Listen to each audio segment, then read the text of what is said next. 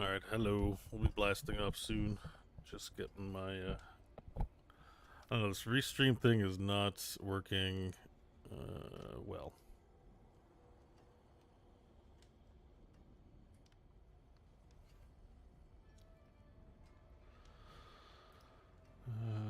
Okay.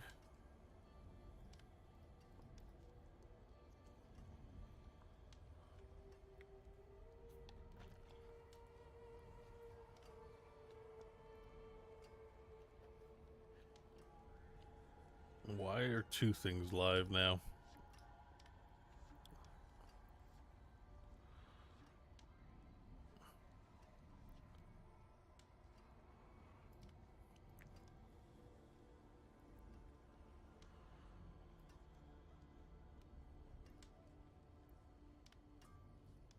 Okay, there's the restream is working here. Test. But the message on there is all wrong. Everything is all wrong constantly.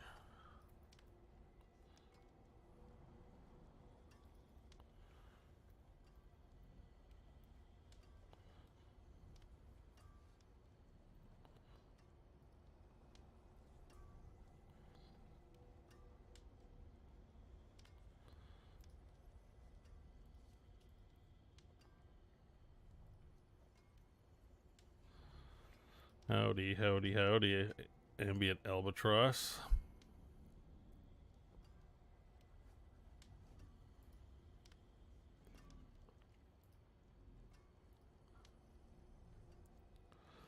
Alright, there should only be one YouTube stream going, and the chat room should be connected. Looks like they are.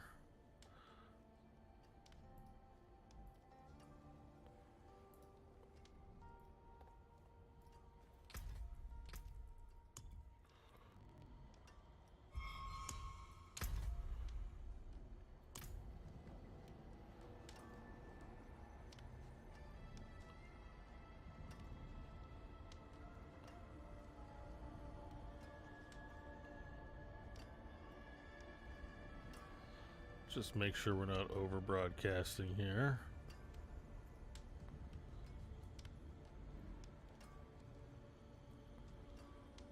Okay, now what I want to do is open up this here.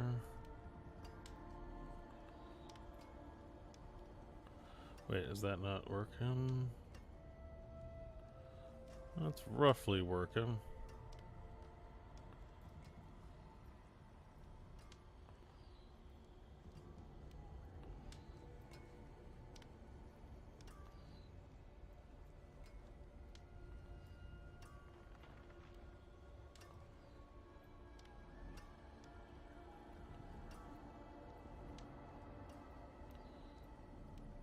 I'm gonna watch the golden joysticks while we grind out some levels here.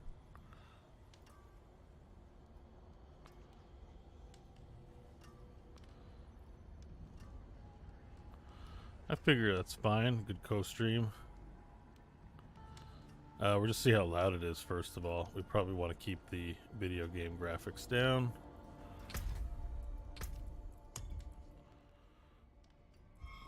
I mean sound, not graphics. Kind of black screened for them though, weirdly enough. Okay. Okay, looks like there's friends were reunited, records were smashed, and monsters were tamed. And now we come together to celebrate everyone. Pretty loud. Everyone who's scripted a saga, battled a ticking clock, let us pet the dogs, and made gaming more accessible.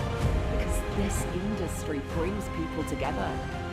And today, we're here to do just that. So together, we say, welcome to the Golden Joystick Awards. How is it now for you guys? A little better? Please welcome your host, Troy Baker. Troy Baker. Cool.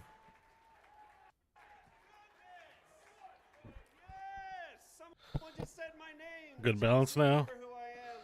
Okay. I am your host tonight. Welcome to the 41st Annual Golden Joystick Awards. I want to try and make sure I can see you guys. Right off the bat, I'm going to let you guys know.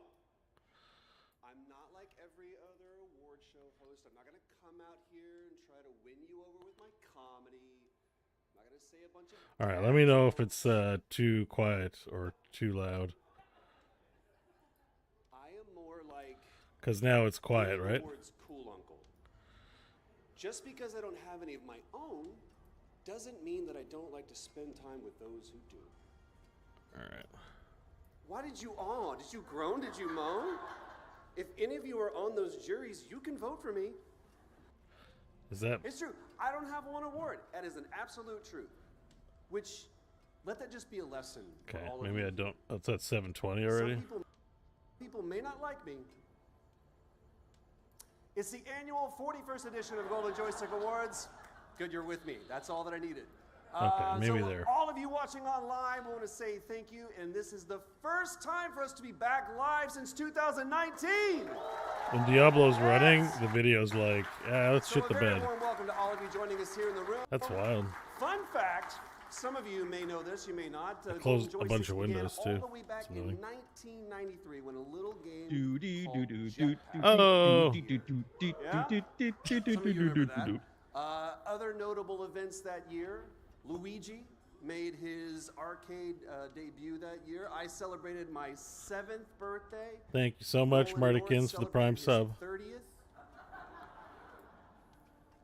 Hey, I told him, by the way, it's like, you should probably get Nolan North to do this. They wouldn't listen to me. Oh, I missed... It's not that they didn't listen to me. It's just after 30 minutes of trying to convince them of who he was. Nolan's not watching this. They don't let the internet and the old folks home. But, you better remember 1983. In 1983, that's the last one, I promise you. In 1983, They said he wasn't we gonna do had jokes. He's 5 doing jokes. categories, and you had to send in your votes by cutting out a coupon from, get this, a physical magazine. Yeah. Can't do that yet. By the way, for all you millennials, a magazine is an actual paper publication. Yeah, you used to read. It's not just an item you found in Call of Duty. Some people actually played Call of Duty this year. That's great.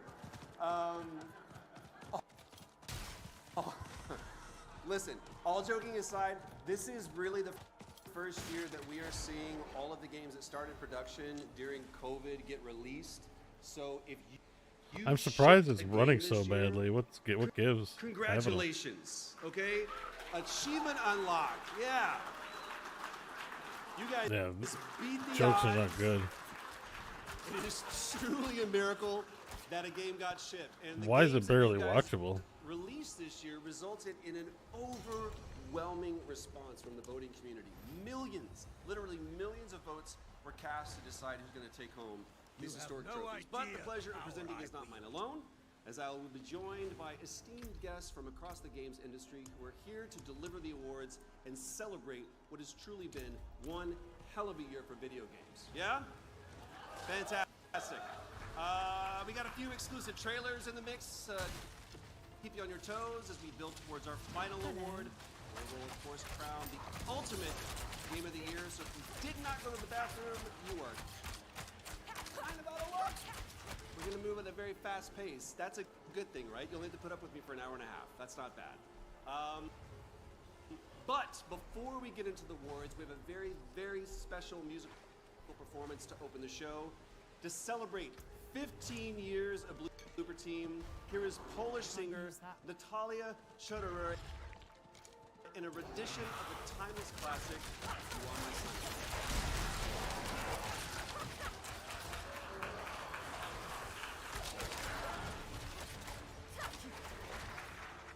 Yeah, sorry guys, the video's like not performing. I guess Diablo. It's fine. It's fine when I'm not streaming. So something about streaming that's causing this.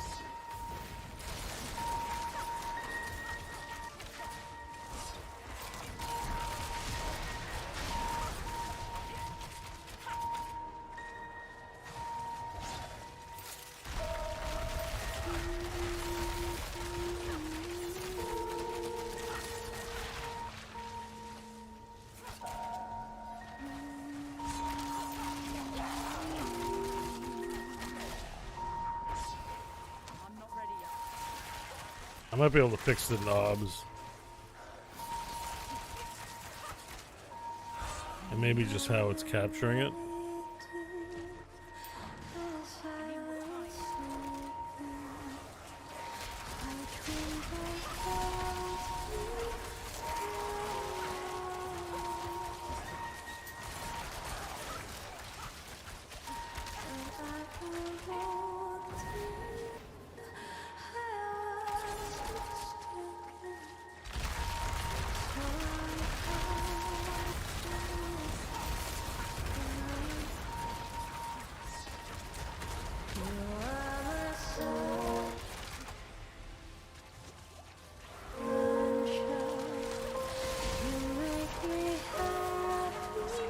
She doing You Are My Sunshine?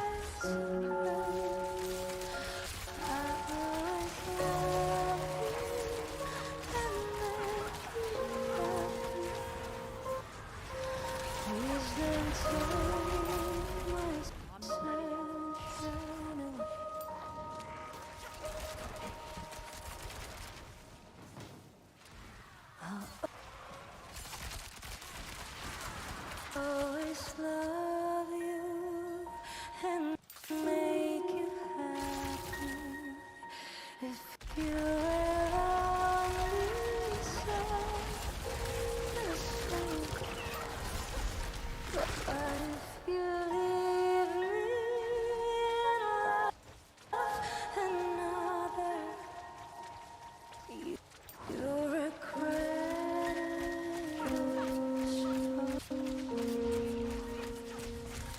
You are my sunshine, my only sunshine.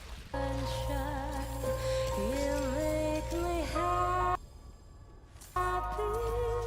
when skies are gray. You'll never know, dear, how much I love. Google test deaders, that's awesome. Please don't take my sunshine. Alright, let me see if I can't fix this. You are my sunshine, my only sunshine. You make me happy when skies are Yeah, it only happens when I'm playing Diablo. You'll never know If I tab out, everything's fine. how much I love you. Please don't take my sunshine away. Away.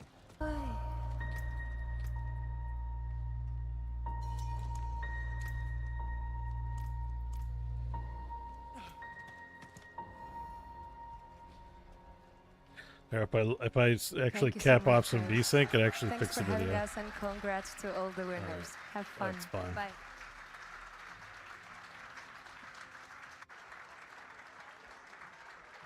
It seems to have worked. Wow! Come on, another round of applause, please. That was incredible.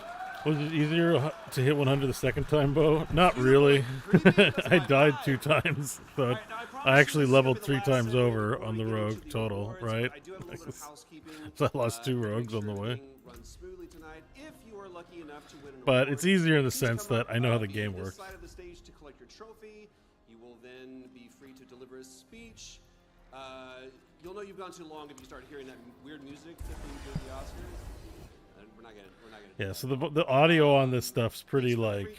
Chris Judge here. No, please feel free to take as long Sometimes as you it's need. quiet, sometimes it's louder. Let me know if the volume's okay though. When you are done, please head to the center of the stage. We'll get a quick snap with our photographer, and then you can head back to your table to enjoy the rest of the awards. So, with that out of the way, it is time to kick things off. Shall we get into it? Yes! All right. And now it's being shitty again.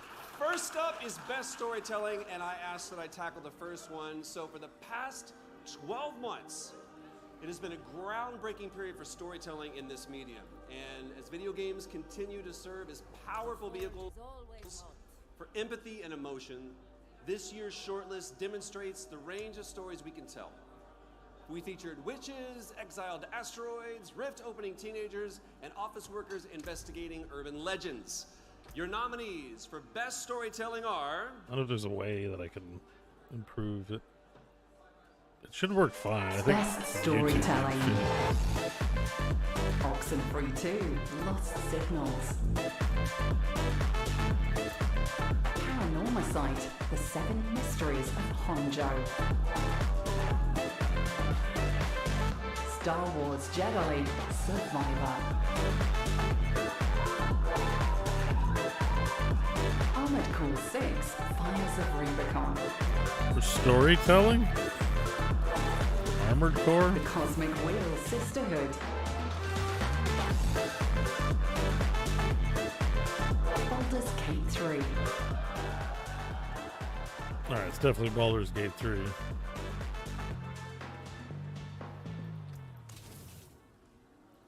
Right? Right? Let's kick Baldur's off with Gate our 3? first award for Best Storytelling. The winner is Baldur's Gate 3. Yeah, clearly.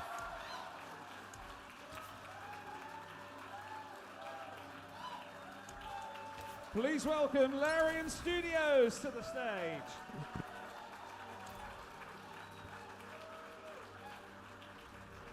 Rigged, says Sin Raven. Yeah, rigged.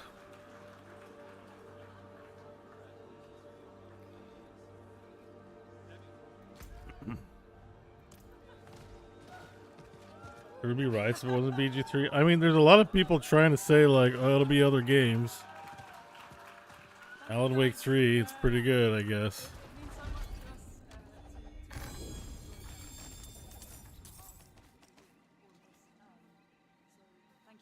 That's not me. She's not talking into the mic at all.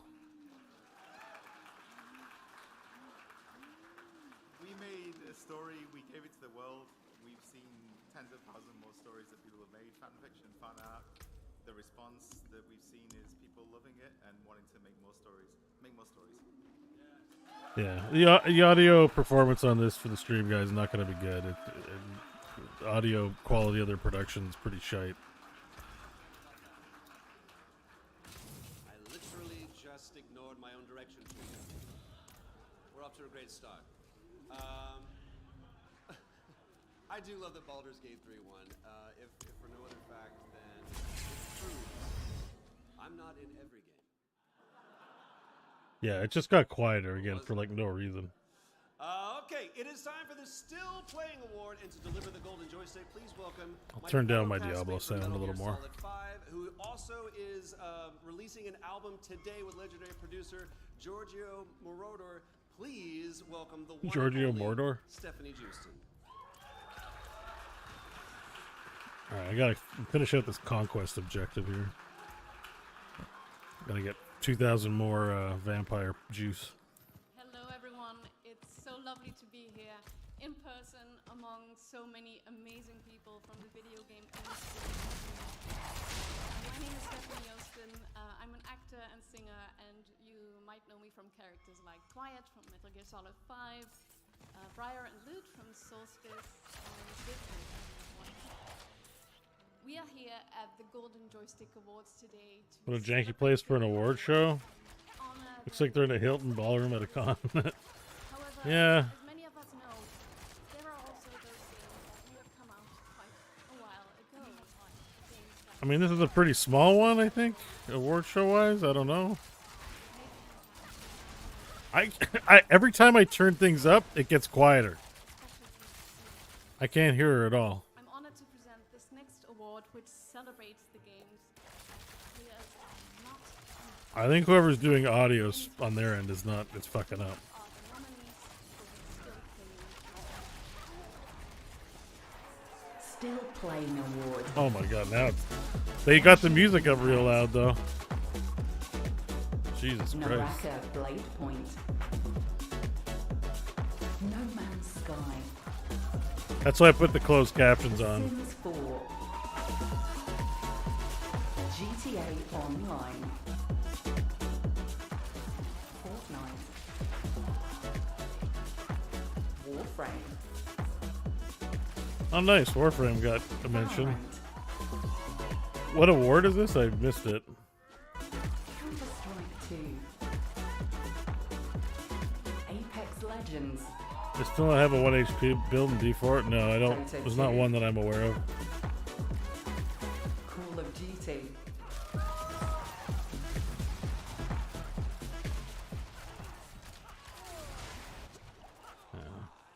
And the award goes to No Man's Sky. No Man's Sky won it for a multiplayer game. Please welcome Hello Games to the stage.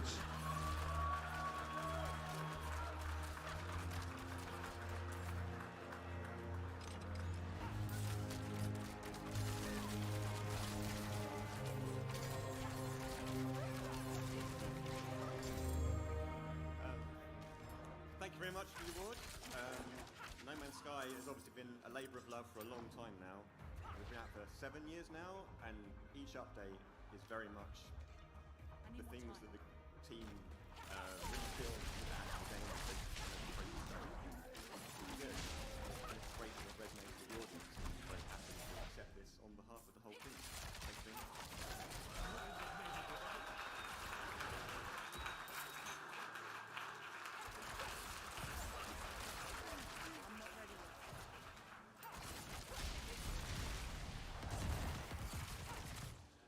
God, I hate barriers so much.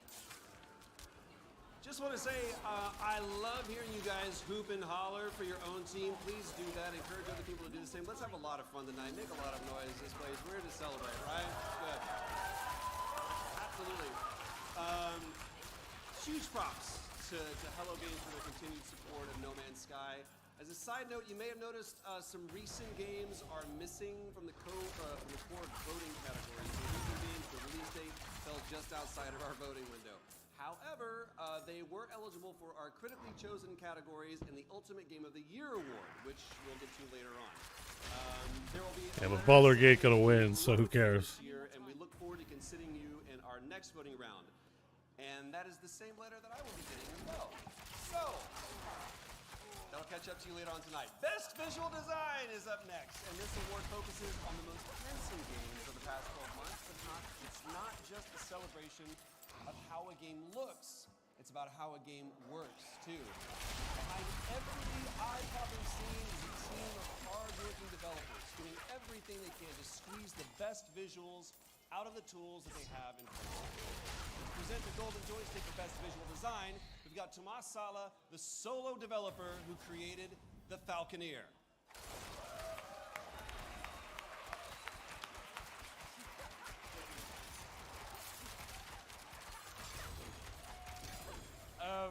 Well, thanks for having me.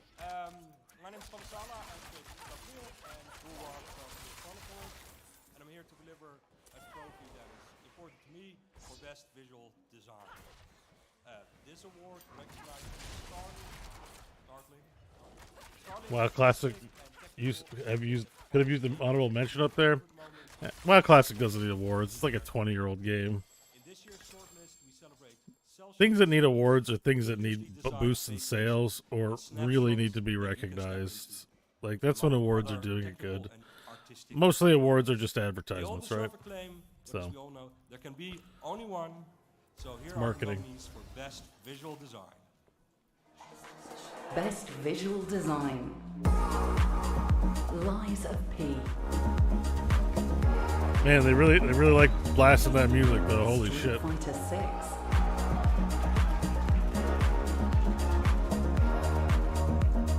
Hi-Fi Rush.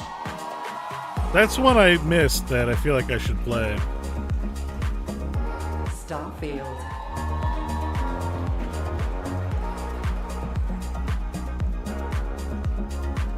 Viewfinder.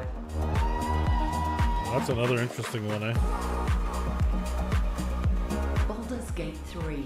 Yeah! Baldur's Gate 3. Auto win. Win all awards.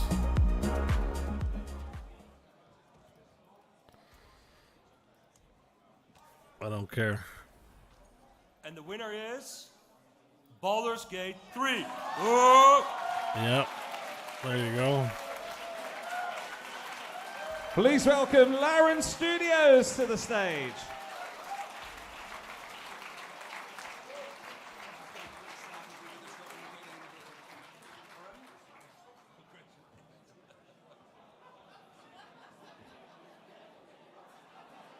Still in 8 minutes. All right, hi everyone. I'm really proud to take Oh, this this award guy's in my hands. speaking visual well. design. We came a long way with Larian Studios. I did the art direction on the game, but like everyone knows, art directors don't do much. It's really thanks to the talented team at Larian Studios that we were able to bring all the D&D magic to the screen. So again, thanks a lot, everyone. Yeah, you should have said more. Everyone can hear him, actually. Gosh dang it. Big shout out to Larian for their second win of the night. Oh, Okay, shit. so we're going to switch gears now, and you'll understand what I mean in a second, as we've got an exclusive gameplay trailer for Resistor up next, which is a really exciting car PG. Jordan, I said no puns. Oh, we getting trailers here, too? Hey, it's almost time. Are you ready? Think so. Anything I need to look out for this time? Sure is. The twins.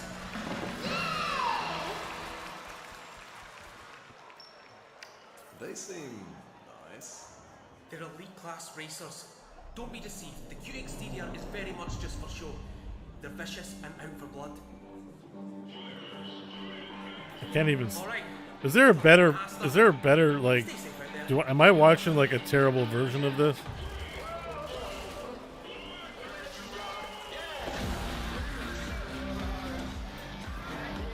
So they can't even switch to a video feed to show us the actual trailer.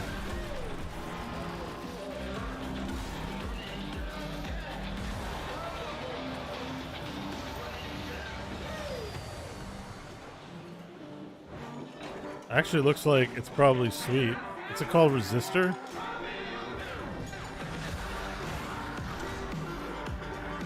It actually looks kind of cool.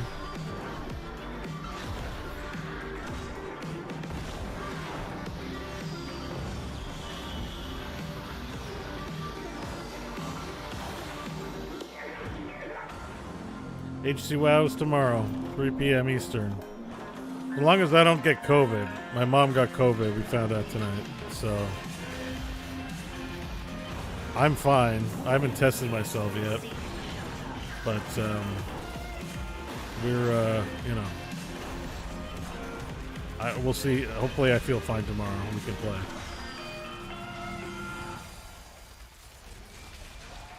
I think either way I'll still log on, but it might be a short stream if I'm not feeling very good. That was Resistor, which was coming soon. Yeah, she's doing okay. She's doing okay so far, but she had the tiredness. We found out like 2 hours ago, so. Studio of the Year is up next, which, I mean, is kind of in the name, this one.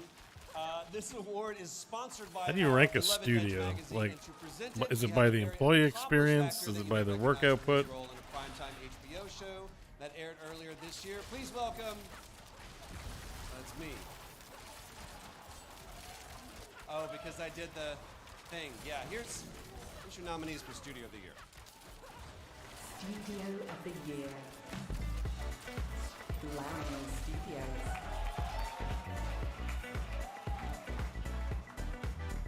I like how it's the same club track for every award.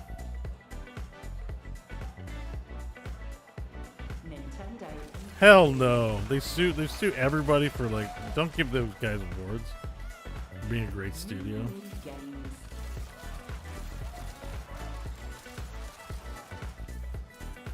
You don't become great doing that shit.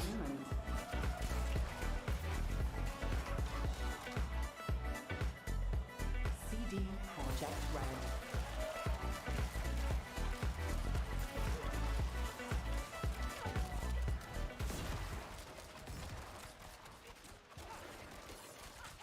And the winner is...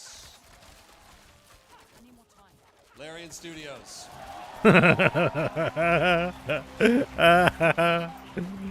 Everyone else can be like, why do we even come out? Studios to the stage.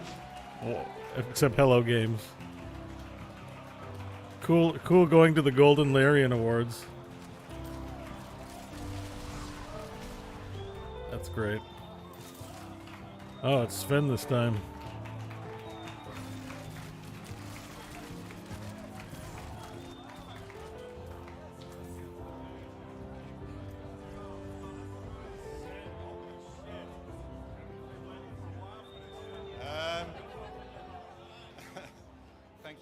very, very, very much on behalf of everybody at Larian Studios. I didn't prepare anything because at these award shows we usually lose, so I didn't want to jinx it. So a couple of years ago, I tweeted at some point. We were in a bar with some of the team. We drank too much, and I went to the toilet, and I tweeted the word team. Great story so So far. they all asked me, why did you do that? And I never answered them because I was being very mysterious about it. And so they started using the word team everywhere in the Slack channel. You kept on hearing the word team, team, team, team everywhere where you went in Larian Studios. And the reason I tweeted it is because I was so proud of them to work with them in really hard circumstances. And so there they are. Team. Thank you.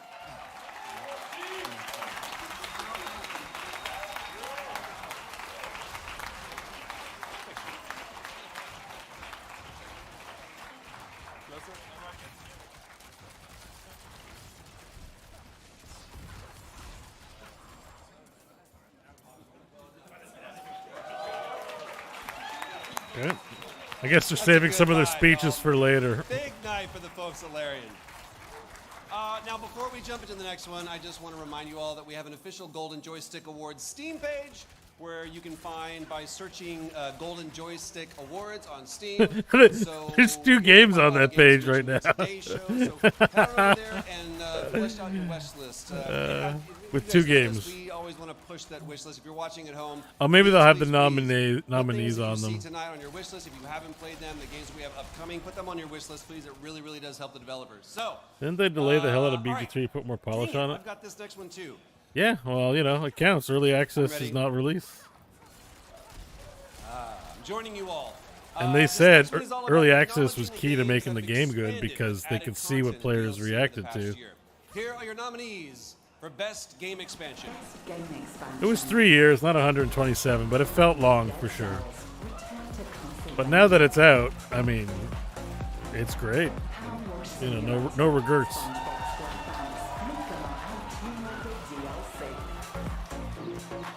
It's like one of the better games you'll play in your lifetime, not just a game of the year.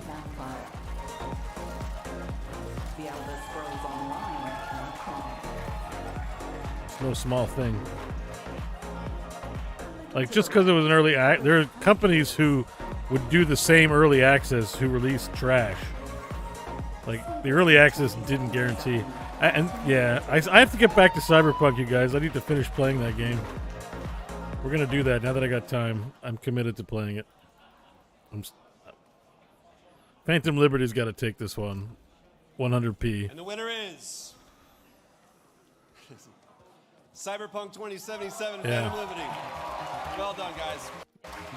I mean, again, no brainer.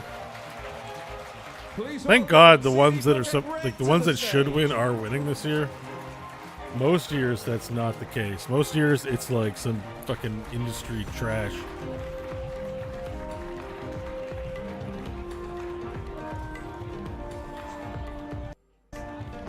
Ooh, Cal and an even worse roll? Gosh dang, dude. Come on, give me better rolls. I think this might actually be the YouTube video fucking up because it was working for a good while. Wow. Chooms. Chooms is friends in Cyberpunk speak. Thank you so much. Although if they were up against Larian, they'd probably I accept lose. this on behalf of like hundreds of people who poured their hearts and souls in this. From writers to engineers, everyone in between and all around. And I want to do a couple shout outs. Bear with me here. Pavel Sasko, Igor Sarjinsky, Tomek Marhevka, Pavel Milnichuk, Kuba Kanapik, and then exec producer Maciej Wodakevich, Kasper Koczynski, Anya Kalinowska, Agata Torska. So many, and there's just not enough time. I can't get through them all. But this is heart and soul of a lot of people into this. And I want to give a special thanks to the voices in our heads, because we all have them, right? Like V has Johnny Silverhand and Songbird. A little bit of a spoiler there, not too much. Oh shit, spoilers But a though. voice in our head throughout this process was the community and the players who supported us and believed in us to deliver this and see the vision through heartfelt thanks. Truly, from the bottom of our souls, it like helped us through that voice in our heads throughout. Thank you so much, community, for voting for us and believing in us. Thank you.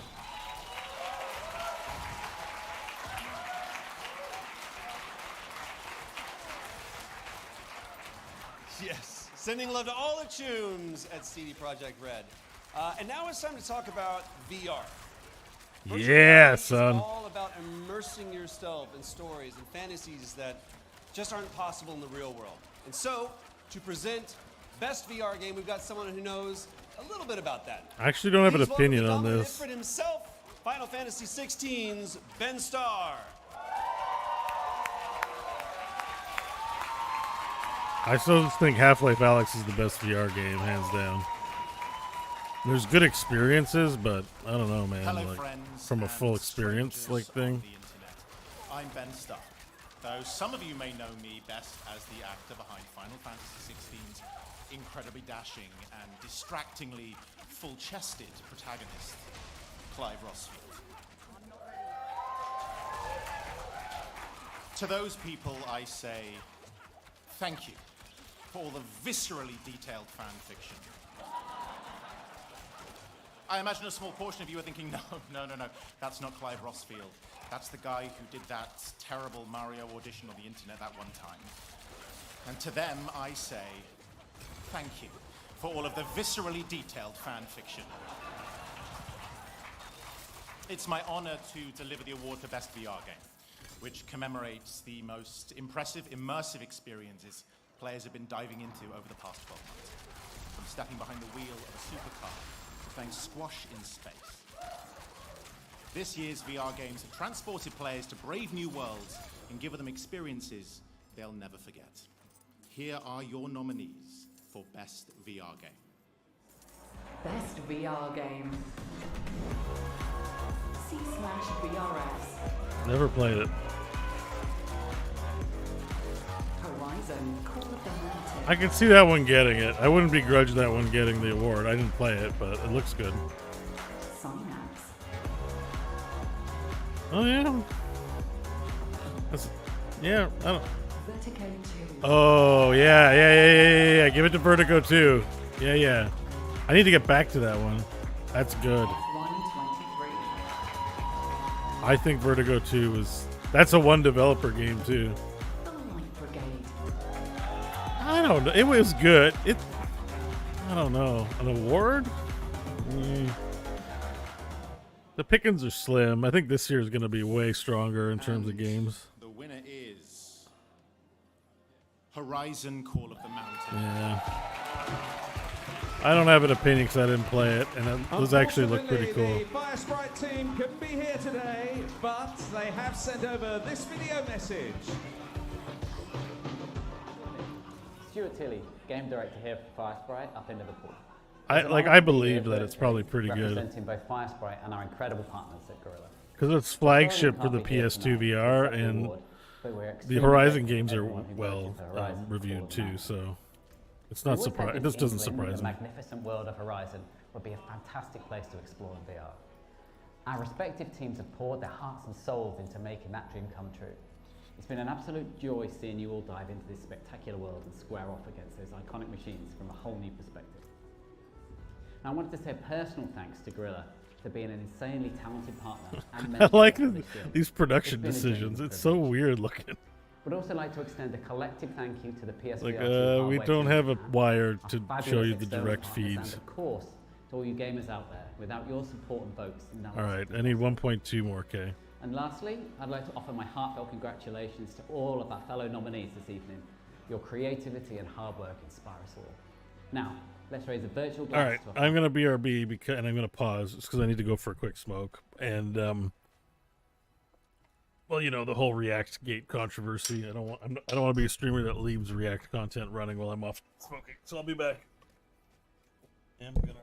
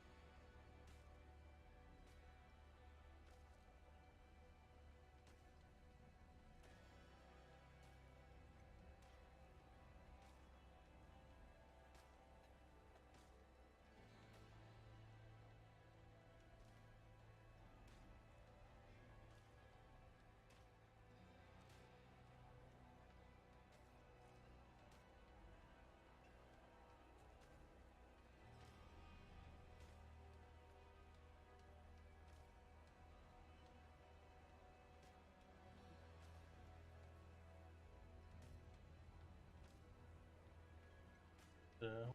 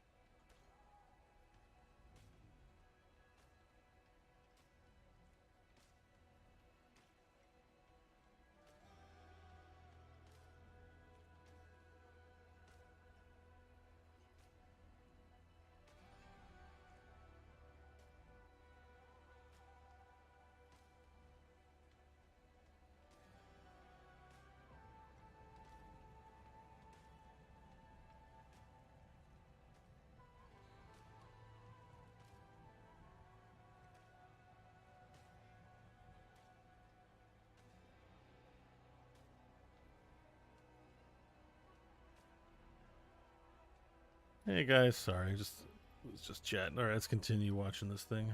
Fantastic night ahead. Cheers, everybody. Half-Life Alex is like 4 years old. Alpha Cheese. Class. That's what I mean, Congratulations they to haven't- Guerrilla Games and to Fire Sprite. Okay, we've got There's been to nothing as crown good, the although I winner think of best Oculus is, indie game next. I think Assassin's Creed could potentially be good. It's a near impossible task given the level Potentially. of Could quality also we've been not be that treated good. to this year.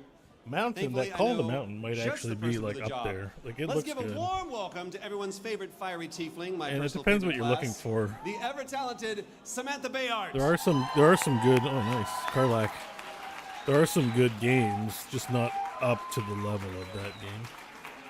The whole package, you know. Ladies and gentlethems, I wanted to With say Valve a quality. quick big thanks to the Golden Joysticks team for inviting me to take part in today's event. It's All right. genuinely a privilege and a pleasure to be surrounded by such amazing company and incredible nominees. I'm Samantha Bayard, and you'll probably know me best as the actor who plays Karlak in Baldur's Gate 3. And perhaps as Thomasina Bateman, my breakthrough role in games, actually this time last year, in the indie hit The Excavation of Hobbs Barrow, out now on Switch and Steam. Capital. Just saying. And with my background in indies, it is an immense honor that I'm here to hand out the award for Best Indie Game, a category that I'm sure... Yeah, I remember you, Zixa, and is it Alachia or Alachia? I remember playing with you both during Overwatch like launch here. Independent game makers are the true trailblazers of our industry. I feel like you were also very much in the Dilzo sphere, if that makes sense. Explore ideas in ways that inspire imaginations around the world. This year's shortlist reflects the remarkable diversity of indie games. All of us were playing, you know, because 6-man teams, so you got to play with a lot of different people. It was fun. I missed that kind of those vibes. It was good. Yeah, I mean, I don't know why. It might just be that Dills was also... I played Overwatch with Dills for sure, so maybe that was why I thought of it. That's all. But yeah, definitely played with you both during Overwatch era.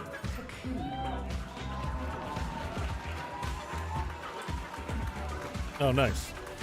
Sea of Stars.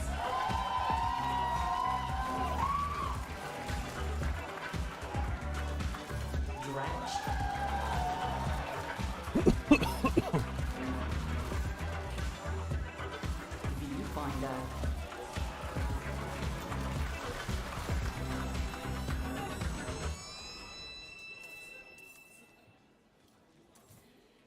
And the winner is... Sea of Stars.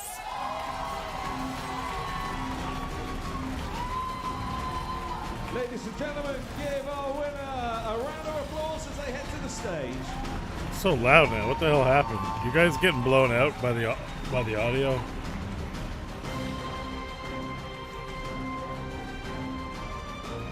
Whoever's like on the audio board loves just changing the levels constantly.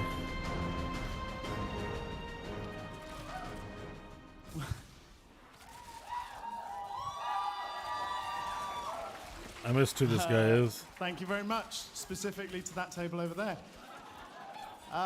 Unfortunately, the Sabotage team couldn't be here today, but on behalf of the development team and everyone at Kowloon Knights, just wanted to say a huge thank you to everyone in the studio who made the game possible. They poured so much love and time and effort into this game. It really is a labor of love. They also wanted to say a huge thank you to the community, especially those that backed the game early and really supported them.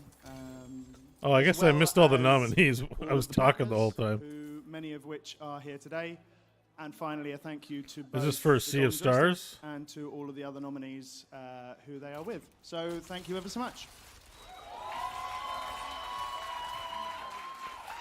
It's just so inconsistent. I set the levels and then it changes. Incredible. Well done to Sabotage Studio for securing that prestigious award. Our next category of concern is for Best Multiplayer Game, which was a real nail-biter this year, with only a couple thousand votes separating the winner. To deliver this hotly contested trophy, we've got another companion waiting in the wings, and this one has a lust for blood. Please welcome the voice actor of Asterion and my evil twin, Neil Newbon.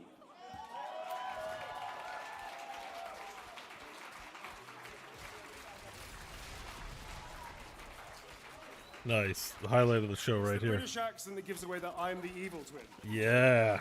Hello, everybody. Hi, folks. It's my name's Neil Newborn. It's a tremendous honour to be here because as an actor, I believe in ensemble. So to be asked to present this award means a lot. You might know me from some of the more mischievous characters in the games industry, such as Heisenberg from Resident Evil Village, or most recently, Astarion from Baldur's Gate 3. Thank you, darlings. It's an honour to hand out this award for Best Multiplayer Game. Hey, no which pip. celebrates the experience we share together, the ones that make us laugh, cry, and issue angry ultimatums, darling.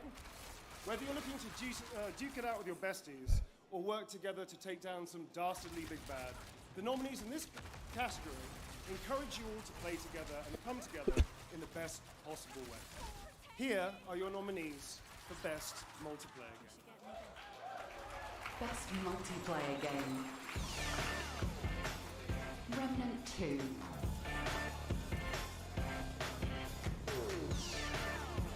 Exoprimal.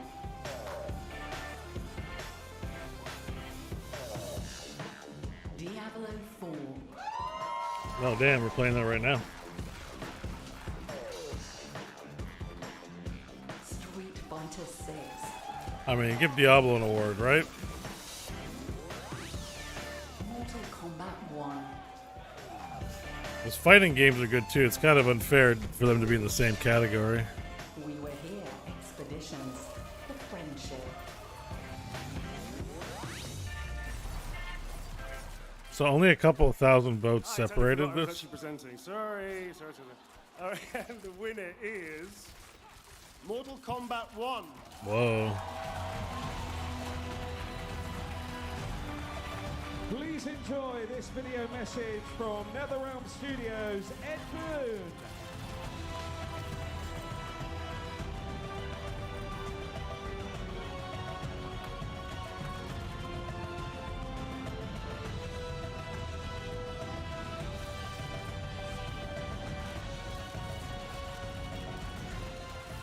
Yeah, Astarion's iconic at this point. Even if you don't like Baldur's Gate 3, you're gonna find out who Astarion is. Wow, thank you. Obviously, I'm not Ed Boon, that's a given. But on behalf of NetherRealm Studios, thank you to the community for voting for such a prestigious award. And I believe we do have a very special thank you message from the man himself. So over to Ed Boon. Thank you.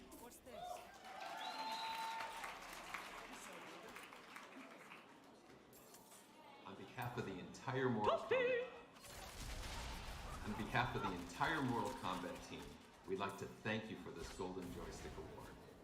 Thank you also to the millions of players who've embraced Mortal Kombat 4. We've only just begun with this game, and there's so much more coming soon. Thank you once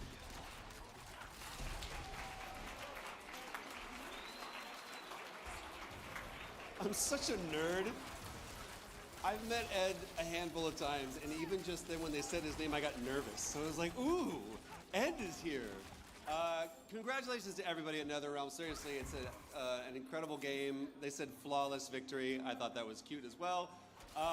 Not to get any digital showcase peanut butter in your awards ceremony chocolate. Jordan, we're going to talk about that one.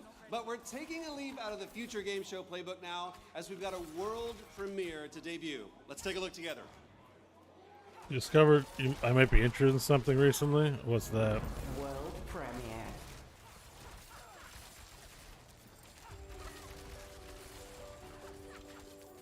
Welcome to the river, your new home.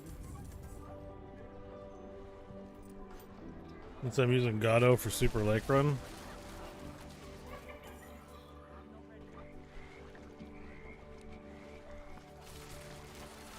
The river will help you, as it helped us in the past.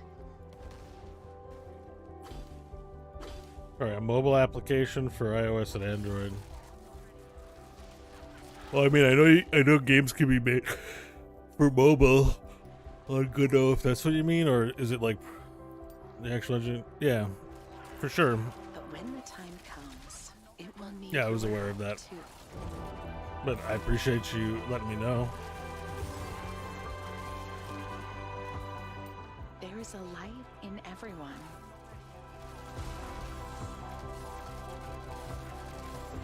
I mean, I'm in like more of a learning phase than yeah, guys. I'm gonna have a product for you, and I haven't started yet. You just have to trust the flow.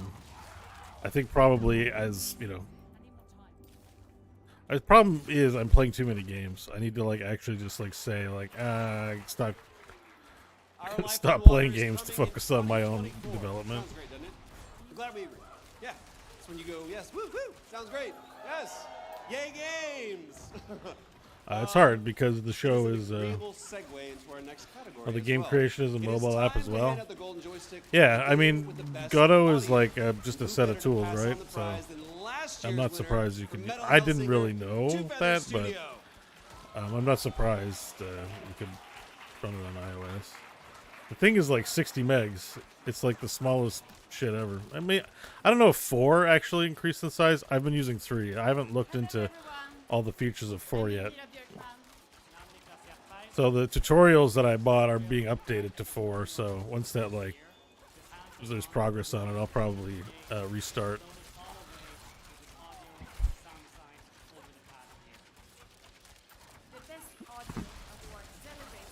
Baldur's Gate 3, unless it's one of the music-y games. As well as those that build a palpable sonic atmosphere that lets us know when we're in danger. Here are your nominees for Best Audio. Best audio. Bomb Rush Cyberpunk. That's what I was thinking of Zixa, but I've been doing that for music. I have a number of disciplines that I'm like sticking around in, so.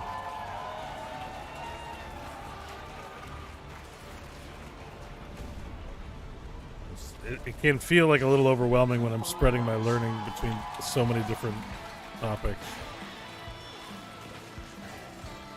But it's not impossible to do either. I got wrapped up in a project last week, so that's kind of all I did. I did that and play video games as the majority. Stray Gods, the role-playing musical. Yeah, I was kind of interested in that one. Stray Gods. I missed half the nominees again. The Legend of Zelda, Tears of the Kingdom. Oh, is that the first time we've seen this game in this award show? That's kind of wild.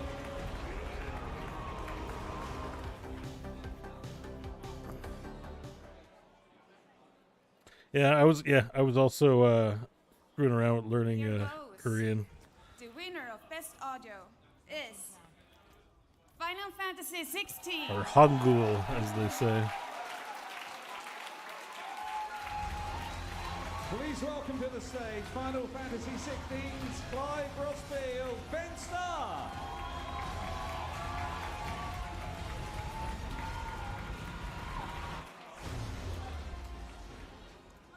Hello. So I obviously didn't do the audio for Final Fantasy 16. That would be ridiculous. But I am here to accept the award on the team's behalf. But there is a message. VG3 didn't get nominated? Take it away. That's weird. こんにちは。ファイナルファンタジー16サウンド担当のソケンと申します。この度は、ゴールデンジョイスティックアワードのベストオーディオ賞をいただくことになりまして、16開発代表をいたしまして、皆さんに、感謝を述べたいと思います。本当にどうもありがとうございます。ありがとうございます。ゴールデンジョイスティックアワードのベストオーディオ賞をいただくなんてね、本当めちゃめちゃ。You have a ton of Korean magic cards, like collecting foreign いや、 cards. 今年は本当ラッキー Yeah, they're kind of great if you need tournament legal cards.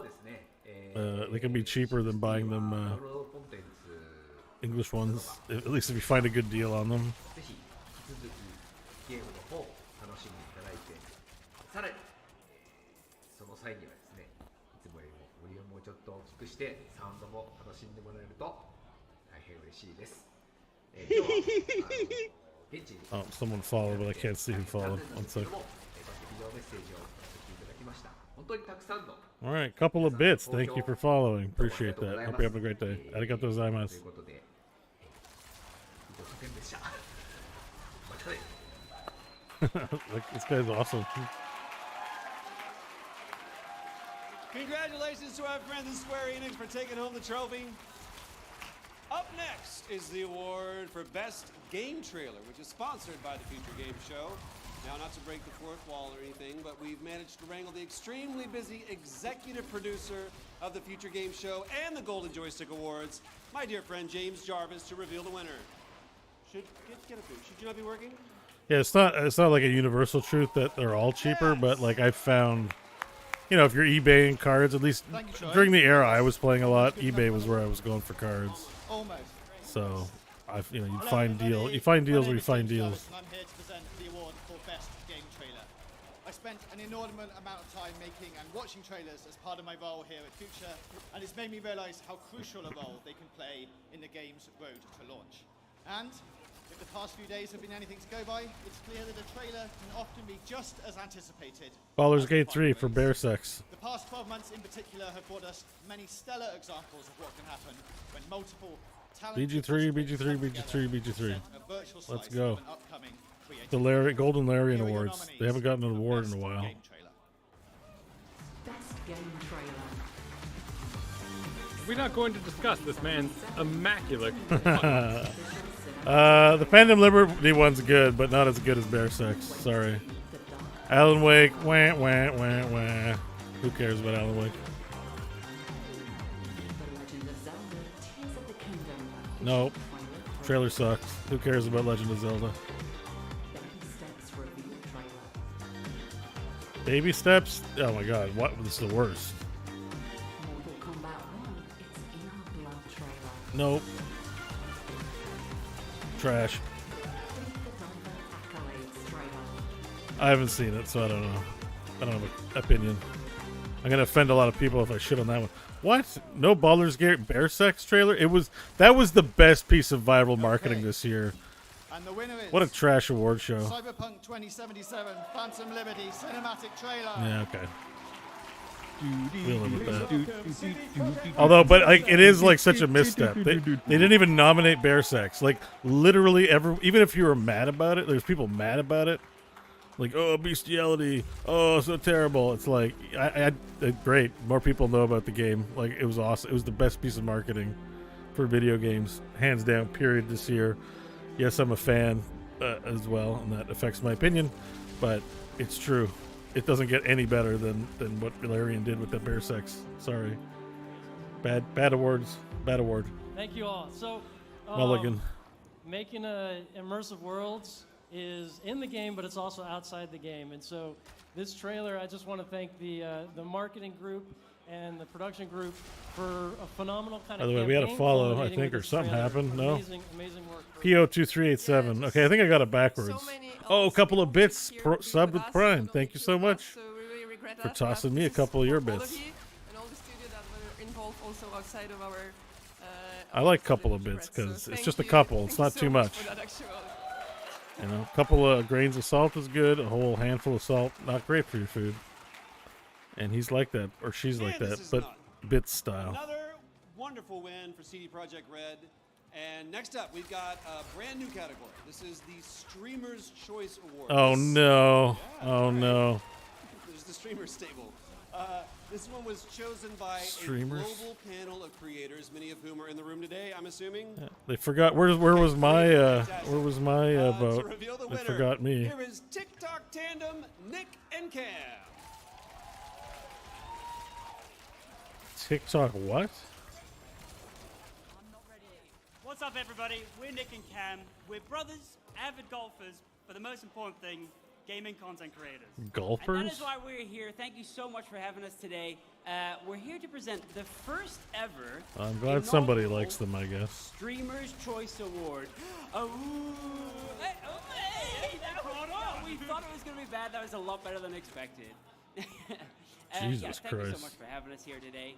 So, the Joysticks have consulted with some of the top YouTube talent, some of the top Twitch talent, to find out what is the most exciting game that they have been broadcasting this year. And after a lot of head-scratching and deliberation, here are your nominees. I chose this game because it essentially gave me a new job. This was one of the first FPS games that I ever saw. I like this game because I get paid to play it. It actually marked the beginning of my content creation career. There's so much support around this game, so you're never lacking. This game is highly competitive and ticks all the boxes for Fortnite. me, as well as being able to stream for people who want to watch me compete at that level. It's highly competitive, which is what I love, and one of the best things that I like doing is queuing up with my community, and that's why I love streaming it. And because it has so many initiatives which help promote diversity and equality across all of its esports platforms. Who are these So people? amazing agents from all around the world that you can master and use to your own different play styles. I'm not gonna lie, this is a hard game to play, and all I ever want to do is just get better at it. And when I do pop off, the chat goes nuts. My streamer's choice. My streamer's choice. My streamer's choice. My streamer's choice. My streamer's choice. My streamer's choice. My streamer's choice is. Okay. We have never seen that video before. It was very tense. So, the winner of the first ever Streamer's Choice Award is Valorant! Oh, it's Shocker. Val! All right. My streamer's choice is Valorant. There's no list of. My No, streamer's choice is Valorant. Valorant. so they talked to six like mid-tier streamers, Welcome Riot Games to the stage. and that's how they conducted the vote for this. I hate award shows, man. These six streamers like this game award goes to Valorant. We went through the Valorant category and picked six streamers, and shocker, they picked Valorant.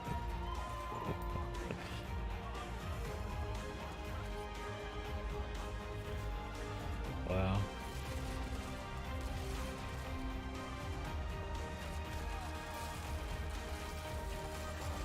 Like, I know I'm streaming, but streamer shit is so annoying. Hi, my name is Anna. Nice to meet you all.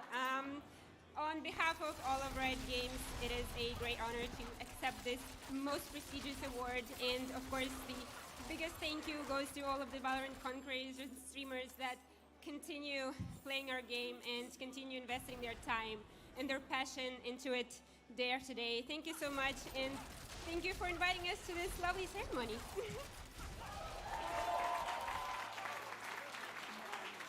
We love you, Valorant. Streamers love Valorant. I like those guys. It's fun. They gave me a compliment. By the way, Julia, I want to let you know I looked for that pink shirt, and I'm glad that you were the one that wore it instead of me. Yeah, you do it way better, way better. Big shout out to Riot and the Valorant team. Congratulations, crushed it. Now you may or You may crushed not it with know six that streamers. later this evening, the BBC is broadcasting a live gaming fundraiser with content creators and celebrities taking on some of the nation's favorite games to raise money for charity. To learn more, let's throw it over to one of the hosts of Game On. For BBC Children in Need, Stephen Powell. Hello everyone, I hope you're having a great time at the award ceremony this afternoon, and sorry I can't be with you. I love the Golden Joysticks, not only because they're the People's Awards, but because the catering in the press room is frankly always amazing. But I'm here in Nottingham at the moment, where we're putting on the finishing touches to our brand new live show, Game On, for BBC Children in Need. We're going to be live on BBC Three and on the iPlayer at 7 o'clock tonight. So please, when you 7 o'clock. tune in, please, and join in as we try and bring people together. That was more painful than when I suffered through the VMAs for 2 seconds. That was awful, dude. That's one of the most awful things I've ever watched. That award.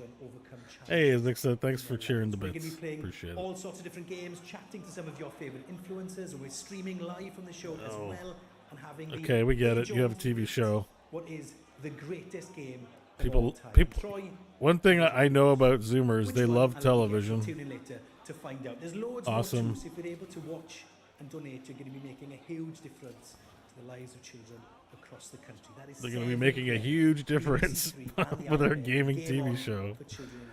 Thank you very much. It's really a big difference, guys.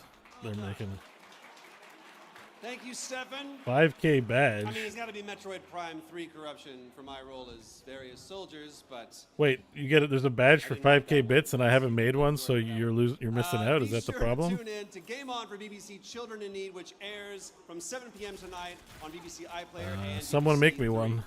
I am back. I'm going to present Let's one throw more it back to award. the community. No, I'm not going to make the same joke where I tee myself up in third person and list all of my accomplishments, because that doesn't really matter. We'd be here all night. I didn't write that one either. But anyway, let's talk about Or game specifically make one for communities. Azixa, please. Specifically, the best one to emerge over the last 12 months. Here are your nominees. If you're feeling so inspired, you don't have to do anything if you don't want to.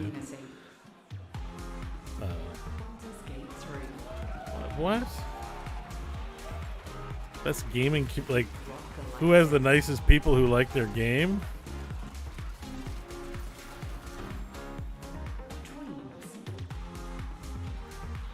I mean, I guess that is something a question you can ask and say, like, how's the community? But an award for it's weird, right?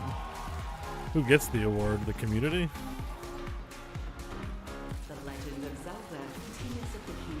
Does Tears of the Kingdom have a community? What the fuck? Yeah, Warframe has a community. Give one to Warframe. I like Warframe. I should play Warframe. That's the game I should be playing. I do want to point out, what a time to be alive where 2 different Final Fantasy games are nominated on the same night. That's pretty incredible, right? Either that, or we really are living in the Matrix. And that is a glitch. It is not. Best game community goes to Baldur's Gate 3! Yeah. Is there a Baldur's? Okay. Look, I'm happy to see Larian win, but I Please welcome Larry what community? to the stage. We're like on their subreddit? It's not an online game.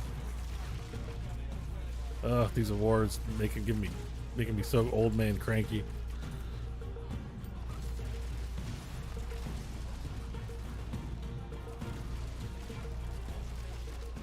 Well, that was awkward.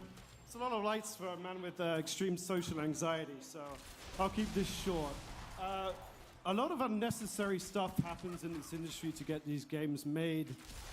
We go through loopholes, hardships, many things. A lot of unnecessary things. But one thing that remains necessary is our communities. They are our lifeblood. They celebrate with us when we succeed, and they hold us accountable for the many questionable decisions we make as a collective industry. Without them, we wouldn't be here. And for them, Maybe they got a Discord that's really great. To ship around the world.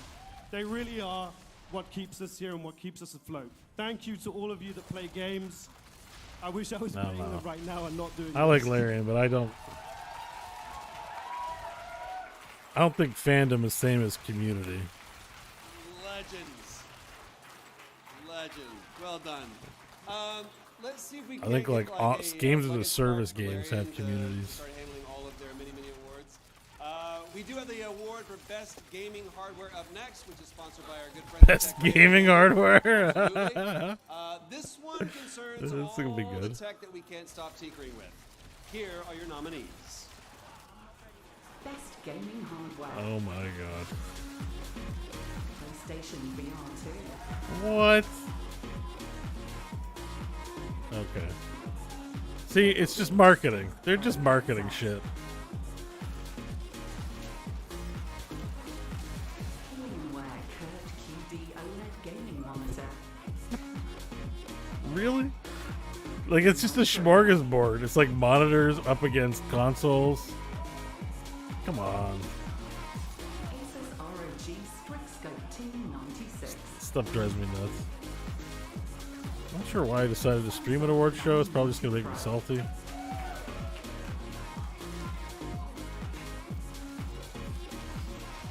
gaming hardware. Best gaming hardware. Yeah, how about the Quest 3, you dummies? It's a bop, isn't it? I'm so glad I didn't have to say all those names. The winner is PlayStation VR 2. Please enjoy this video message from Sony. So what were they like? The Quest 3 came out too late. It's not that good anyways. We are pleased to accept the Golden Joystick Award for Best Hardware. Paid actor. PlayStation VR 2 was designed from the ground up for PS5 to bring to life the sense of presence in games, transporting player out of their living room into the virtual game world. How are we doing? Alright, only 500 more to go and we're done. Our incredible design and engineering team at Sony Interactive Entertainment. I hear it's pretty good though, honestly. It's probably comparable to the Quest 3. But the only reason it would edge out Quest 3 is because I don't have to use it on a PlayStation. It's not like tethered to a console in a walled garden. And creating such a unique experience for player to enjoy. I can go get weird third-party shit and run it on my Quest 3. Is it getting to be that time of the night? Oh no, it's proper undone, mate. My clothes are coming off, guys. That's how much of a party we're throwing right now. Tied it myself. Thank you for that. That's incredibly kind of you. How long has that been undone? 15 minutes. Fantastic. Cool. All of you suck except for him. Congratulations to the VR wizards at Sony, and please don't forget to take home your trophies, or I'm going to start minesweeping. Did you see how long it took them to take that away from me?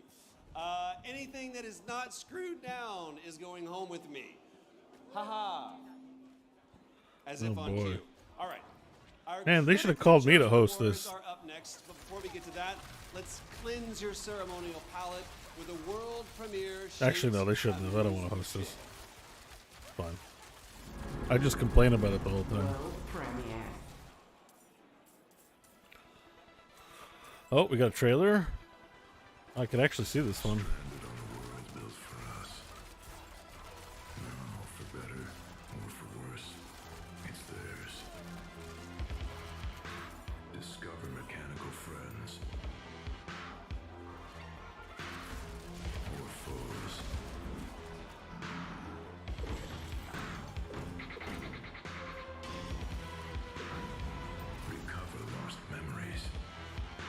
Cool. Recover lost memories. Fight against colossal odds. Fight against colossal odds. The journey begins. Robots at midnight. Cool title. Wishlist now.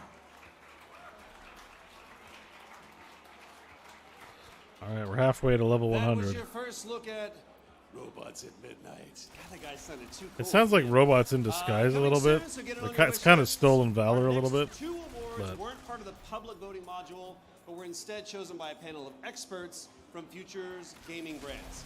First maybe up it's good. is Who the knows? Breakthrough Award, which recognizes a singular game that made a big splash this year, cutting through the fog to deliver something outstanding. So let's reveal the winner, shall we?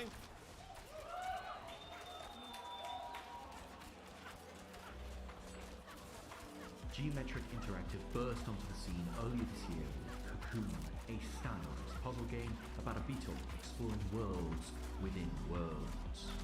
It's a game made with incredible conviction, driven by a concept that has to be played to be believed.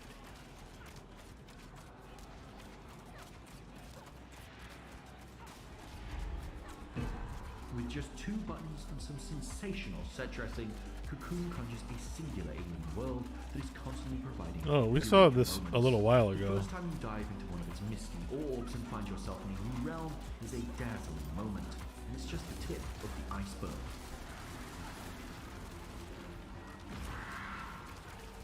After such an incredibly strong debut, now we'll just have to wait patiently for what comes next from these Danish Dreamweavers. Congratulations to everyone at Geometric Interactive on your 2023 Golden Joystick Breakthrough Award.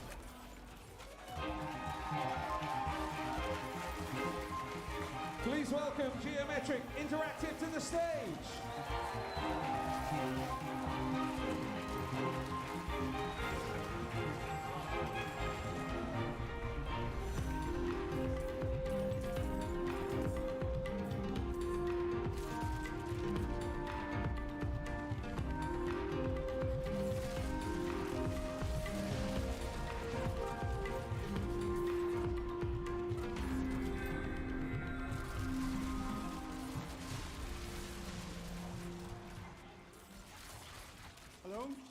Hello. Thank you to the judges for picking us. It's amazing. Is this an award?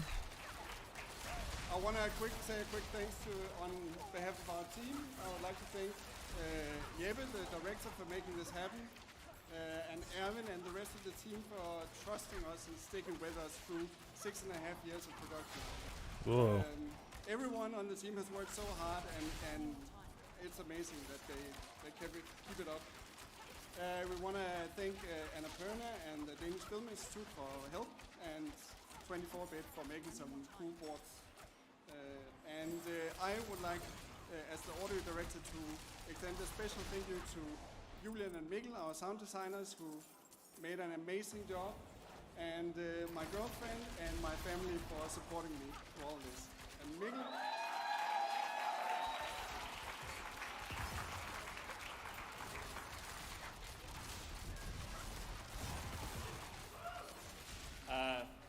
I'd like to add my shout out to my graphics colleagues, Erwin and Nikki. It's been a pleasure to throw voxels at the beautiful world you guys create.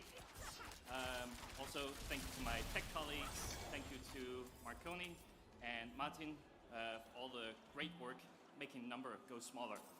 And to my partner, Tuki, for keeping my sanity all this time. Thank you so much. Oh, that sounds like a sub.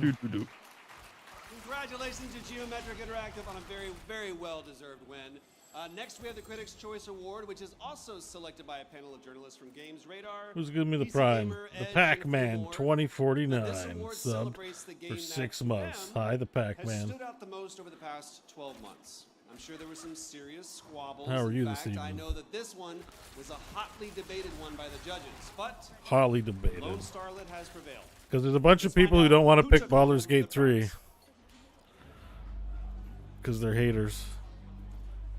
Even though it's clearly the best, they just don't. They just can't do it. Is that what the critics' choice is? I assume. Why are we seeing a trailer? I think I missed the premise of this run of awards. Is it just indie games or something? Alright, halfway to level 100.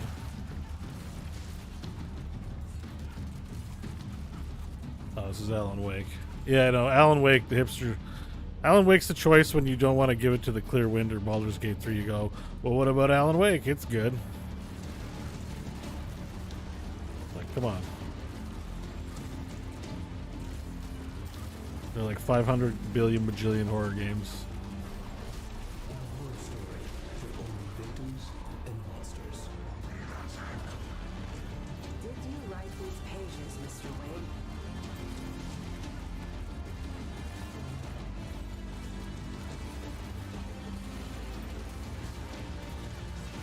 Being the story just write me out of the story. I might get rid of the story. Oh no.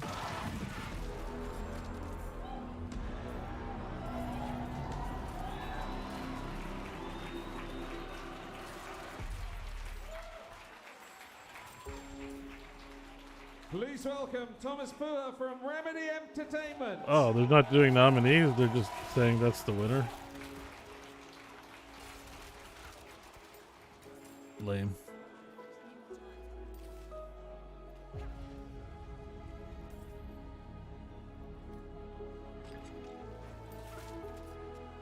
Where am I gonna? I don't mean stick. Where am I put this thing? I don't know. Thank you very much. Lovely to be back here. Please be quiet. I'm pretty sure the critics choose Baldur's Gate 3. This is bullshit. We'll take that. Thank you very much. It took us 13 years to get this game done. Making games is hard, as we say at Remedy. They should We call love it the in every Haters game we Award. make. It's very painful, but it's pretty awesome when you get these awards. So shout out to the team back home in Espoo, and of course a big thank you to Epic Games, who published the game and really let us and Sam Lake make exactly the game he wanted to make, which is pretty rare. So thank you very much. Enjoy the rest of your evening. Thank you.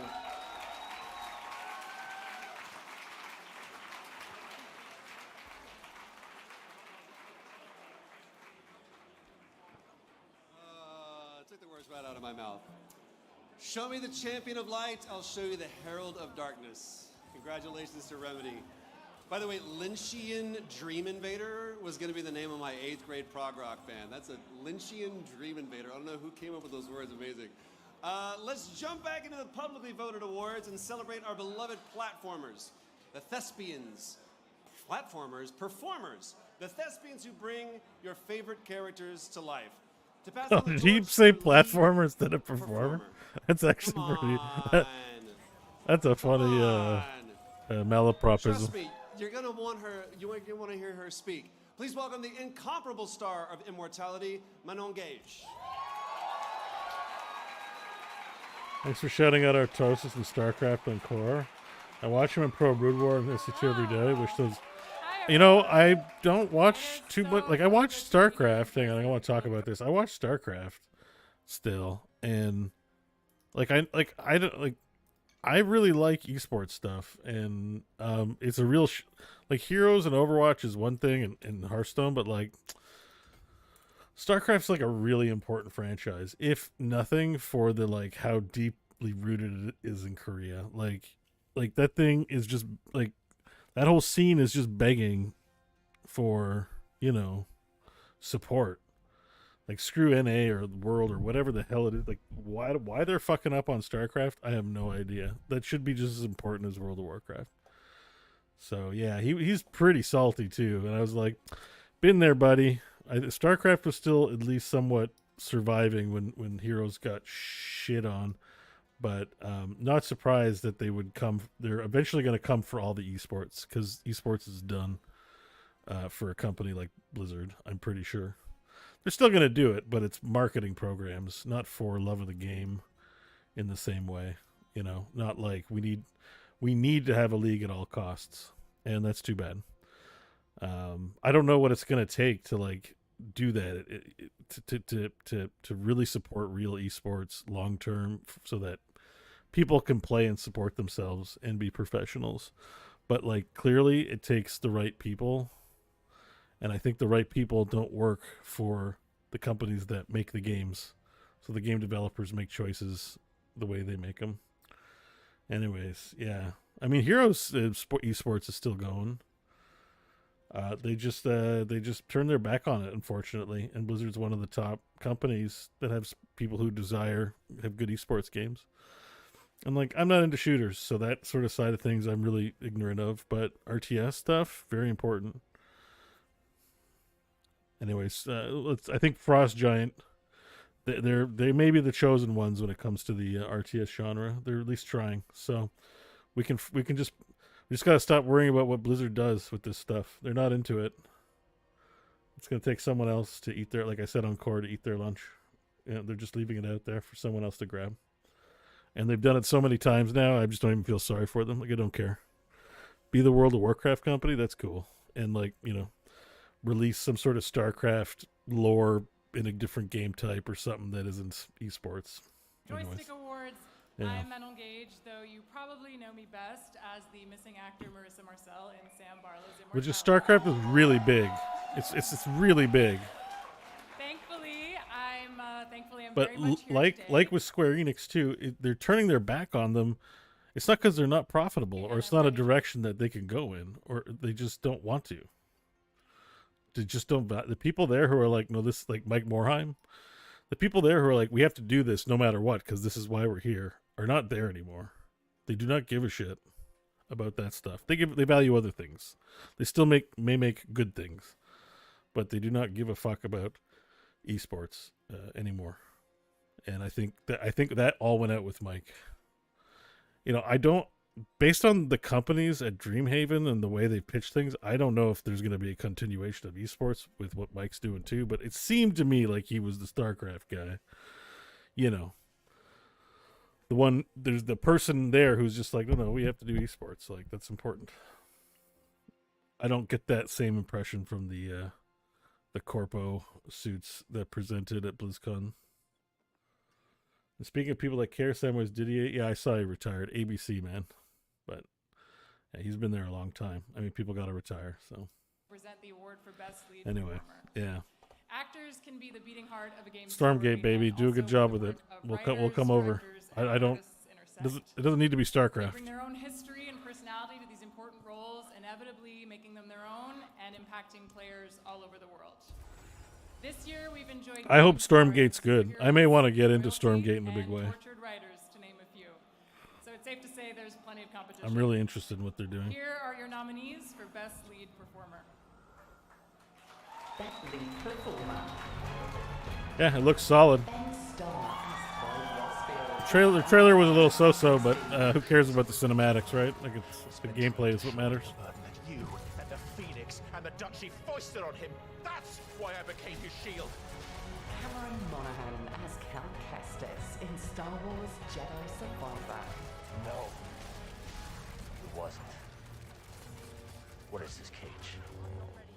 How much did Sork offer me? Ilka Villi and Matthew Yeah, yeah. Fallen. Where's like I know. Well, Fallen Order had a lot of bugs, but it was pretty good. The first we've seen it tonight too.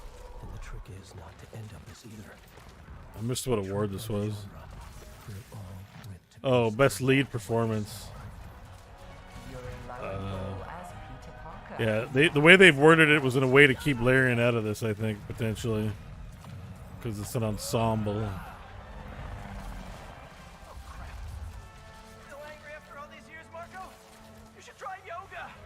Elise Chapel as Kathy Johansson in Deliver Us Mars. Elise always tries to do the right thing. Right. Well, that's all that matters, right?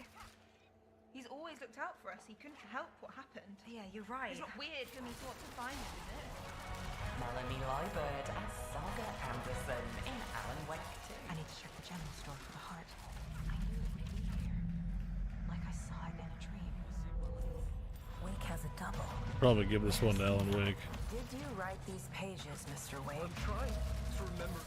Najee Jeddah as Miles Morales in Marvel's Spider-Man. Spider-Man could get it. Spider-Man's pretty good, eh? You finally got a PC again? Congratulations, dude. That's awesome. 1, 2, 3, Allie!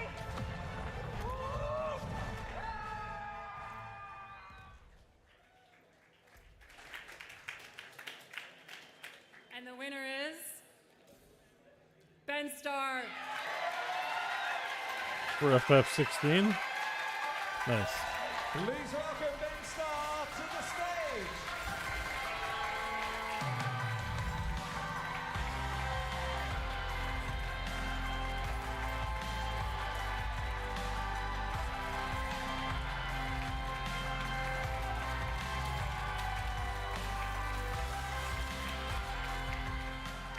So I genuinely didn't prepare a speech for this, and I mean it.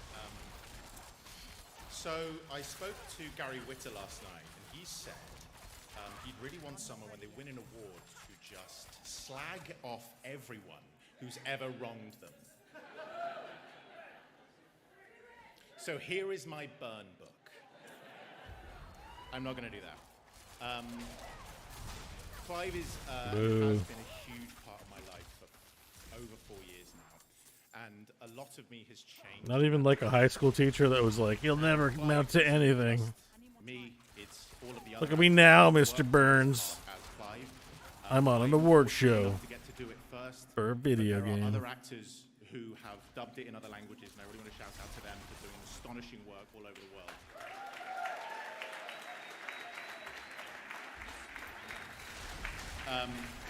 There are so many people, but I'm going to limit it to a few people. There are two people in particular, Morgan Rushton and Ollie Chance. They work for a company called Schlock, and they are not just my colleagues, they are some of my best friends. They have been through a period of my life in which I was struck with tragedy, I changed as a person, and this game has changed my life. I'd also like to thank, of course, Michael Christopher Koji Fox, the remarkable localization director, the mad genius. The entire team of Square Enix on that table over there. You've been my rock, my lifeline through all of this. My fiance Naomi, you're amazing. And also, my split D&D some group, time Natural over Six. Shout out on to John's them. stream. All right, have a good one. If you Say hi want to to John. class D&D, come and stop by Natural Six sometime soon. What I do want to say is this. Firstly, Final Fantasy VIII is my favorite Final Fantasy. Stop asking me that question. And this series changed my life. It changed my life. This game has changed my life. Thank you so much to everyone. I really appreciate it. I will treasure this for the rest of my life. Thank you.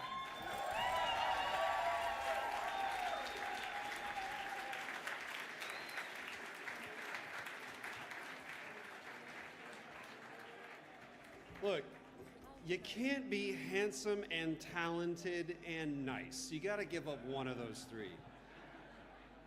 Congratulations, man, seriously. We are not done celebrating actors just yet, though. we've got to crown the best supporting next. And we've got a very special guest to deliver the award. Please put your hands together for Lady Dimitrescu herself, Maggie Robertson. All right, good one. I think we're close to it now. I'm taking a quick little smoke break if that's cool. I'm gonna check in on my mom and stuff like that. So, not gonna let this run while I go AFK. I'll be back in a few minutes. As you guys are aware, I'm gonna run the. Oh shit! I haven't been running the ads, have I? Let me just make sure to run the ads. Okay, perfect. Yeah, if you want to avoid them, sub please.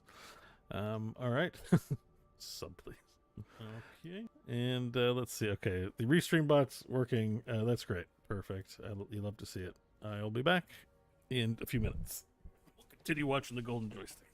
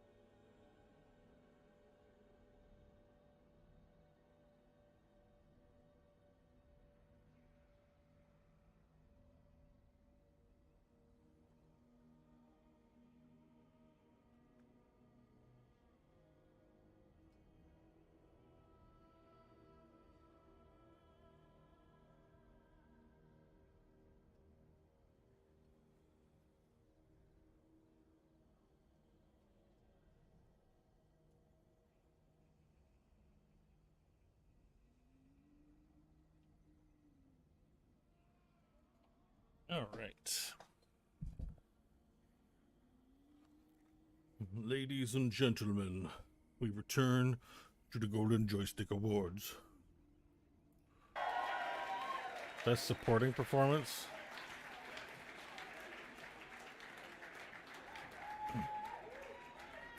Hello, everyone. Apparently, I was so hyped to be here in person this year that I decided to dress up as the Golden Joystick Award. Thank you. Thank you. Thank you. I'll be here all night. Okay. But anyway, as an actor, I can assure you just how special it is to win a Golden Joystick Award and how nerve-wracking it is to wait for this moment. So it is my absolute honor and privilege to recognize some of my amazingly talented peers here today and present the award for Best Supporting Performer.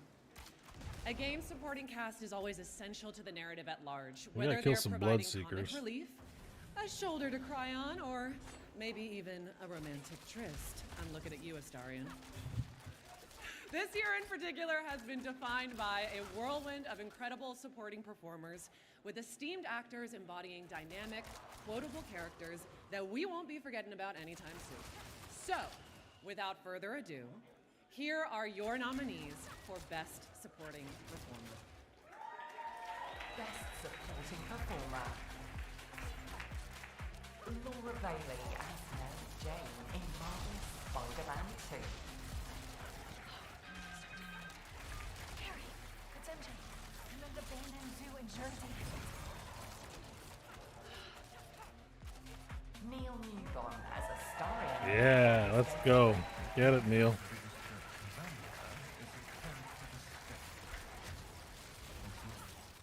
The biggest threat to a vampire is another vampire.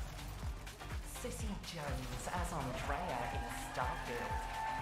Those that have not lived it, it can be Is difficult she a good NPC? I don't even know. or accept. Others here have seen conflict, but for more noble causes.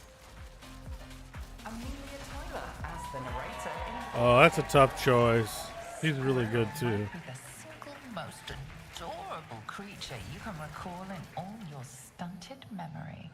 It would be ever so twee if it were climbing a tree.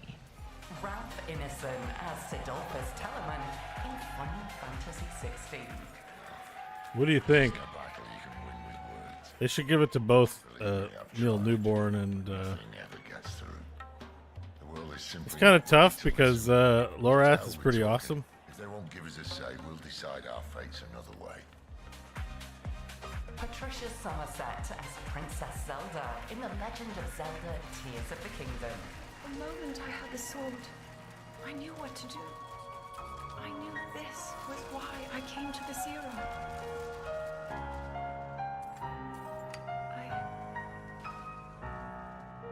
I want to restore the Master Sword and deliver it to Link. Idris Elba as Solomon Reed in Shit, I need to play this. I haven't even gotten to the X-Pack yet. I say betrayed. Maybe I should play But I'm Cyberpunk sold out. tonight instead of Part of a deal. Yakuza. Peace offering. My head on a silver platter. All for a ceasefire. Peace comes at a price. Someone's always got to pay it. Oh, I hit. It didn't ding 100 yet. Oh, I finished the bounty board. Yeah. Hell yes. Iconic, dude. I don't think there's a character as iconic as Astarion this year.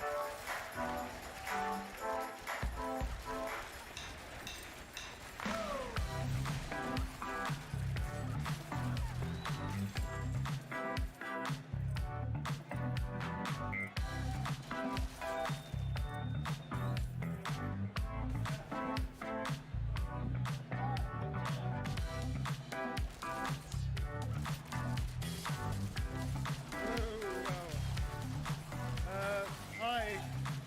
It is so much more nerve-wracking the second time. They don't tell you that. Really, people that know me know that I'm quite garrulous. This is a weird moment to not exactly know what to say. I have a list of people that I do have to thank. I will try and get through it very quickly. But first, I just want to say, my journey to games was an interesting one because when I found games, I was broke. I was on my knees. I actually was very close to quitting the games industry, and the games industry has given me nothing but character work, embracement, love, passion, great friends, and I just can't thank everybody in this room enough for including me in this, and everybody that's worked with me. Thank you so, so very much. To be amongst such amazing people, amongst peers, again, the nominees are incredible. It's really overwhelming, so thank you very, very much indeed. Huge thanks, obviously, to Swen, to Larian, the beautiful studio that they are, who's been so supportive, have given us this incredible work, the incredible writers. My writer, Stephen Rooney, is incredible.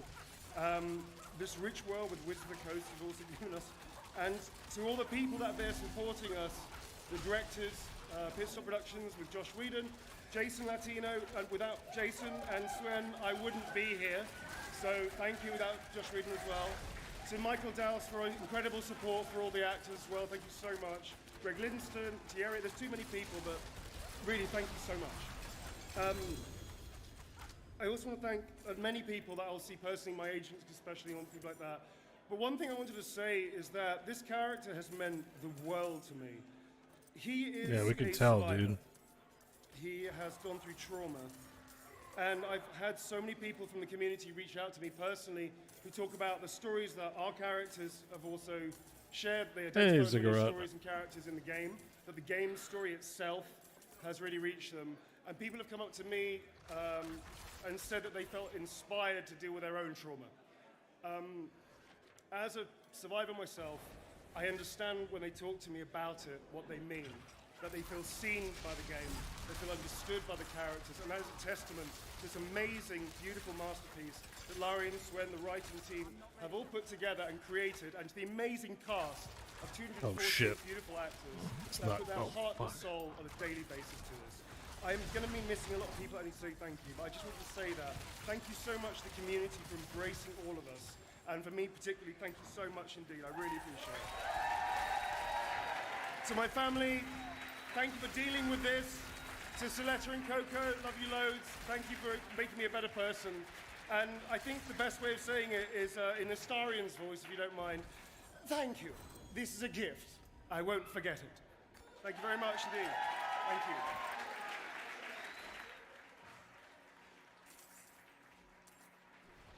Nice. Scratch another one for BG3. I'm having fun. Are you guys having fun? This is awesome. Congratulations, dude. Seriously. Okay, we're going to move on to the console-specific Game of the Year awards. Nintendo is up first. So all right, Zelda, you get one. Let's go. Jordan. Well, maybe Wonder? Wonder's got to be a cutoff, right? Legendary screenwriter and former editor of PC Gamer, my friend Gary Whitta. It's the Golden Joystick Awards. I think my title should say. All right, now pay attention. Rob over here on the teleprompter, give it up to Rob, please. One of the unsung heroes on a night like tonight. He said it would be all right if I went off script a little bit, so fuck it. Uh-oh. Because my friend Troy Baker may not have the balls to get up here and tell dad jokes, but I do. Okay. A bear walks into a pub and says, "I'll have a gin." Is it Nintendo Game of the Year? Is that what this is? Barman says, "What's with the paws?" He says, "I was born with them." No? Yeah, I'm just trying to make it unobtrusive to what I'm doing on screen. One more real quick. What's the best thing about living in Switzerland? The flag is a big plus. Anyway, hello. I am Gary Whitta, screenwriter and video game enthusiast. You might know me from such films as Rogue One, A Star Wars Story, and The Book of Eli. Or since we're all games people here, you might know me from your favorite Animal Crossing-based late-night celebrity talk show. Anyone see Animal Talking back in 2020? That was a lot of fun. Now, it's a real treat for me to be here in person at the Golden Joysticks for the first time in more than 30 years. I still have many fond, if slightly blurry, memories of the awards back in the early 1990s when I was a rookie journalist for what at the time was Computer and Video Games magazine. It's also my honor, as a die-hard Nintendo fan, to be presenting the award for Nintendo Game of the Year. It is Nintendo Game of the Words year. What? They just giving a company its own category? Now, like all those years before, 2023 Is been it because of another me? example of the world would be a And I'm much just less like, interesting place without Nintendo's perpetually innovative and idiosyncratic approach to delivering incredibly joy litigious through approach the medium of to video its games. IP. Here It's are your nominees for an Nintendo amazing Game of the company. Year. Nintendo Game of the Year. Wow. The nerve. Nintendo Game of the Year. My ass. The Legend of Zelda: Tears of the Kingdom. Nintendo's gonna legal. No, they're not. I mean, you can like their games, and they're made with quality and stuff, but come on. Not to you. I just mean to Nintendo. Octopath Traveler 2.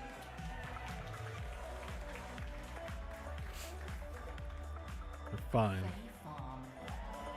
It's not bad.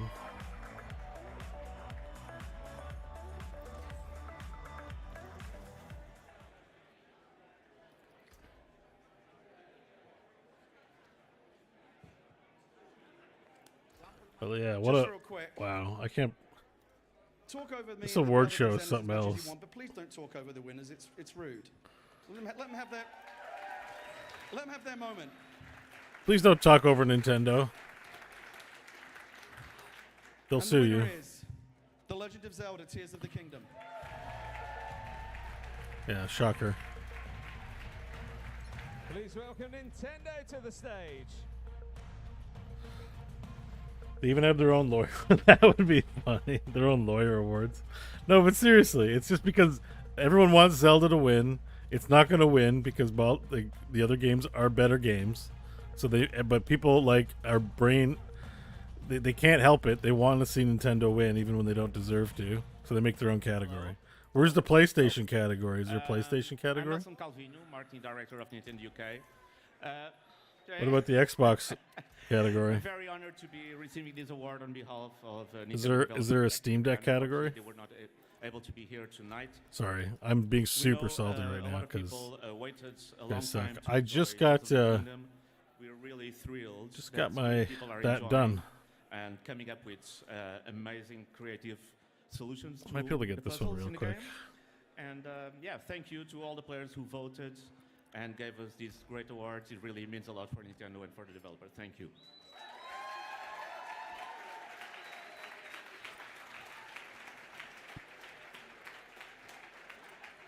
Oh my gosh, congratulations Nintendo on that win and for giving me a crash course on engineering this year. Didn't know I needed that in my life. We've got the award for PC Game of the Year now, which is going to make Greg Miller very upset, which I love. It's going to be presented by PC Gaming Show, Most Wanted, the next broadcast event in Future's calendar. To deliver the award, we've got a dynamic duo of voice actors to present it. For Marvel's Spider-Man, please welcome Peter unique Parker equipped. and Yuri Watanabe, Yuri Lowenthal, and Tara Platt.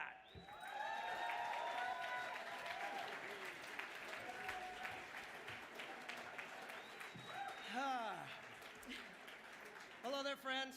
I'm Yuri Lowenthal. And I'm Tara Platt. Fortunately for all the supervillains out there, we have taken a short vacation from crime fighting to Sweet. cross the pond and deliver the award We got for that one. PC Game of the Year. 2023 has been an absolutely bonkers year for PC games, which means all of your graphics cards are probably also in need of a little vacation right about now. There has been something for everyone, whether you like fighting the forces of evil or serving up the catch of the day. And speaking of catch of the day, here are your nominees for PC Game of the Year. PC Game of the Year. Baldur's Gate 3. There you go. You got your winner. BG3. The Cursed Crew. Shadow Gambit, eh? System Shock. Oh, I enjoyed what I played of that actually. That's good. Diablo 4. Oh man, tough choice. 3 good ones in there so far that I won't know of. Chia. The other 2 I've heard good things about, but I didn't play them, so I don't know. Dave the Diver. Yeah. It wouldn't shock me if Dave the Diver won. People really like Dave the Diver. But Baldur's Gate 3 has to win. Sorry. And the winner of PC Game of the Year is Baldur's Gate 3.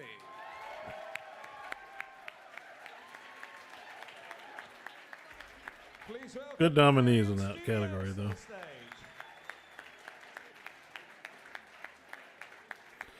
I don't know how this thing's run. Some of it's weird. The streamer category, they asked 6 streamers that I don't think anyone's ever heard of. So yeah, It's a little rickety. anything. Thank you. But we're here to cheer on Baldur's Gate 3 so many for people anything. To thank, so I'm going to try to keep it short, but I do want to, you need a book to read, go ahead. First and foremost, I want to thank the people that voted for us. It is It sounds like it's a incredibly boat. appreciated, and I think it's important to actually explain and take at least 10 seconds to explain why awards are important to teams like us. You put a group of developers in one room. Everyone's drunk, I and think. You ask them, why do you make games? You typically are going to hear 2 answers. And one of them is going to be, I'm making games because I want to solve very complex things. Video games are very, very hard to make. They involve so many disciplines that have to work in concert to arrive at the final result. And so that's the first group.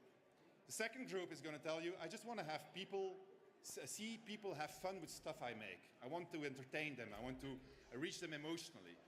And so the first group, the ones that want to solve complicated challenges, they're usually served very, very well because the game works. It runs, it ships, it's okay. The second group often is doubting themselves tremendously. They got the critics awards or they have their critics reviews and they say to themselves, yeah, but it's us, yeah, but it's the critics, it's like a limited group. And then they have Steam, and they have like the people that point up and point down, and they say, yeah, but the only thing they can do is point up and point down. And then they have Metacritic, the user rating, and they say, yeah, but that's an army of trolls. But then finally you get something like this, and you say, guys, you really should stop doubting yourself. You actually did really, really well. And so, so this is, yeah. So first and foremost, I want to thank the team. They did an incredible job across 6 years. It was very hard at times. We had really lots of Sorry, external coughing on the mic, circumstances guys. interfering with development, but they persevered out of passion for what they're making. I want to thank our friends and family. I want to thank my wife, Valerie, in particular. As it were hard years, COVID and so forth, we needed a lot of support, and we got a lot of it. There's really been a lot of support around us, so I'm really grateful for it. Oh my God. I want to thank our partners, of course. We had a lot of them. Pitstop Productions, the actors who did an enormous amount of time in the studios recording continuously. We recorded, you really don't want to know how much we recorded and didn't use. And people were just like, when are you guys going to stop writing the script? And we just kept on going and going and going. All of the people that helped us create assets, all of the people that translated the game, they also asked us, when are you going to stop writing the script? And we kept going and going and going. Our player community, they have been incredibly important for creating this game. The game was 3 years in early access. They helped us shape it. They told us what we were doing wrong, what we were doing right. There was an incredible level of support from players. The amount of fan mail that we got, the amount of stories that we got, Neil just talked about it. It's insane. It's really, really cool. It's very motivating for developers, us. And then finally, I want to thank Wizards of the Coast also, because I have to, because the Pinkertons are sitting at the table. But no, really, as a licensor, they gave us carte blanche. They asked us in the beginning when we started working on this 6 years ago, what are you guys going to make? We told them one thing, we made something else. They left us alone. They let us do our thing, and that's the way a licensor should work with a licensee for all the licensors inside of the audience. So thank you very, very, very much. This is very cool. Thank you.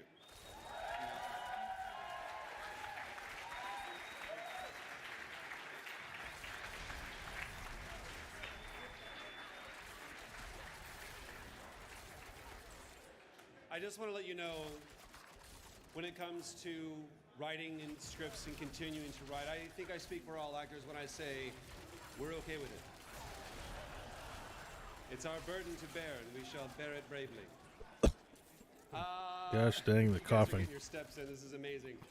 We're going to keep it rolling with Hope I don't have the Xbox Game Rona. of the Year now, and who better to present this illustrious award than Charlie Hodson from Xbox UK and Ireland.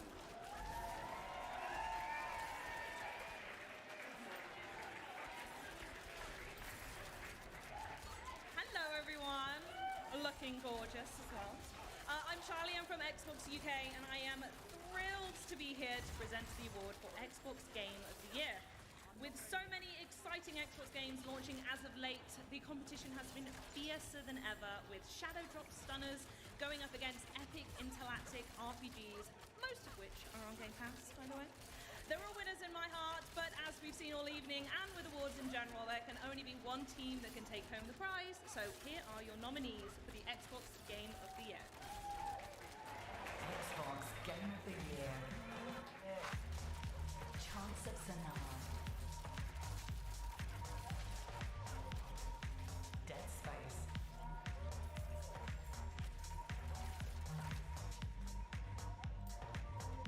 Pentiment.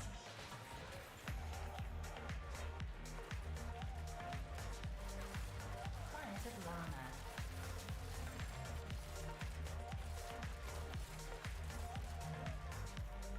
Starfield.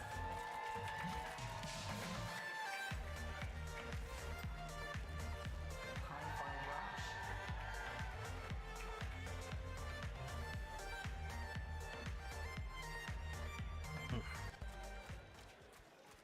All right then, here we go. And the winner of Xbox Game of the Year is Starfield.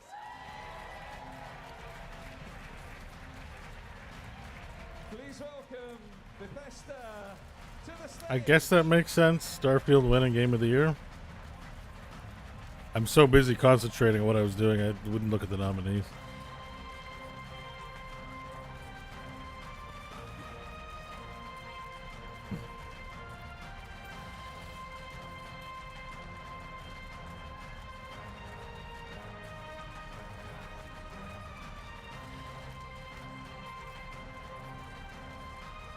And if we may ask you to please keep your voices down, just so our audience listening online can hear what our winners have to say. Thank you. Well, this is nice. Thank you very much. The ambiance I don't mind though. Obviously, sadly, Todd Howard and all the talented team at BGS can't be here today, but on their behalf, I just want to say thank you so much for this. This is fantastic. This has been a game that's been 20 years in the making. 10K. It's a game that, you know, is epic in every way. It's an epic thank you game. to everyone who took part in it. Thank you to everyone who supported us, and thanks to everyone who voted for us. Thank you very much. Cheers.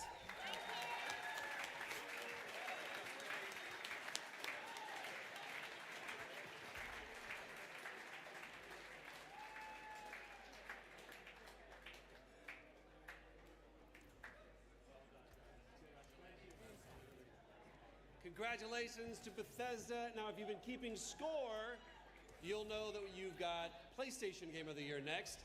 Here is Ash Millman and Rosie Caddick from PlayStation Access to reveal the winner.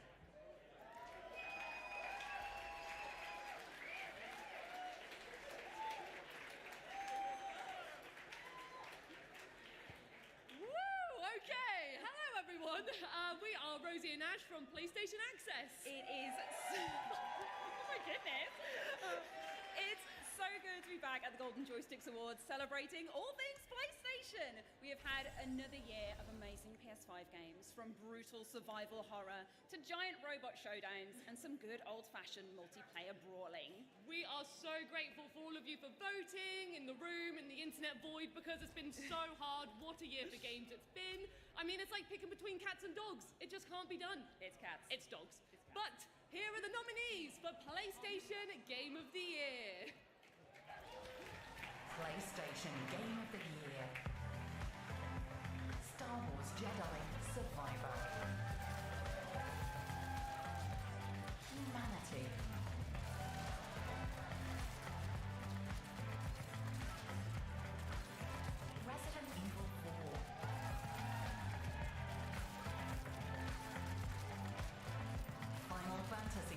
Okay, so they are doing all the consoles.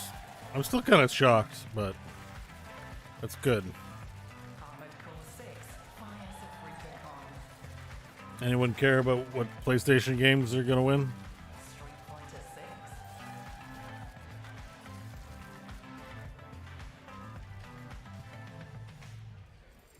Sort of assume it's gonna be Resident Evil, right? And the winner is Resident Evil 4! Yep. People liked RE4. Please welcome Ian Dixon from Capcom.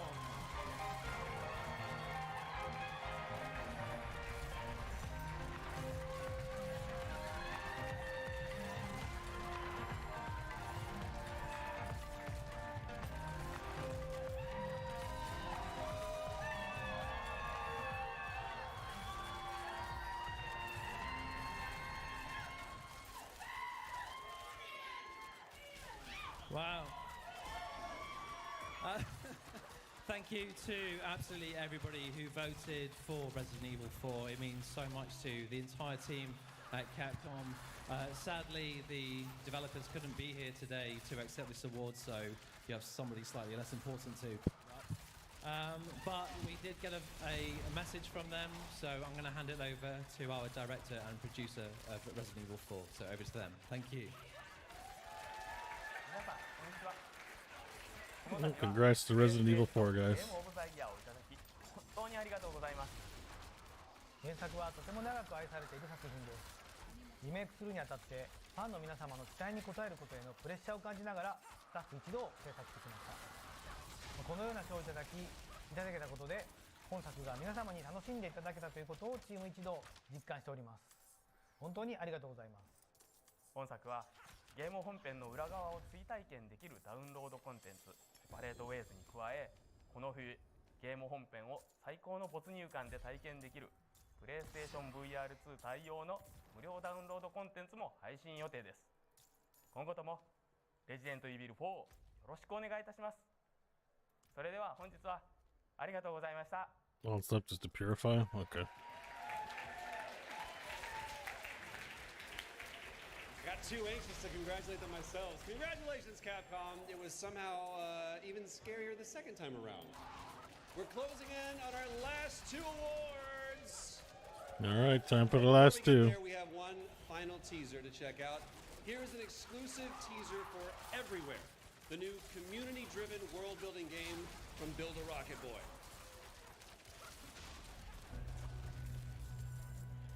We started designing back in 2016.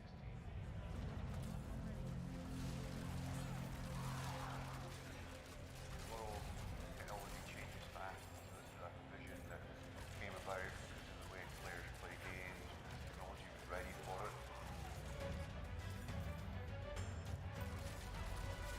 We're trying to make a platform, if you will, an umbrella which underneath players can experience all. Founder of Builder of the Boy.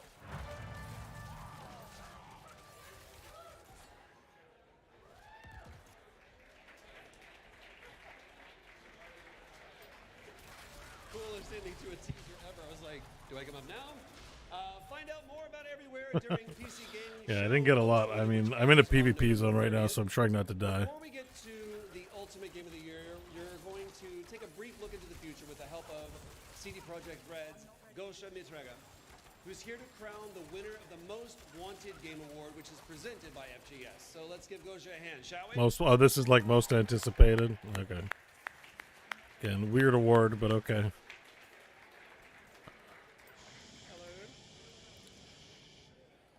Okay, so first of all, it's very nice to be here, and oh, it's so quiet. Thank you. Now I'm more stressful. Yeah, guys. First of all, my name is Gosha Mitrenga, and I have a pleasure to be an executive producer for the Witcher New Saga. But I'm Oh, yeah. and hopefully maybe someday. But here again. But guys, I'm really honored to be here. First of all, because Golden Joystick is my favorite award because it comes for the community. And because we win today 2 awards, I really want to shout out thank you to all the players that stood by us all the time. So thank you for that once again. But second of all, congratulations to everyone here and everyone online that were nominees and won today, because this is really an honor to be among all of you. And I know how much hard work is behind that. So thanks and congratulations to everybody here, actually. Yeah. But now to the point, because we are almost ending the event today. So I have a pleasure to present the most wanted game today. This year, 20 titles were battling to win your hearts and the excitement of the player. So please, let's see the nominees for the most wanted award 2023. Most wanted game. Death Stranding 2. Star Wars Outlaws. Final Fantasy VII Rebirth. Yeah, that's a good one. Vampire the Masquerade Bloodlines 2. Stalker 2 Heart of Chernobyl. Hades 2. Fable. I mean, sure, they all sound like exciting projects. Is there, which one's the best one? Like, I don't even know what that means. Frostpunk 2. Arc 2. Metal Gear Solid Delta Snake Eater. Persona 3 Reload. Bulwark Volcania Chronicles. Suicide Squad Kill the Justice League. Pacific Drive. Oh, I actually needed that. The cap on fire. Oh shit, I'm 0.1 off. Vanishes Ghosts of New Eden. Warhammer Age of Sigmar. Holy shit, there's like a lot of games. It's like... No Space Marine on there? Where's my Space Marine 2? Gosh dang it. Y'all messed up again. Whoa. What, I need like 3K, 4K? And the most wanted award this year goes to Final Fantasy VII Rebirth. Sure. I mean, just throw a dart at a dartboard and pick any one. They all sound like great projects before they're launched. Please enjoy this video message from the developers of Final Fantasy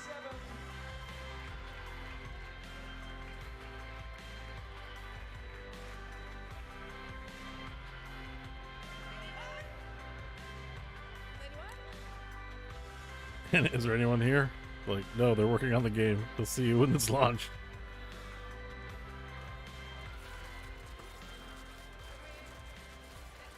Non-brave soul there? Oh, come on! Award shows need to stop. Just say they're anticipated. Don't need to give out an award. It's so crazy. It's such a crazy thing. 受賞ありがとうございます。たくさんの投票、本当に、感謝しております。はい、非常にね、光栄な賞をいただきありがとうございます。日本語で言うとね、最も欲しがっている賞ということで、非常にね、ファンの皆様、今欲しがっている状態だと思うので、その期待に十分応えられる作品になると思いますので、ぜひ皆さんご期待ください。はい。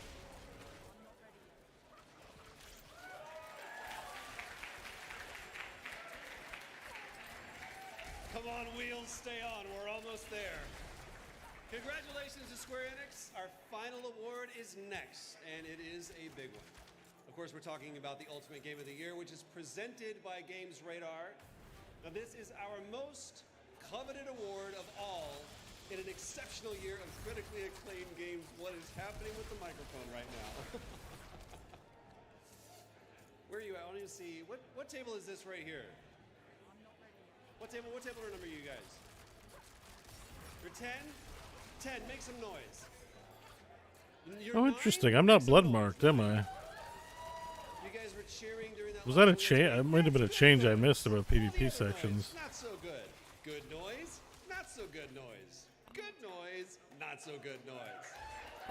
We got one more award left. All right. So this is going to be, we've done so much of the, so much that we've had to create our biggest list of nominees ever, and some amazing games still missed out. So there are games that you, the players, decided were the best of the best. So don't blame me if your favorite didn't win. So without further ado, it is time to count down the top 5 and crown the Golden Joysticks Awards Ultimate Game of the Year for 2023. Over to you, Amelia. What do you guys think? Predictions. Get your predictions in. I'm, of course, saying BG3. Of course. Ultimate Game of the Year. At number 5, it's Final Fantasy 16. No. At number 4, it's Resident Evil 4. At number 3, we have Marvel Spider-Man 2. Eh. And at number 2, Oh, I dinged. Yeah. The Legend of Zelda. Ah, number 2, Zelda. But the winner of Ultimate Game of the Year 2023 is Baldur's Gate 3.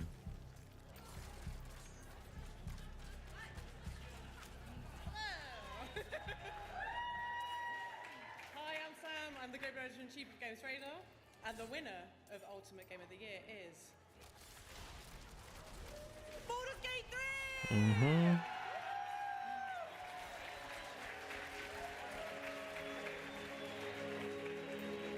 Please welcome Larian Studios to the stage. Yep. It has to be Baldur's Gate 3, guys. It's not about what's favorite. We literally never get actual RPG games with that much like quality. It never happens, and people want it the most because companies are lazy, and they just use RPG mechanics to sell you shit. And they've been doing it for a while. And we need to send a clear, strong message that that shit sucks ass, and that these kinds of games are actually what we want from more than just Larian.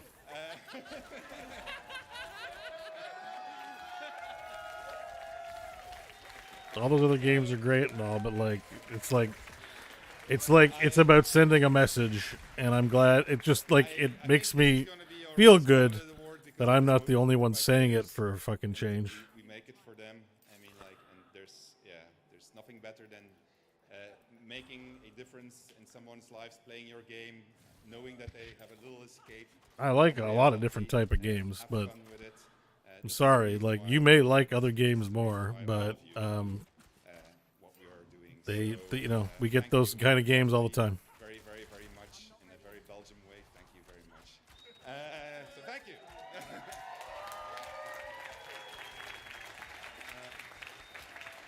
You want to say these are the kinds of games we want, even if it doesn't happen.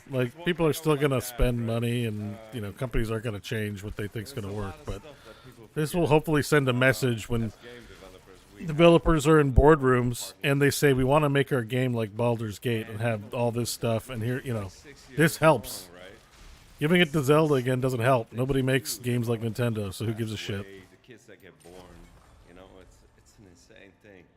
So it's really nice to share what we've done throughout all these years with everyone, and it's just beautiful. I hope you all feel this, right? Because we all go through this. Thank you.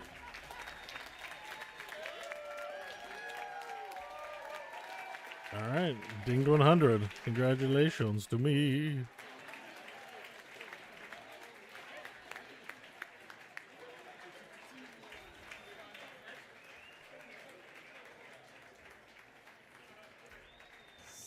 Such a good vibe. Come on, give it up for one more time. Congratulations, Larian Studios. Absolutely smashed it. To everybody here, I have no idea what this is going to say, but to everybody here, I just want to say again, if you shipped a game this year, if you touched a game in any way this year, you're a winner. You beat the odds, you overcame the obstacle, you're all winners. It's a nice thing to say, and it's true. More than you, of course, sure. But you're all still winners. It's been a hell of a year for gaming, and that is the end of this year's Golden Joystick Awards. It has been an absolute honor. Yes. It's been an honor to be your guide tonight. I hope my jokes made you groan a little, but not too much. I want to thank our sponsors for sure, Intel, as well as everyone who poured their heart into making our first live show back in a long time. I got one spare armor node that I want to fill up. Thank you for letting these game studios know that you care and how much their games have meant to you. It's been a privilege to shepherd the world's longest running video game award show, even just for a day. And here's to many more. Before I go and collapse and have more of these, I just also want to thank everybody who tuned in at home, and of course, the very captive audience in the room. Give yourself a hand for what has been a truly remarkable year. I don't think I'm getting that last bit of armor. I mean, I'm soft capped at level, but I need to be capped above level, you know? Today, the fantastic nominees and the winners. All right. Head on over to our Golden Joystick Awards page on Steam. I am Troy That should Baker. be another one. Be kind, keep playing games. Yep. We'll see you next year. Purified Seas of at next year's Hatreds. Golden Joystick Awards. Good night. Hey, world boss is coming up. I need one more world boss.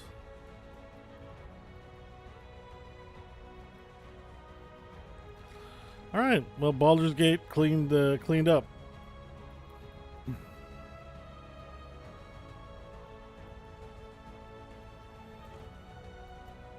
As we all knew it would. The writing's been on the wall since launch.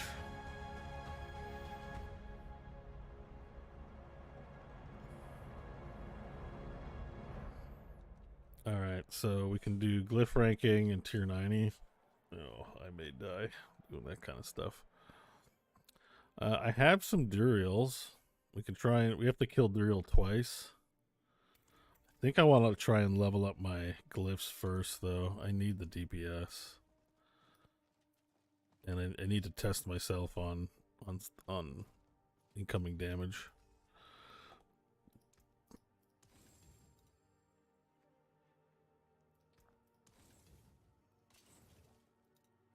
All right, well that was great. That went, I think, rather well. Right. Pretty dope. I guess. I grumbled the whole way through. Oh, I'm freaking running video. Alright. Oh, it still says the ad's going. That's weird. Okay. Alright, I'm gonna cut that out. So, yeah, we don't need to watch that anymore. Let's turn it off.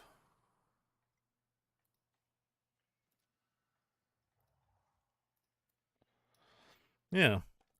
Okay, and I'm actually going to fix my game client now. Because apparently, it's a little much running this game at the number of frames that I can run it at.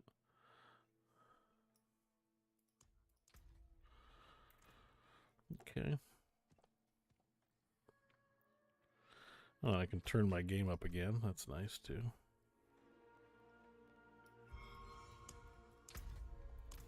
Probably turn it down on your end because it's a spammy game to listen to. Alright.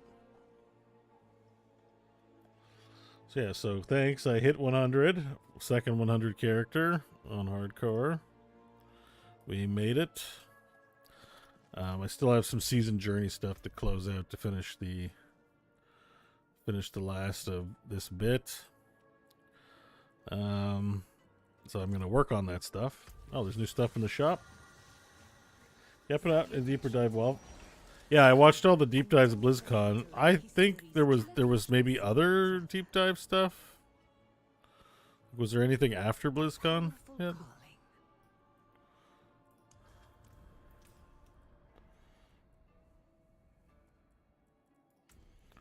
Journey alone mount. Yeah, whatever. It's actually pretty cool looking.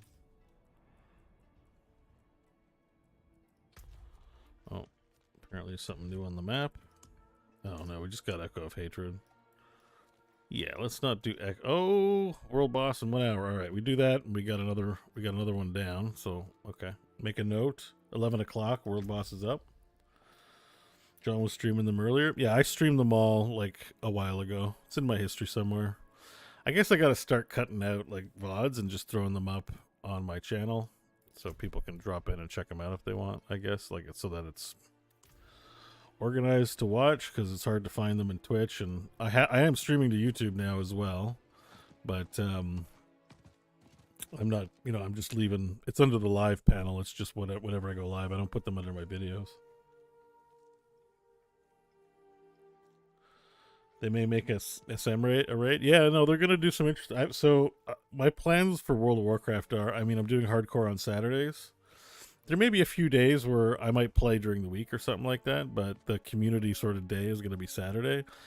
The reason I say that is because like we played last week and everyone like was having fun, so they kept playing and they all died. And I'm like, that's why I'm like, yeah, I've had 3 characters to 20 and they've all died. I appreciate the challenge of solo self-found, but I'm all about playing with people. So, I'll try to do some solo stuff, but it's just very dangerous. And it's just more fun to play in groups. So, you're level 40 on Defias. Nice. Well, congrats on that. The last character I was playing was Mage, and I definitely felt way more confident in my ability to progress on Mage. The first 3 deaths were Warrior. Warrior is the toughest, but I'm told the damage scales really nicely later. Yeah, you're a mage. Yeah, smart. And I may do some solo. Like I said, I may do some solo. It may be that the community thing doesn't work because everyone just dies all the time, and I find myself very much alone at later levels. But I want to run some dungeons, and I want to progress through it. So we're just going to see how it goes.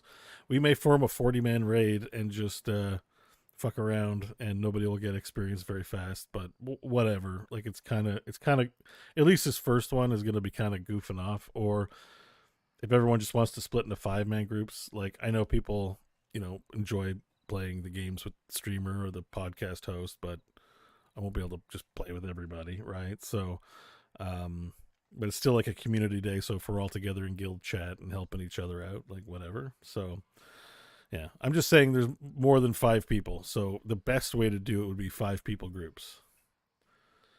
People who play banished group. What does that mean? But yeah, we'll just have fun with it and figure something out and whatever. So Alpha Cheese is a good healer though, so if he's online, he's got a spot for sure. Everyone else, I can't guarantee anything. Although I think he's dead too, so who the hell knows. We're playing on Skull Rock, by the way, and we're starting in the Gnome Dwarf starting zone. I'm not traveling or inviting. I can invite the guild, but if you're like starting somewhere else or doing something else, like I'm not coordinated. It's too much effort. It takes too long to coordinate anything outside of that. So you have to play a dwarf, or a gnome if you want, or a gross human. But yeah, we'll that'll be tomorrow at 3, assuming I don't have COVID. So my mom who lives with me, she got the Rona, which just tested today. And I think she might have had it for a day or 2. I may have it. I've definitely given her a hug and stuff like that. So, if I'm not online tomorrow, it's because I'm dog shit. I'll try to like turn on the stream and let people know and message, but yeah, I may still be able to play, but I may be too tired. I don't know if I have it. I'm a little paranoid. I think I'm okay, but I've been coughing a little bit, but that's not, it's the exhaustion, so it doesn't really mean anything. I'm probably going to take a test tonight or tomorrow just to see where I'm at. But it's entirely possible it gets me. So my damn eye is twitching again.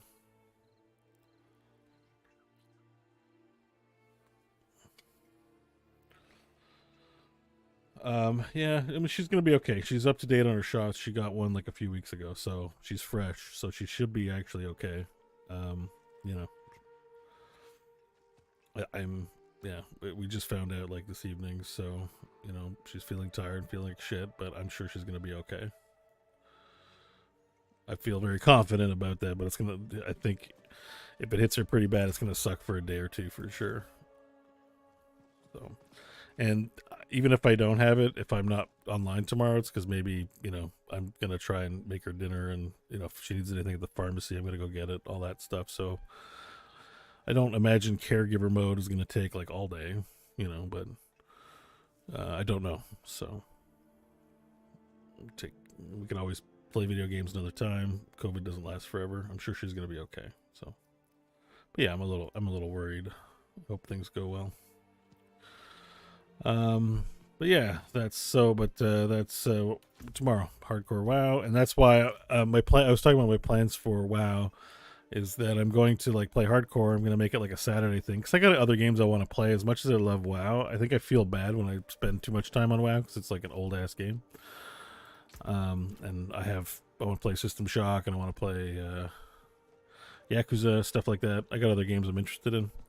But the other thing I am going to hit kind of hard at first. We'll see how I feel about it, but I think I'm going to hit kind of hard is Season of Mastery. So I think that's launching in a couple of weeks, right? And so once Season of Mastery starts, I'll be doing Season of Mastery. I'll probably be streaming it, and we'll try and get the guild going, get some raids, and that'll be less like, it'll be better because if you die, it's not hardcore. So, you know, people will be able to, it'll be easier to coordinate. I think it's November 30th for SOM. It's fine if they take their time a bit. There's tons of shit to do, but like Season of Mastery is going to be a priority for me. Like that was the most interesting. That's like, I like classic WoW, but things edge out classic WoW when it comes to choosing like, oh, there's a sweet new game. Do I want to play Phantom Liberty or do I want to play a 20-year-old game? Like, I'm going to play Phantom Liberty, you know? And like, I don't really want to play retail. Retail just has way too much in it. Like, I'm going to check it out, I think, maybe, but it's a low priority and other things could win it out. I can't, like, say for sure. But Classic WoW, it, like, gives me a reason to be like, oh, there's new stuff, but it's in Classic WoW. That's interesting. I want to check it out. You know, John was interested in being a rogue tank. I don't even know what I want to do. I kind of want to go warrior, but honestly, warrior seemed like it had the least interesting things that they showed. I know they didn't show everything, but warrior is like my class, my WoW class, my favorite WoW class. Like, it's what I play majority of the time. And I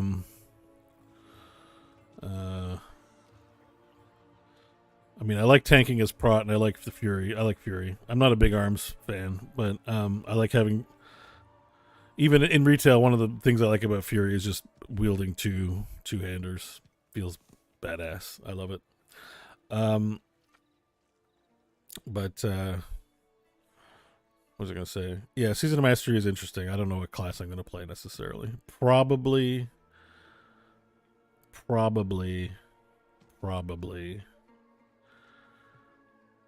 warrior.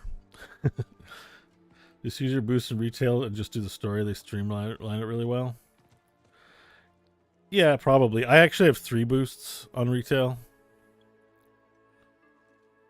You mentioned watching Shieldwald on Twitch. He's actually one of John's friends, and they were each other's old WoW.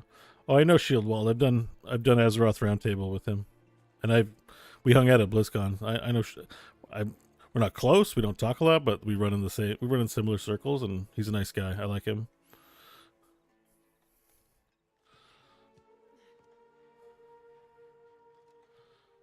Yeah.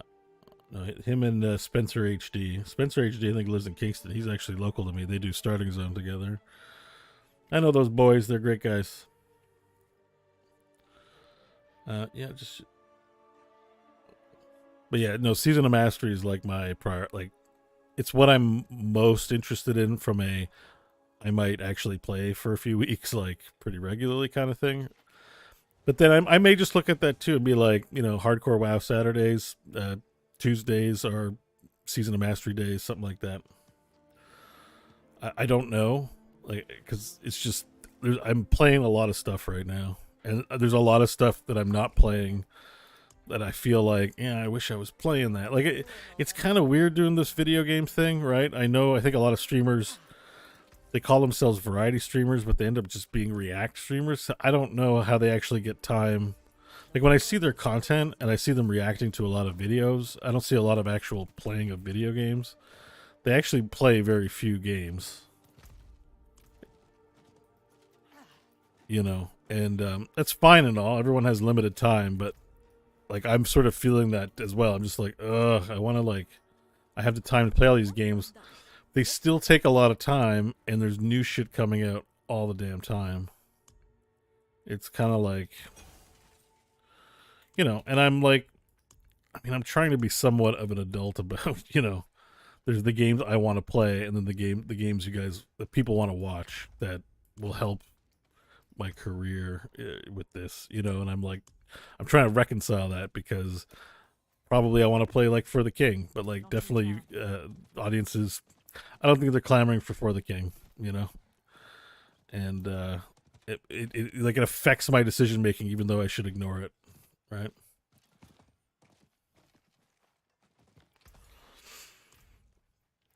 All right. So now that I'm max level, I got to think about reconstituting my build here to be like good levels. So what did we say? We said 10. Yeah, so 11 o'clock, it's 10:10. So I got lots of time to burn. I'm not sure what, I think Nightmare Dungeons might be the best thing for me to do right now. Hitting, like, this is a real challenge, hitting the high end. I'd like definitely need to go through a gear overhaul. I could farm for Duriel. I think just upping the glyphs will upgrade my damage output and make the content, you know, easier. So I probably should focus on Nightmare Dungeons for the moment. Not in town. I find the Nightmare Dungeon playlist, like, doesn't have a ton of variety this season. It's not terrible, but I just feel like I'm a little bored of the variety. I do enjoy Nightmare Dungeons, however. Oh, I need to make some incense. Honestly, I watch your streaks for you, not your games. You don't play a lot of games I'm into. Just like, yeah, no, that's good. Don Treader, I'm happy to have you. We have a great little core community that's centered around me. Like, it's not meant to be egotistical, but, you know, not everyone that listens to core necessarily I'm their favorite. They go to John or they go to Scott, and that's fine. You guys, I definitely have a regular troop of folks who check in with me when I'm online. I love that about you guys. And, you know, probably selfishly a little bit, right? It's like, well, it's keeping the community small or viewership small is nice, because you guys all get to know each other too, and we'll be in a guild together. It'll be more manageable. Maybe that's fine.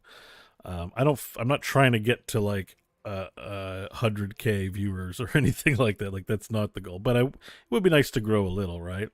So it's more about bringing people in than it is about, you know,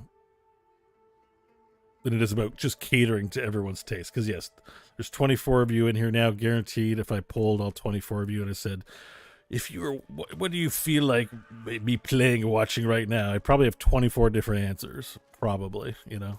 Like, obviously we can't do things that way, but some games are more entertaining to watch than others. That's just a fact too. Like, even for any of us, like, it's okay to actually feel that way. I don't think there's a problem with that. Like, but it's nice of you guys to say that.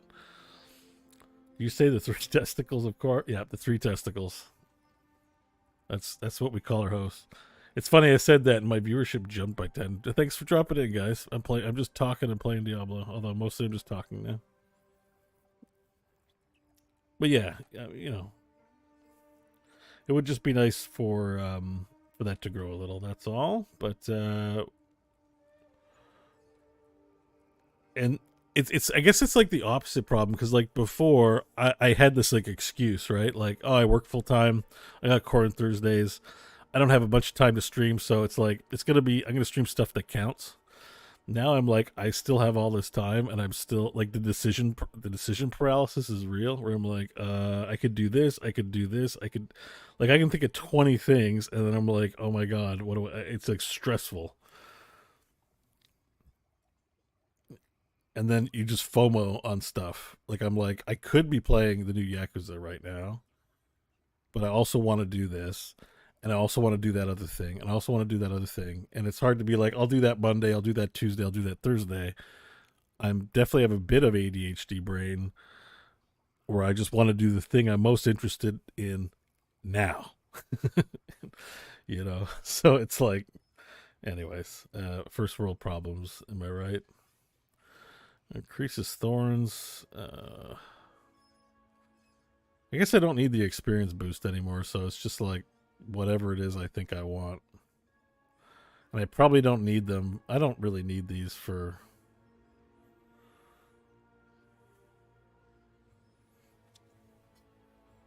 Man, this isn't that good. I'd get nothing out of it. As a solo player, it doesn't boost it up to hard cap barely enough.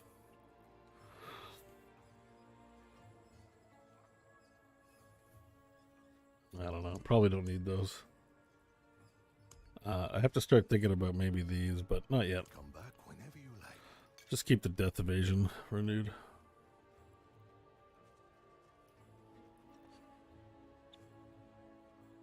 Recently, I've noticed big streamers that admit they have began to hate the major games they stream. They do it for the views. Absolutely, they do it. I mean, I've seen it. Like, I've watched like some of Crip's channel, and it's like he'll be playing Hearthstone, and like then he'll switch to some other game, and he'll lose like half of his audience. And you know, if you're earning your livelihood, it is stressful. You know, like you couldn't second guess yourself and be like, because you're a solo business owner and you're at the whims of the people, right? So it's just like, is this a smart decision? Like, what's your guiding North Star? But I don't have those problems. I have a great core community, so I don't worry about losing you guys. But I do notice like some stuff is definitely more interesting than others, for sure. That's why like World of Warcraft to me is like pretty, like I'm interested in it, but I'm pretty low. But the community, lots of people in the community love World of Warcraft. And I don't want to hate playing World of Warcraft and feel like I have to because you guys want me to. So that's why I'm like, oh, well, let's play one day a week. Let's play Saturdays. Like we can, you know, it's a thing. Like that's a comfortable relationship I can have with a game like that. So, you know, that's part of it, right?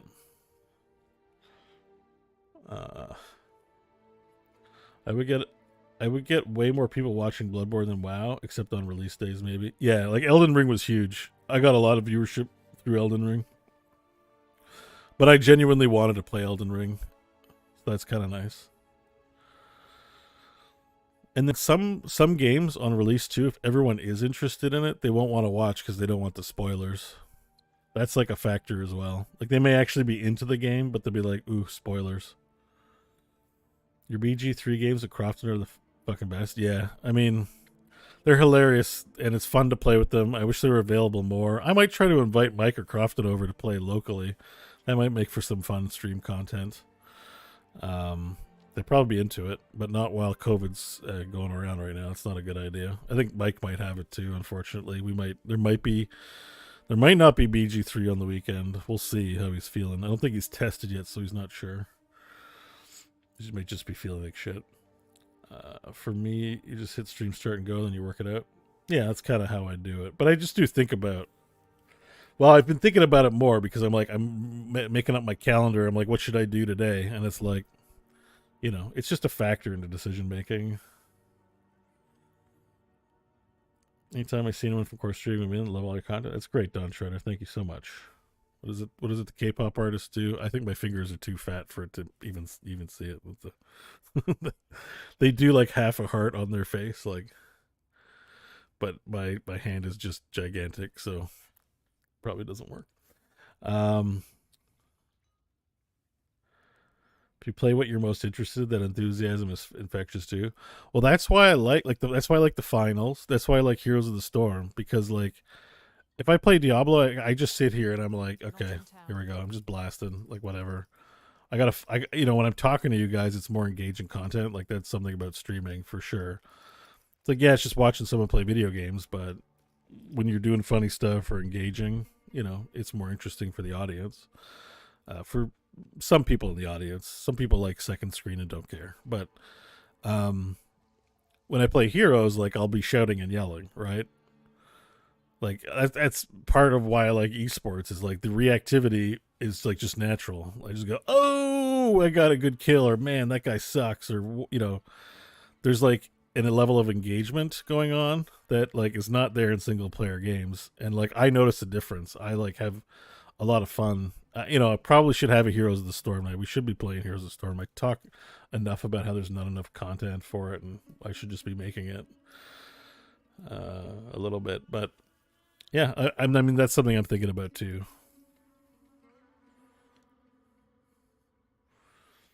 Lach always tells me keeping consistency is the absolute most important thing if you want to build new audience members. That's if it's your goal, though. Well, and that's where like I'm trying to decide what I want to spend my time in. I have like a number of, not irons in the fire, but a number of paths, and I don't think I have time to do them all very well. And what I mean by that is, like, we talked about it a bit earlier. Some of it's just for fun stuff and not really career advancing. Some of it is potentially career advancing or maybe in the future. First one is just more shows. I have all the time in the world to do more than one show now. I used to do 3. Do I want to do them? What do I want them to be about? The number one thing I get asked the most is, please do D&D. And that would take time not streaming, time not doing the show to prep for that every week. However, whatever the frequency is it. The other thing is, like, with all this free time, I do like tinkering with music, and I have the time for it now. And I want to work on some projects. That's stuff I can partially do on stream, but because it's kind of boring, like in terms of just the creative process sometimes, or I'm just setting things up or tinkering, and I don't want to be distracted by a chat room or people watching me. I can't double dip on the stream and music necessarily. The other thing is, like, too, I've always wanted, like, what writing content I might want to work on. That's solo. I think that's less so for now. I can wait a bit of years before maybe getting into that. But there's music, there's other podcasts I might do, particularly D&D, but people have asked about good, bad, or bullshit as well. We may just do a reunion episode at some point soon.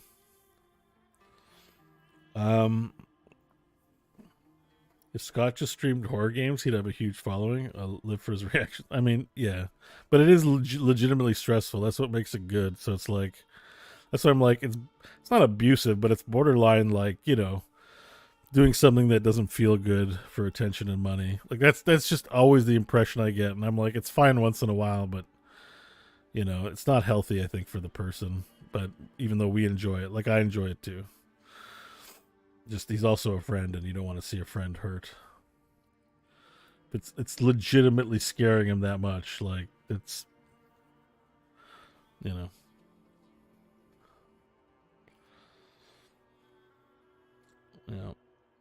yeah, a new D&D. I think it's like, I sort of need to nail down everyone and their schedules. I know Kyle and Kristen have a lot going on right now. John has a lot going on right now too. They all would want to in a perfect world. Same with Scott. I know that, but we had schedule problems, and we may still have just schedule.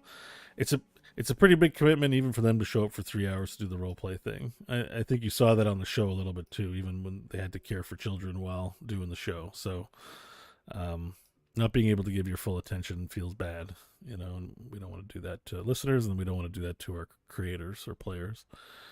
But yeah, I mean, we still haven't really had a meaningful conversation about it. I've alluded to it, but if not, I'm, I've had some volunteers to play. I mean, one of the things I got to think about is it is something that we want to do for entertainment. So I'm just not sure. A part of this, the sausage getting made, is thinking about the right sort of crew for this kind of thing. So yeah, I'm not, that pressure would fall on me, and thankfully Scott made it really easy for me, and John made it really easy for me because they were already there. And were already pretty funny together, and then Kyle and Kristen was a great addition. We just loved them, and glad they joined, and that's just how that whole thing formed. So I don't know. I'd have to. I would like if I have the crew willing and a time, then and I think we can make an entertaining go of it. Then yes, that's the one thing about the Dungeons and Dragons, like doing a let's play too, is mostly I'm okay with you just make shit. I put out a song the other day, just like a cover, like whatever. I don't need it to be popular. Like I'm good with a lot of stuff, but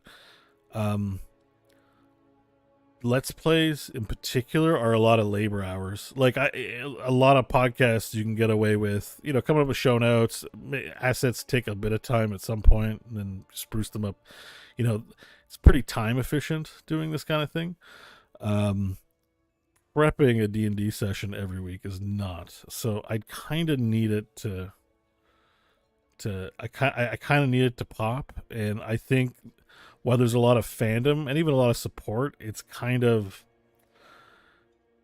like playing Butcher and Heroes. It's like what is it? Survive or die kind of, or feast or famine kind of thing. Like either what you're doing is going to pop off in a big way or it's not, and it can be a little frustrating putting in a lot of work and not having it pop off. And what I mean by that is I don't even mean monetarily. I just mean a lot of people saying I'd listen to it, but it's 3 hours and I can't. I got really sick of hearing that. I heard that a lot from personal friends and from other listeners who are all in on Core. Core's 3 hours. They'll listen to that, by the way. But a lot of people just won't give it a chance, and listenership remain really, really low. And the other thing we had a hard time solving, something like Critical Role, they'll do their sessions the way I want to do them, which are like years long. It's a big long story. And I'm sandboxy. It's just the way I run things. But if you're small and then you have 50 episodes that are 3 hours, people also look at that. It's like, oh, I want to start from episode 1. It's like, oh my God, 50 hours? I can't. And they're out. And we sort of thought about the idea of running short seasons, but it just doesn't jive with the way I run a D&D game. There are people who can do that, who can script it out and keep people on task. I don't find that fun, and I would just rather not play D&D if I have to play that way. Is what I've sort of come to. I have to play the game the way that I approach it if I'm DMing it. It's going to end up that way anyways. I've learned, because I've tried over the years even with their campaign to like pace it out and be like, we're going to be here at this time and I'm going to keep us on track.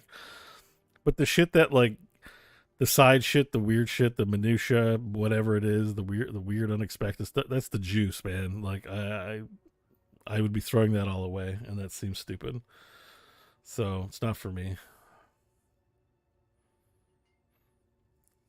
Have you considered a Pathfinder system? I mean, D&D, the choice is always D&D because it's the most commercially accessible for everyone, right? That it in order to bring people in, you play the game that everyone knows the best through marketing, and that's just D&D, whether you like it or not. If that changes, then I'll change. It seems like it was really just a time invested, not that it wasn't fun. Yeah, I mean, I definitely enjoyed it every week. It was great. I would love to play. I would love to keep playing. I'm not trying to put up barriers to put me away from playing. I'm in a mode right now where, it's not like I'm making 20 grand a month doing what I'm doing. It's like I can make my rent and pay my bills. And my idea was to leave my job, which was to like start working on building other, streams of revenue as a content creator. So like, I'm still not there at that point where I'm just like, oh yeah, I can just kind of do this, or I have a lot of disposable income. That's not the case for me. So I'm just being a bit choosy about what I'm investing time in. Also that I'm in my 40s, so it's like you feel the burn of age, right? It's not like I'm in my 20s and I got all the time to burn. I'm like, well, how appealing do I become as a content creator when I'm in my 50s or 60s, still trying to make it? So I'm trying to be a bit selective about how I spend my time before I commit too hard to a direction. So for the D&D side of things, I'm just not seeing it yet. But You know, I'm definitely open to it. I'm just trying to figure that out. No announcement yet on that front.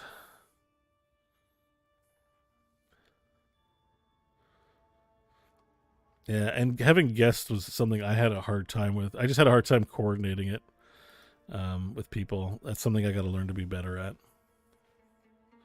I think we definitely we definitely tried to get Garrett on, and I just coordinating that. I think I failed on it.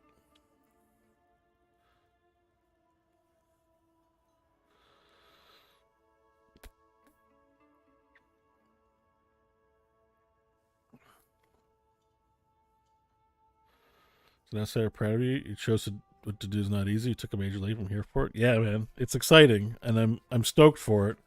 I didn't. It's not like I left though and had like a complete plan. Unfortunately, I was so distracted with work that I'm like I'm sort of in a planning phase now. So maybe by next year, because the other thing I didn't mention is just like is game dev too. Like I still have a lot of learning, and like they said in the award show we watched, like it's very complex. It's good. It would take me a lot of hours a week to even put a small indie project together.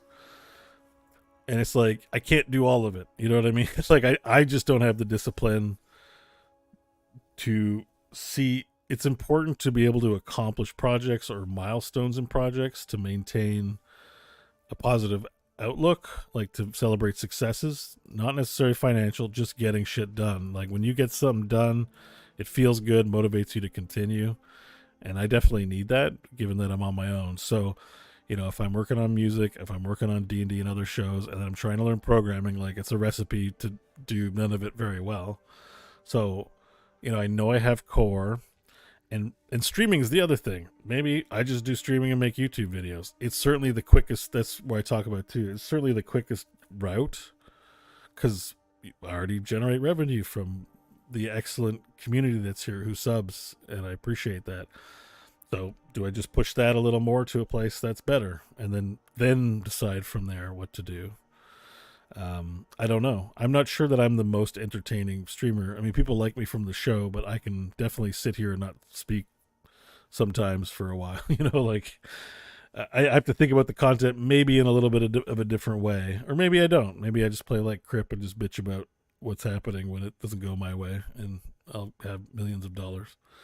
I don't know, but yeah, I like Crip. I just know that sometimes that's definitely the product he's peddling when he's playing Hearthstone. Yeah, more than a weekend for me for sure because I have to learn it. I don't know it already. The in a weekend thing is people who already know how to know the stuff a lot better than I do. The bigger the chat, the easier to talk, I believe. Well, you guys are being pretty active now, so I'm having a hard time just like pulling away. If you guys stop chatting, then I'm just going to figure out what I want to do. You guys keep asking me questions. I'm feeling a bit philosophical too at the moment. That's the thing. Like I'm in the mood to chat about it. Because yeah, part of it was the streaming was like, I'm going to do Mondays, Wednesday, Friday, Saturday. So I've actually mostly followed my schedule. I missed Monday, but I did a makeup stream Tuesday, streamed Wednesday. Thursday I was off, but we recorded core. Today I logged in a little later than I usually do, and I don't know how long I'll be on. I mean, the COVID thing, but I put in a stream today. I may still stream for several more hours. I don't know. It's 10 o'clock, but there's a lot of stuff. I bought some games on the Quest, Dungeons of Eternity and Vampire the Masquerade Justice. I want to play those on stream. I've been waiting. Yeah. And then the optional stream was Saturdays. Sometimes there won't be Saturday streams if I'm doing family shit, or it would be half a stream or something like that. But this, it was Monday, Wednesdays, Fridays, and Saturdays. I was thinking my stream schedule would be, because it doesn't have to last forever. I can try streaming for a year, and then evaluate and adjust my schedule and open up the new project. But when I left the job, it's like I want to do it all now. I should be making music. I should be programming. I should be streaming. And it's like, whoa, chill out. I made myself crazy. I kind of snapped at one point. I was in a really bad mood off stream, and I was just like, I'm not getting enough done. And it's like, I just left a week ago or 2 weeks ago. Like, go easy.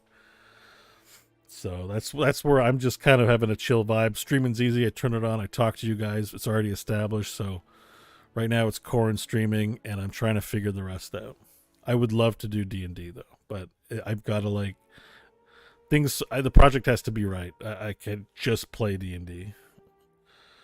I wanna feel like, because if I do the D&D thing, we're gonna want to have products to support it. And I had a really hard time, right? Like I might be not just doing D&D, but doing a source book, you know, like I would kind of want to do that.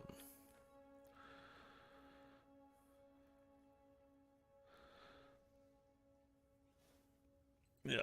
I've been streaming for 10 years. I think is it 10 years? Hang on. I'm going to go look for my oldest stream in my stream history. So a little secret about Twitch. I'm still playing Diablo. I don't think I'm going to be playing some HOTS tonight, guys, but we'll get to some. But a little secret is if you just highlight all your past broadcasts, they stay forever. So if you go through a little chore, Twitch won't delete your VODs. At least they haven't emailed me or busted me or given me any shit for it. I don't know if anyone watched. I think some people actually kind of watch them. But yeah, my oldest 2014. So I've been streaming 9 years. Although I didn't stream like that much in the beginning. I'm sure I've showed this before. This is my mouthfeel kill that took an hour. Look how you can't see me. Hang on, I'm gonna move my camera. Window. No. Look how young I look there. I have no gray.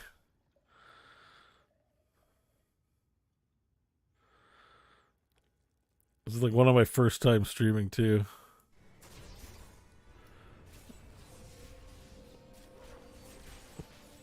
I'm probably not going to say anything the whole time either. Same microphone, by the way.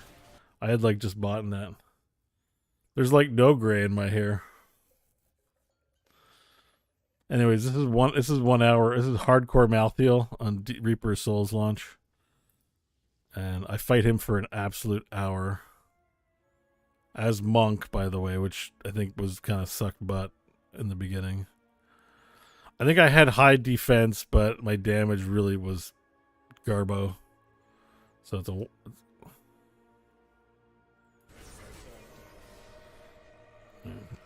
I got top spot. I gotta remember what rank it was. Oh yeah, there. You see my e cigar, my vape cigar. I don't know if you can get away with vape. You can't vape on Twitch anymore, right?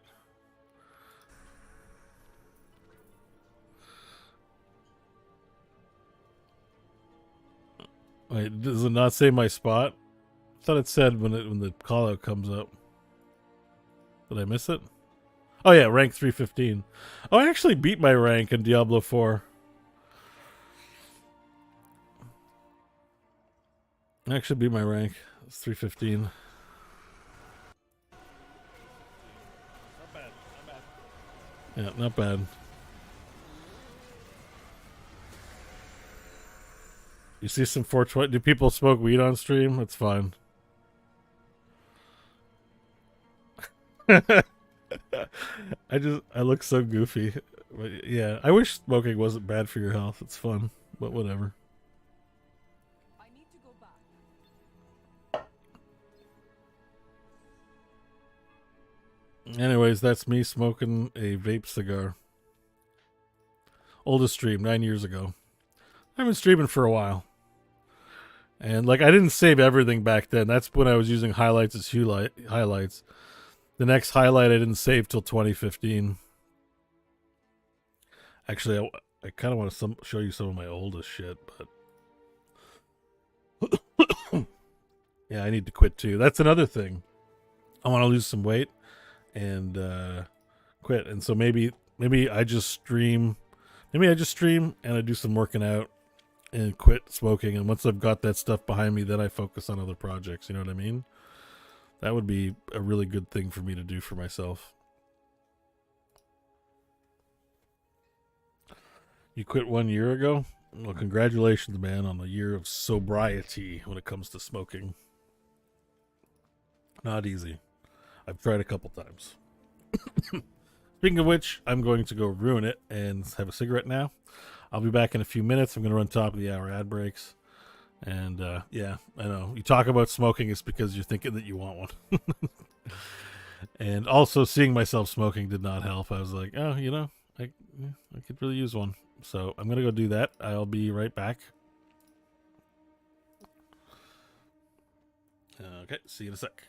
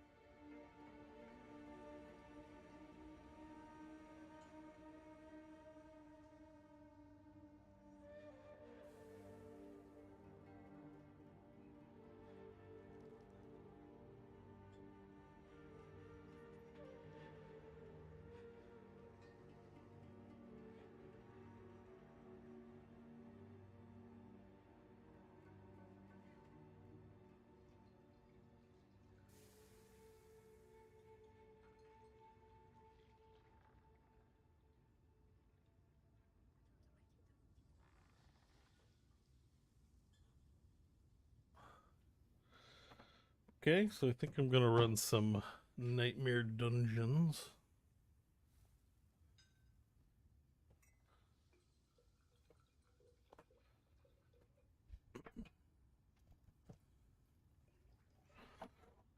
Dawn Treader's firing up retail. Wow. Okay. Good luck. I'll probably do that at some point soon too. I do want to check it out. We'll do that on stream. Okay, here we go. I'm gonna start running some dungeons. Let's go get some. Go get some stuff.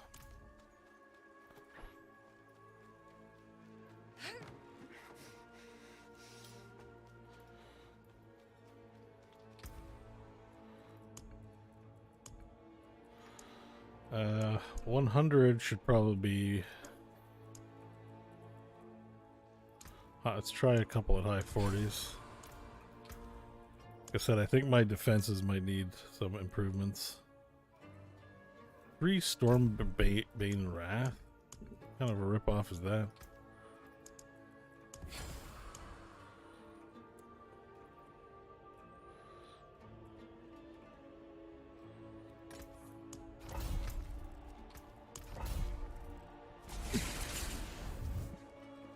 Think what? Oh shit! World boss probably up in 8 minutes, right? 11 o'clock we said. Does the HC mode stay on after 100? Says Rockets. Yes. Although I've never died at 100. I've died before 100. 6 minutes. I think this dungeon will stay up for 6 minutes. I want to do world boss first. I don't want to miss it. Because if I miss it, then I'll have to wait a whole other thing, and I'm almost done with the season achievement.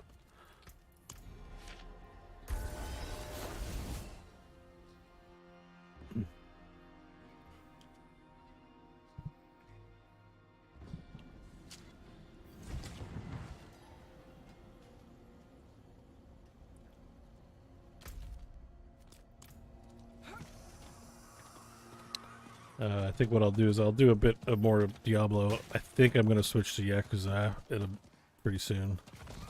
I do want to play some more.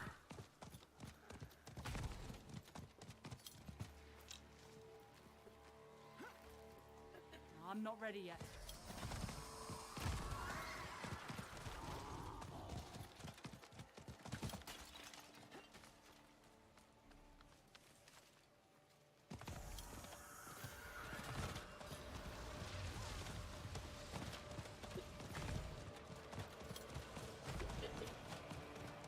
Do we know which one it is? No, it doesn't say.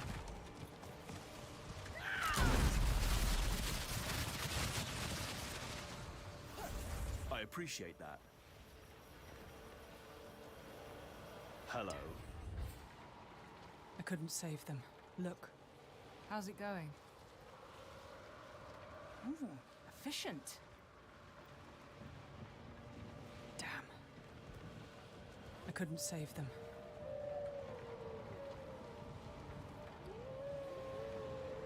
5 minutes of this. Oh.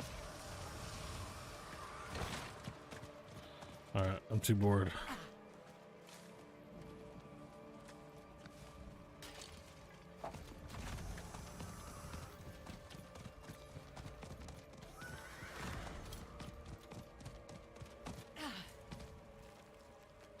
Hey, how's it going? Oh no, I climbed back up. Hi, John Torregano.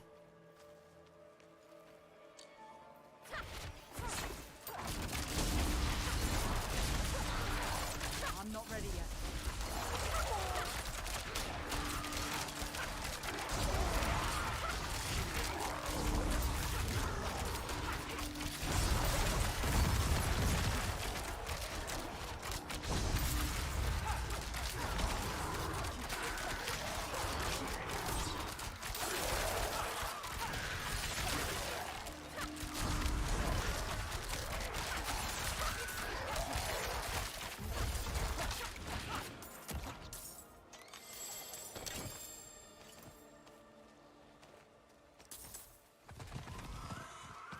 Yeah, maybe it's on a bit loud, probably, at this point. I'll turn it down a bit.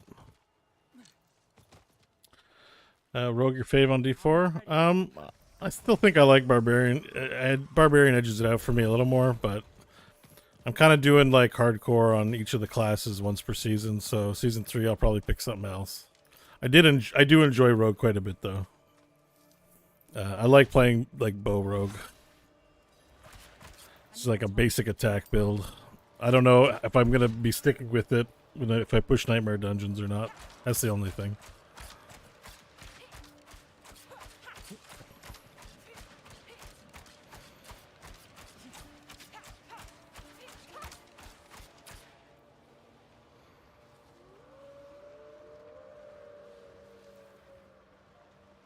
Hello, friend.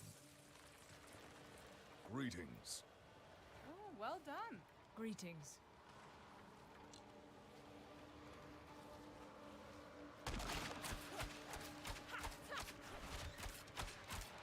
The vampire powers were really great.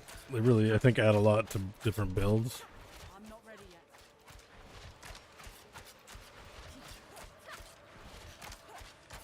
The idea is like I basically teleport off cooldown. I keep my unstoppable up. I think the unstoppable lasts a little bit after, right? On Metamorphosis. Yeah, unstoppable for 4 seconds. So permanent unstoppable.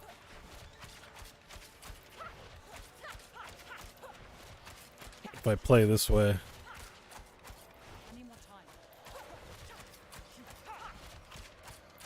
Of course, it doesn't always work out that way if you get overwhelmed. Sometimes you just gotta run, but I can cover a lot of ground by comboing a dash with the Metamorphosis.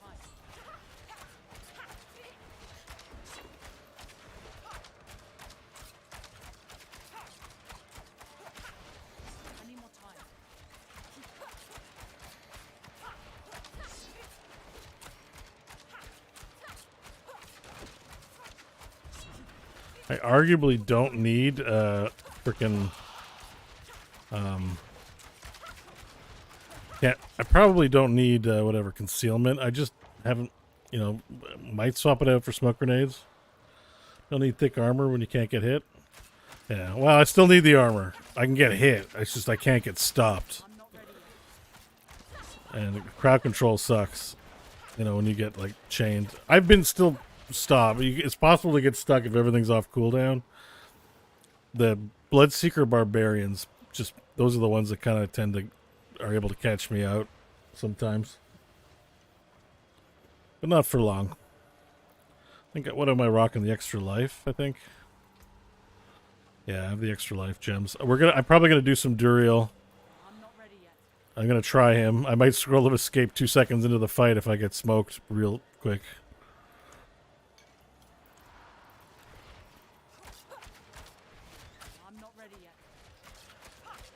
I also have, I benefit from it because I have the standing still. Deal 10% increased damage each second you stand still. So when you actually do this, it counts as standing still when you click Metamorphosis, as long as I hold shift down. I keep the 30% buff, but can still move around.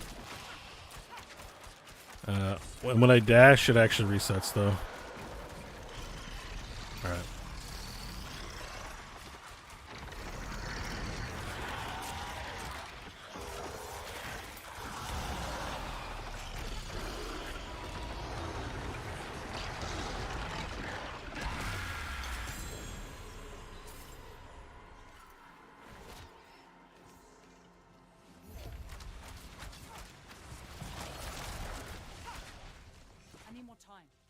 Okay. And that's that. We got the next step in our journey. 12 world bosses. Okay. So all I got left is 4 options, which is defeat Echoed Lilith. Tough. I appreciate that. Nightmare Dungeons. That's going to take a while. That's tough. And I don't know if this is tough or not. I'm probably going to give him a try. Next. I think I might... It says to beat him twice, right? Or is it just once? I just think I'm close to getting materials twice that I might do that. No, it's just one. Oh, no, it is twice. Defeat, yeah. So I may want to farm up some materials here. Merchant. So I've got to go fight. I get these from not Zur, not the Glacial Fisher. Hall of the Penitent, right? With the dry. Yeah, so I got to defeat Gregoire and Vorshan a couple times. So Vorshan's a shadow damage, right? Vorshan.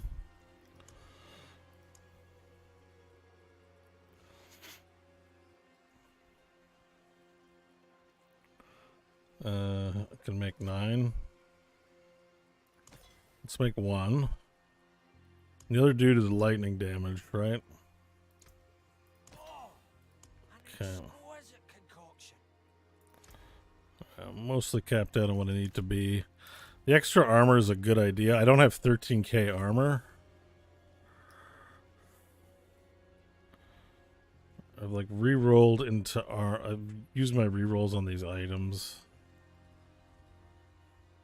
Have I found good replacements for my boots yet? I don't think. Well, moving through enemies might be like also not great for bosses. What kind of boots? I want attacks reduced cooldown 904. It's not a ton more armor. And no res on them. I need the res. It says lightning res. Yeah, I'm not gonna be able to increase armor all that significantly that way. So 904. My helm also is pretty low. This has a total armor roll on it. Actually, it'd probably increase my armor. Actually, should consider.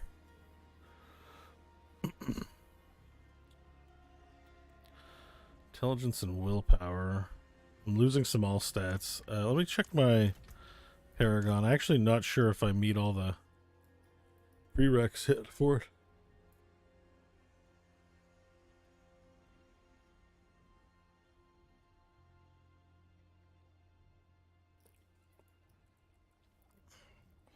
I'm lacking a lot of intelligence for this cold resist. And I might not even need it. Which means I'm only over 10. It's not that big of a deal. What? I have no resistance on the helmet, so that's kind of cool. Your HC Classic WoW, or is it OG or Lich King? It's just Classic WoW. It's Skull Rock. You don't... Oh, I guess you can do... Wrath?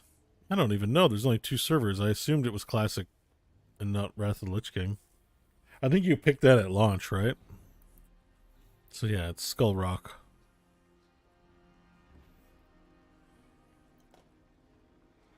Critical strikes and marksman skills have up to 58% chance to grant a free door.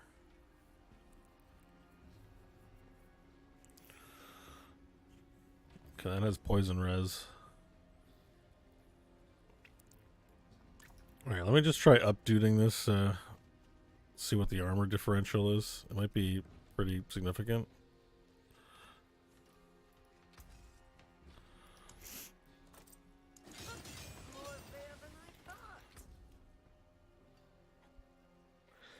Plus 64, but there's also 28, so with this equipped, yeah, I hit 13k, which is kind of nice. So I'll probably just re-roll the willpower.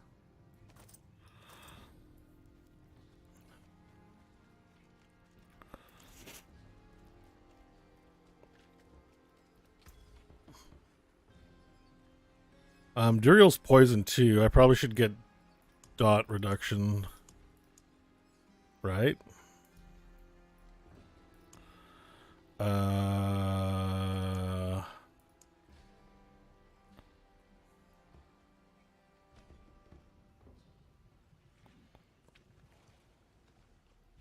Actually, this won't do anything with other players. Sorry, wrong thing.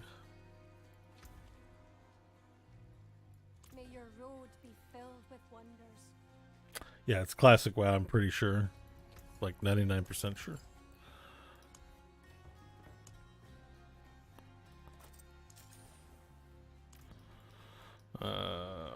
Yay.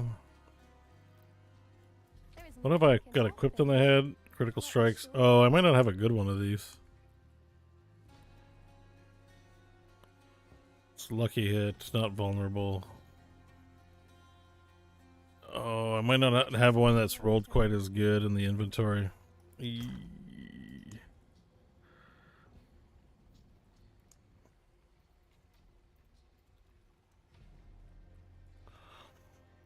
48th chance. 54 is not terrible.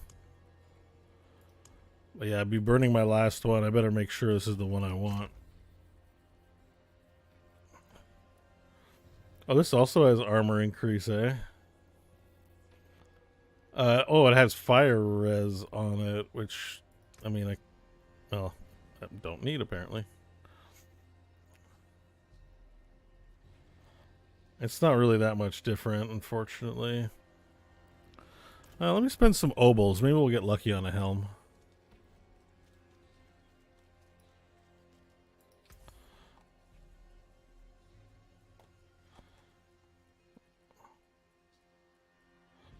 Oh, cap. 891.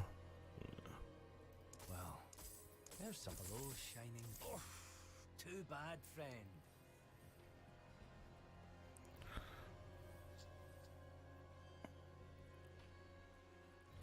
They're all shite, dude. Oh, I got a 925 amulet.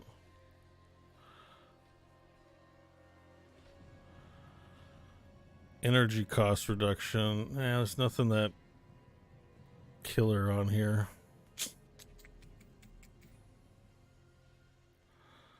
Alright. Well, there's something special. I'm going to save some mobiles. We didn't get lucky. Alright, I think I'm just going to swap to the helmet I'm currently swapped to.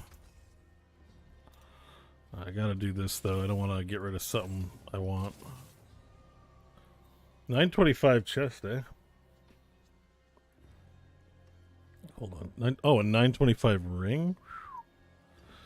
Okay, that's cool. Yeah.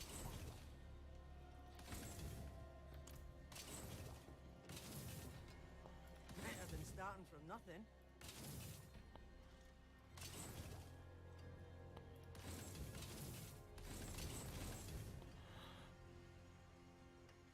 Oh, a 925 dagger. Yeah, I gotta ask myself too, is like condemnation still worth holding on to? I think so. Yeah, no, we picked up some sick items though. I probably want to extract that. That's a pretty good one. What's left, you ask? Okay. Alright, I'm gonna imbue this helmet. I think it's probably decent.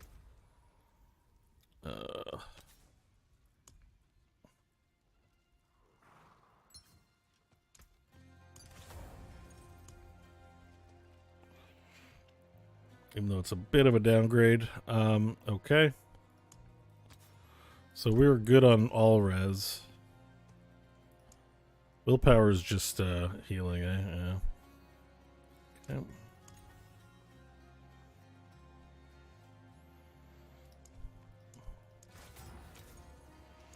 Alright, I don't have a lot of rerolls. Does this actually help me reach any milestones with the extra intelligence here?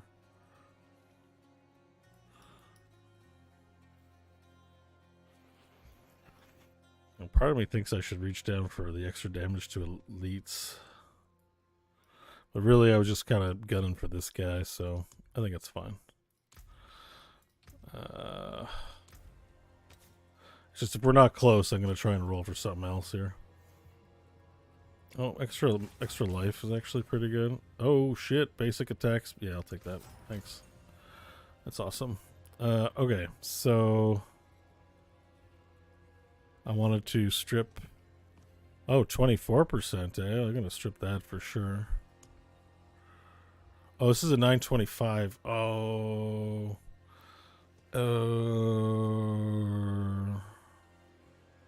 I'm gonna hold on to it. This one I can strip though, yeah, for sure. Can decide that later when I'm doing a full audit on my gear. Swear full 9.2, like lots of 925s coming out, so that's good. Okay. I don't think I'm gonna face Duriel yet, so I'm gonna just go with extra life gems. Oh, couldn't see him.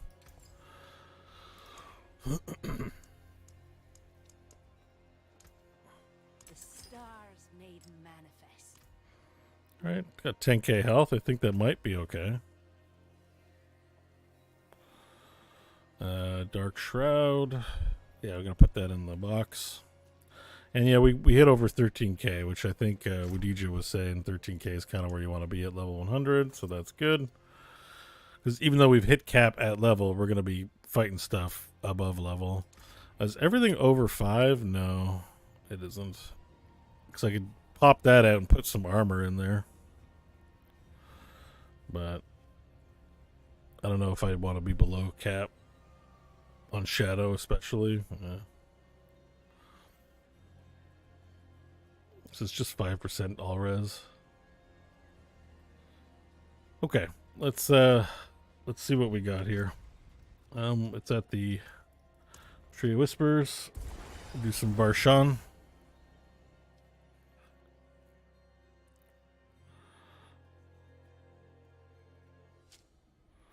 Sometimes you drop audio golden nuggets. Okay. So I wanted to strip.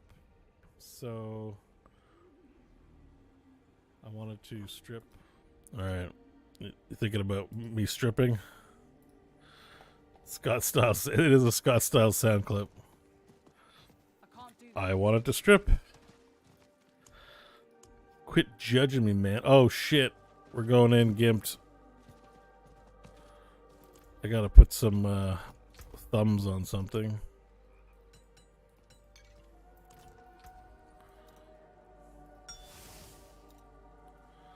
Ow.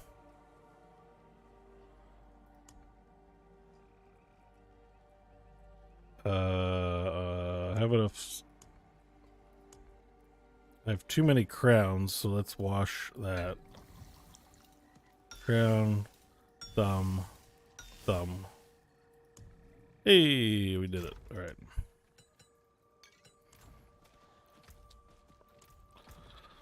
All right, let's drink some. Let's drink our heady elixir of shadow res. Let's go in the hole. Oh, come on.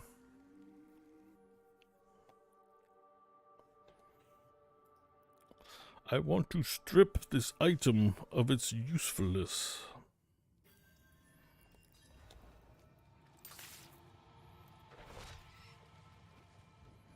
I need more time.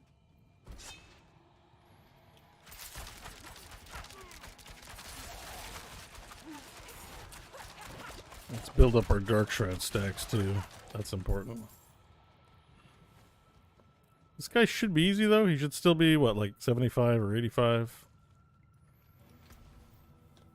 Oh wow, I can do this guy like a bajillion times. It only takes one of each. Oh shit.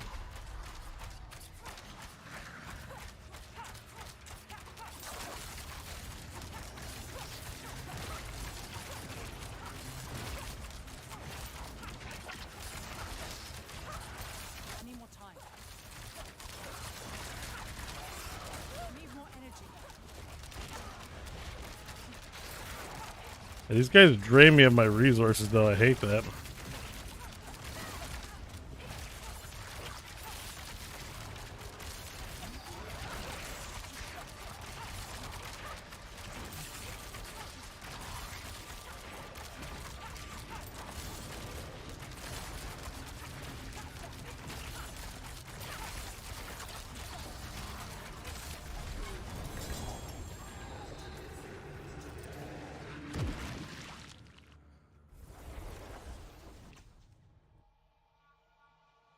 Do I have to click reset dungeon to do them again?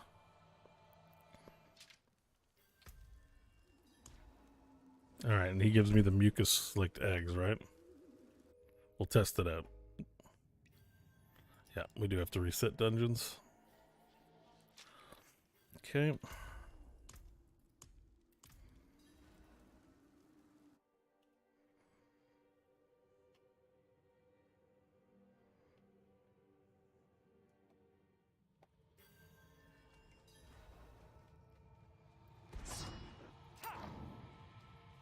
I'm out of dark shrouds again.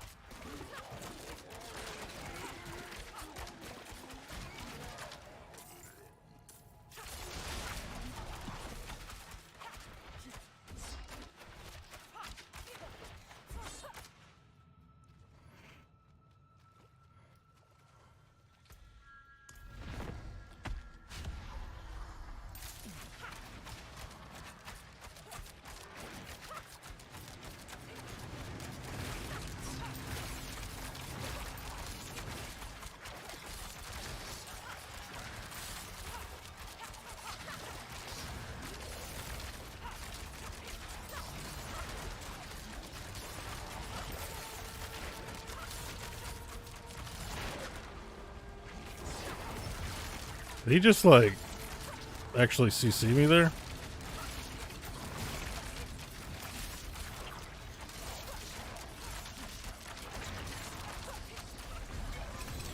Killed him a lot faster that go around.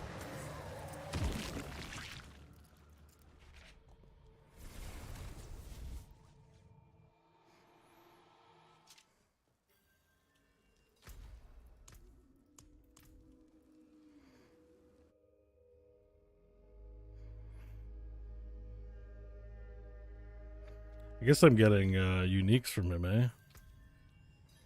Penitent Greaves. Oh, I didn't get a unique from him last round. Oh, that's kind of wild.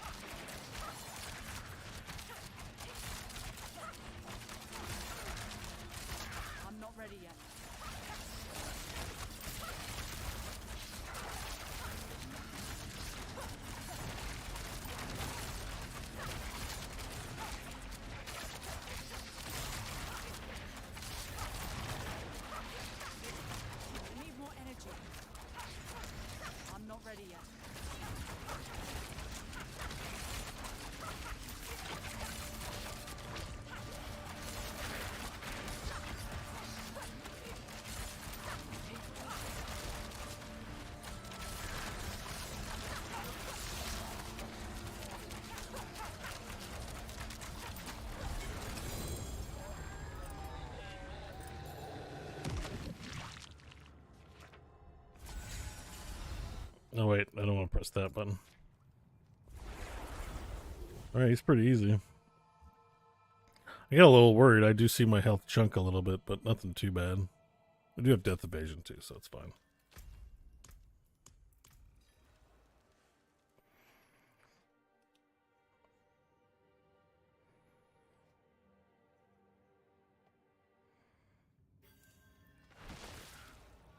I need more time.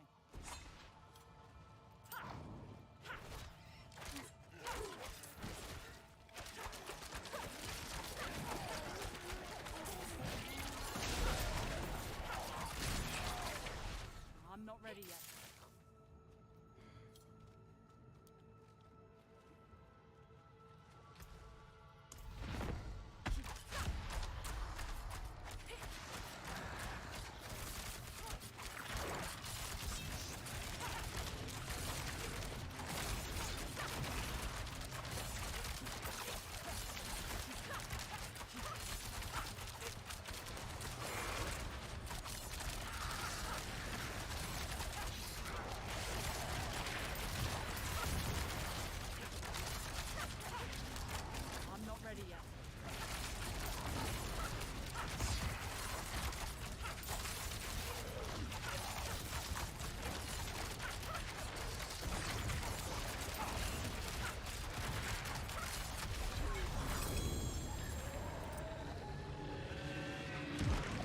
Hey, where are my uniques for, Sean?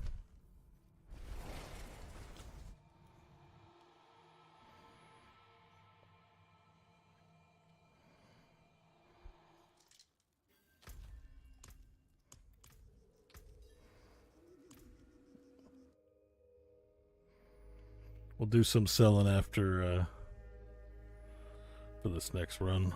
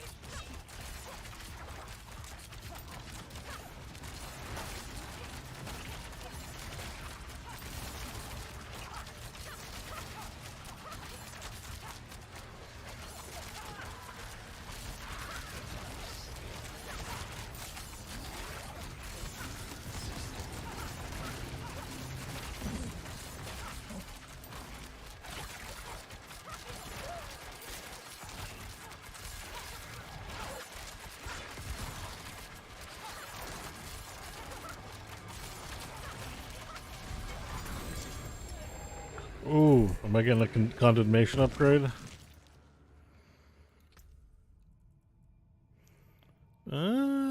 No. Why did you roll higher item power? Ugh, alright.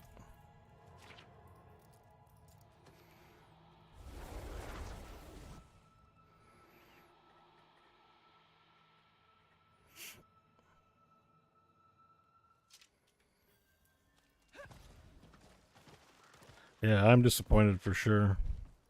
Is everything that dropped 900 level though? I might be keeping like everything. There's a 906, 905,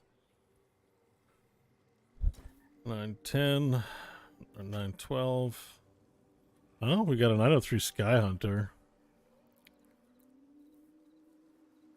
I like Sky Hunter, but I think a vanilla the attack speed is what makes the build, so I kind of need the juice.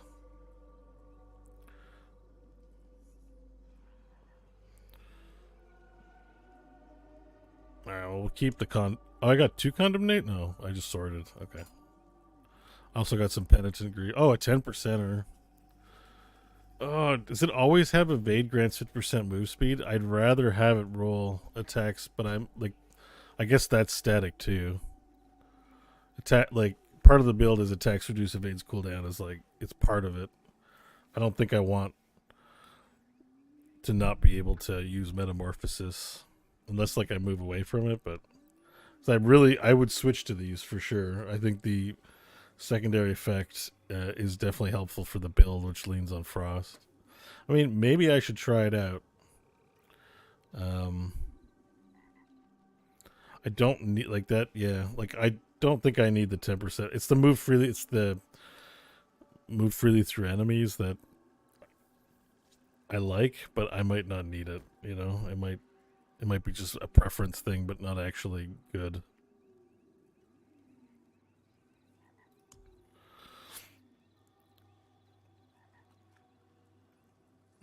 Oh, 923 boots. Oh, attacks reduce evades cooldown by 0.8 seconds. But it didn't roll with any res.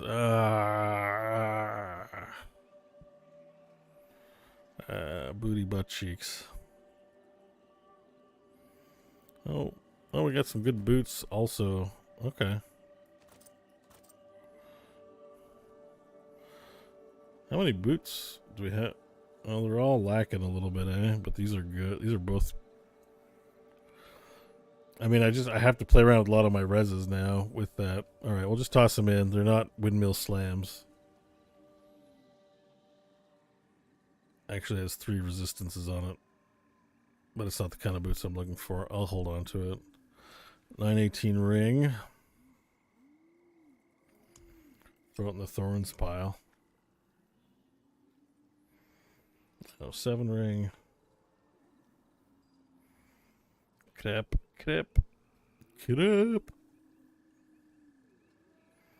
Honestly, that's okay. Hold on to it.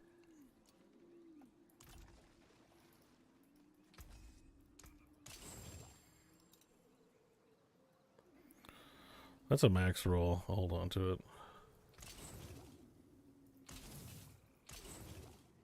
You can still use these.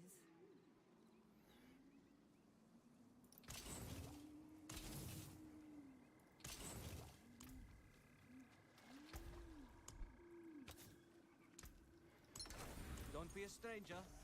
Come back soon. Don't be a stranger. Alright, well, we got more pulls at the loot machine. I think. It'll let me in.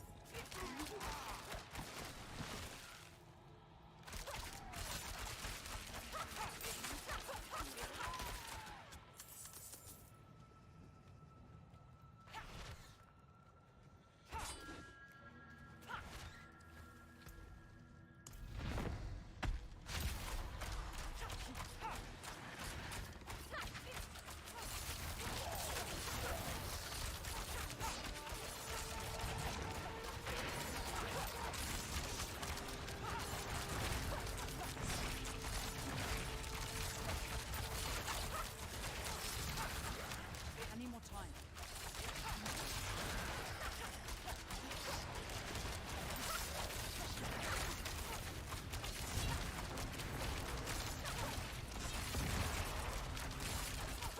I feel like I stood in all of it rather than dodging it.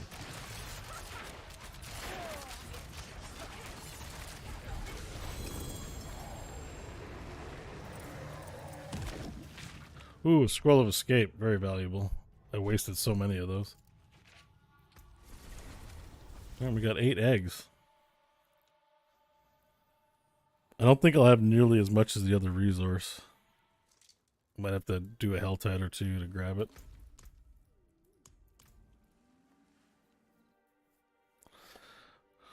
But I'll at least try Duriel tonight. Or at least gonna give him a go. See how it goes.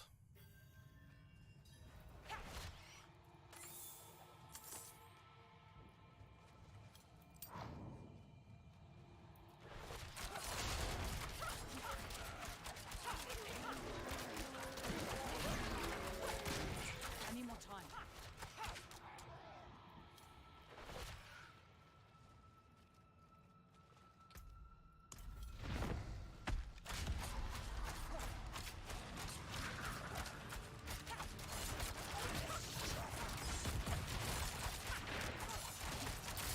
Damn it.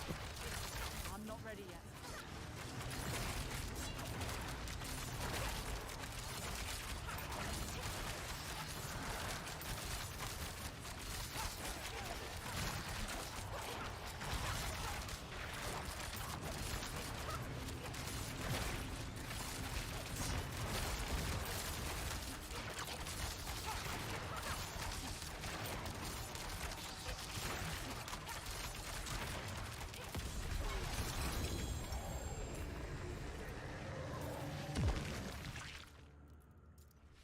I don't think I got any uniques, did I?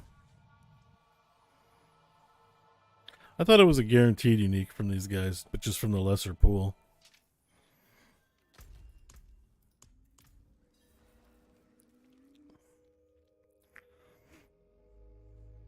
Anyways, I saw like DAT mods. It took them like 300 Duriel attempts to finally get a rare unique anyways, so we could be in for some disappointment.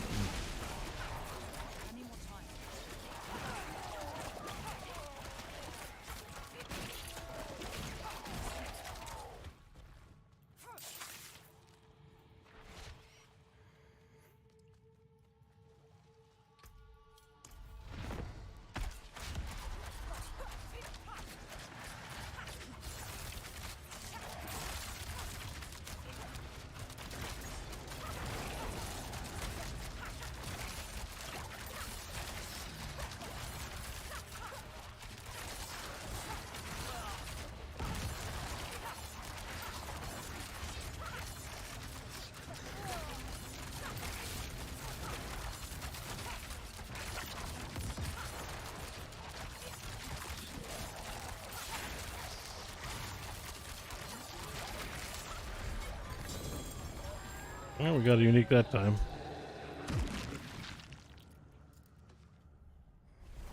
Alright, 4 more runs left.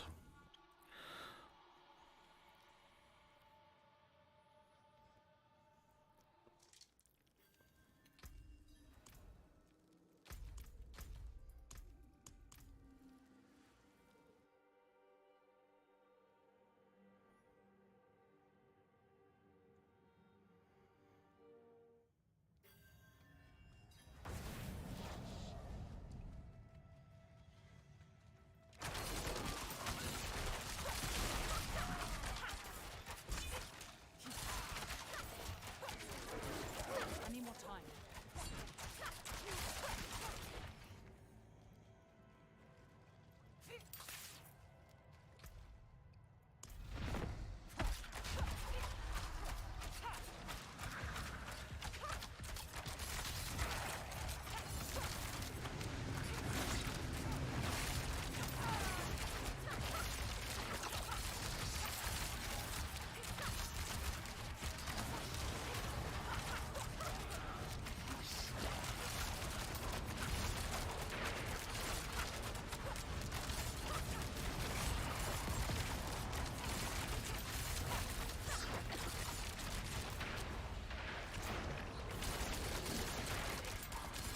I'm not ready yet.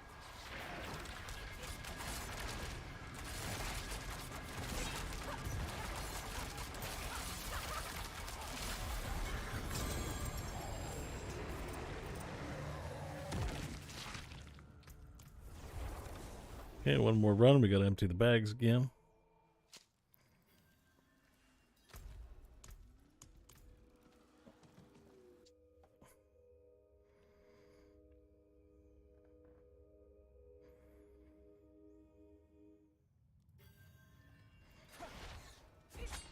I need more time.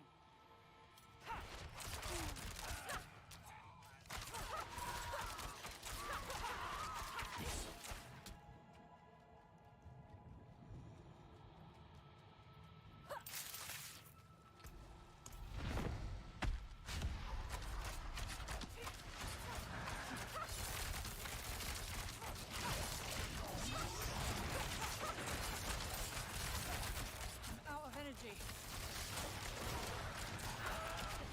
I need more time.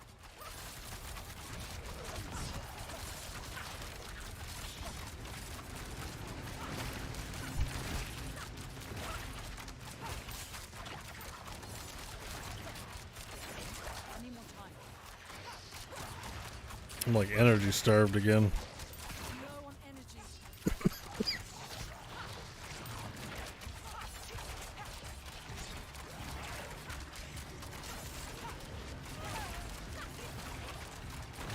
Low on energy.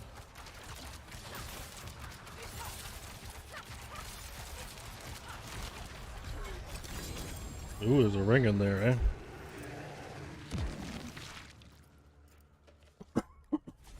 Excuse me.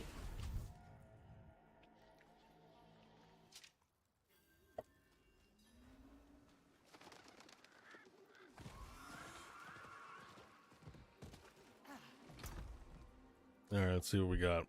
9, 10.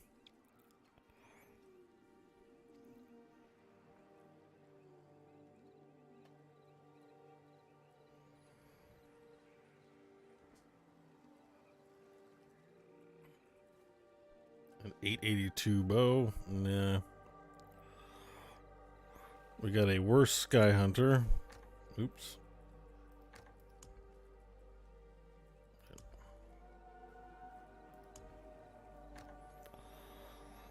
Oh, we got 911 sword. 900 sword.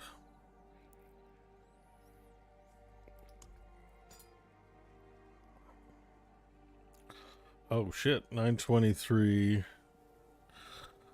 Increased lucky hit chance. That works really well with my build, except I need Frostburn.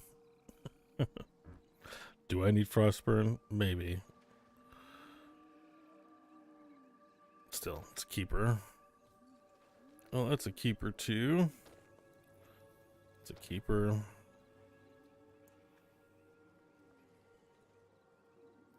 Alright, stop giving me keepers. I'm out of room and I don't feel like clearing up space just yet.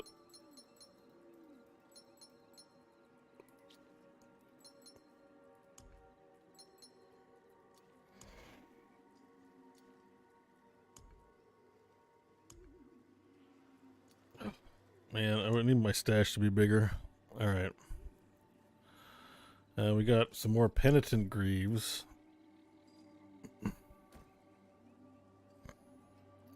Again, wrong screen for my unique. Sorry.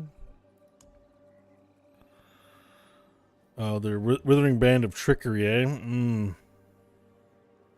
Well, it's only an 859. It's not that hard of a decision. Alright, I may have to go through and clean up some of my 900 tier items. 885. Yeah, we can get rid of that. I'm like, my cutoff is 900. I don't keep anything under 900. 871. Yeah, no, it's fine.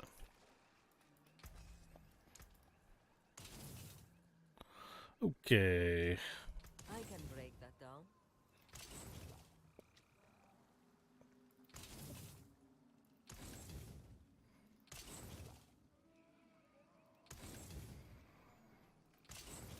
All right. I'm gonna go do the last two runs and then I'll clean up my 900 stash.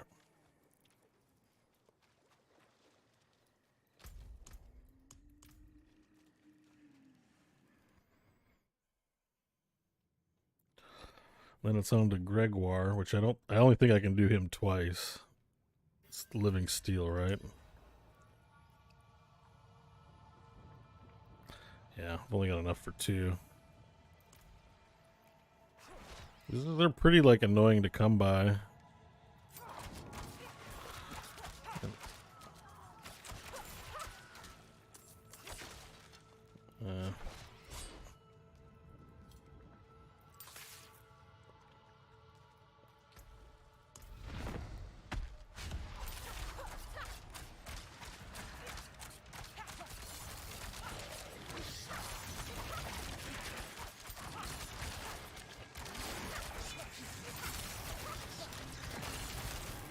Low on energy. I need more time.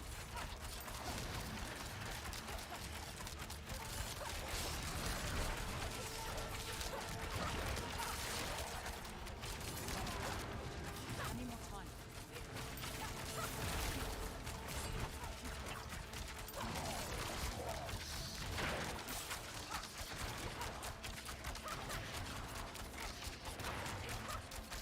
Damn, hate that I'm out of juice.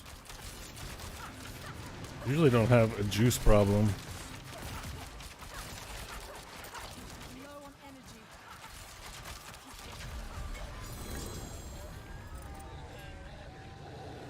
He must drain resources. I don't even think I've had that problem on other bosses.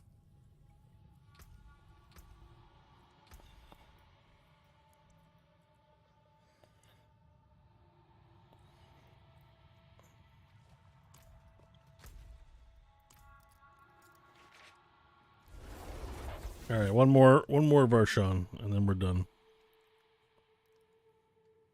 I need some more water.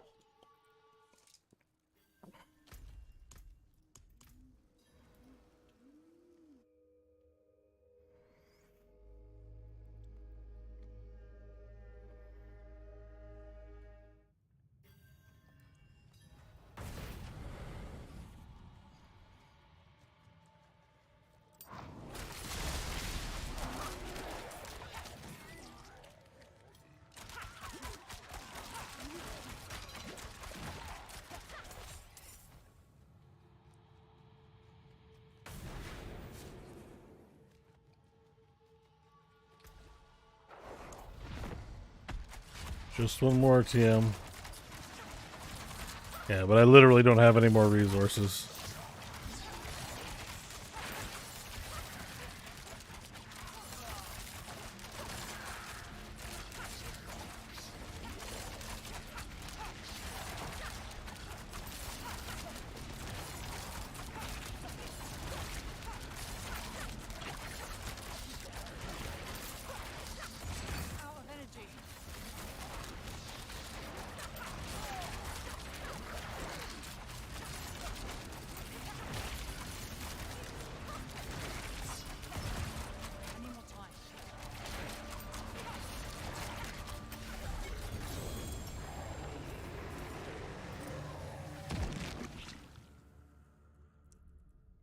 And it's in Greaves, shocker.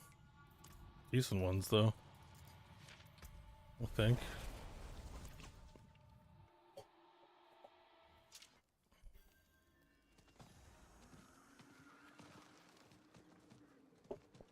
Alright, that's all she wrote for that one. Okay, let's have a look at what we're going to destroy. 859, boring. 872, that's not a great roll, but I think I need to keep it. I don't have a lot of those left. A 904 bow.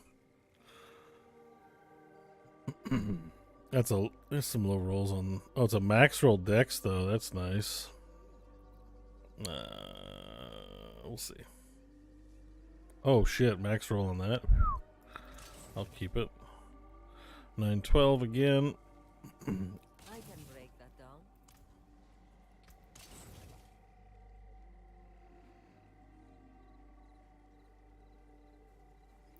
Okay, those are actually kind of interesting boots. Lots of resists on them.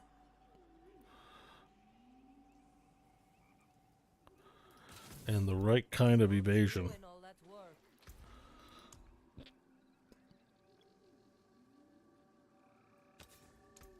Very good. Still intact. Okay.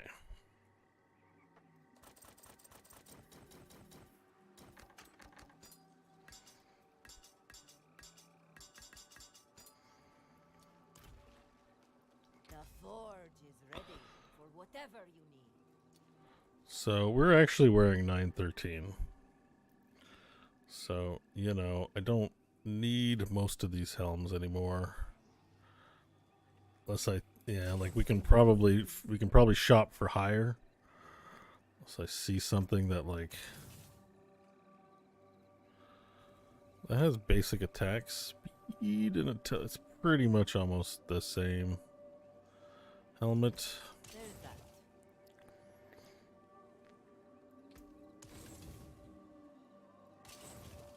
Okay, there's a 925. I've got a 925, but we can start looking at, you know, swapping. It has damage reduction, which I like. But ultimate and trap skill damage, like both of them, ugh, one of them's useless. That's a useless line. It's not a great item. That has actually shadow res. So it's a 920. So I'm getting the sense that 925 might be the max. So I might hold on to the maximums.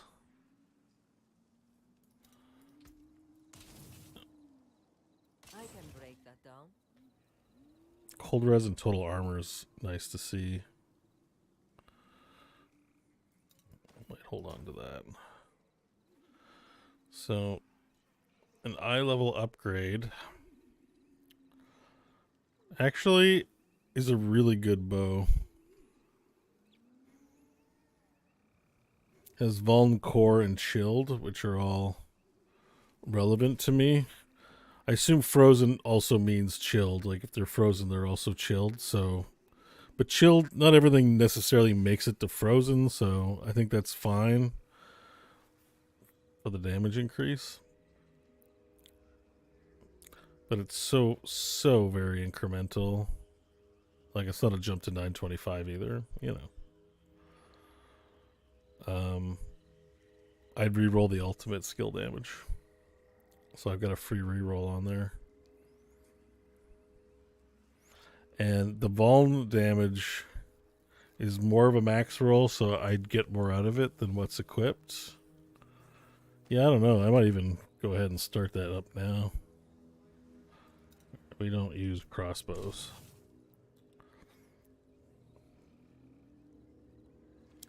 Overall, the rolls on that kind of suck. 891, what are you doing in here? Get out of here. 841. I think it's because it has pin shot. We got a better one of those, so. Now, 925 dagger is very cool. I'll hold on to it.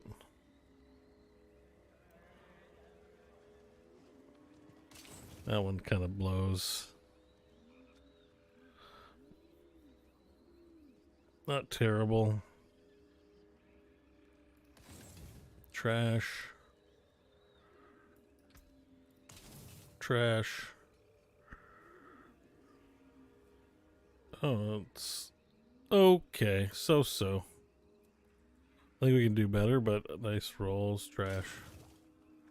Trash. Trash. Yeah, I don't need this. And I don't need that. Okay, so got our finalists up in there. Put my thingy in there. I'm probably gonna have to go through a draft of these too, but let's get the next round of items.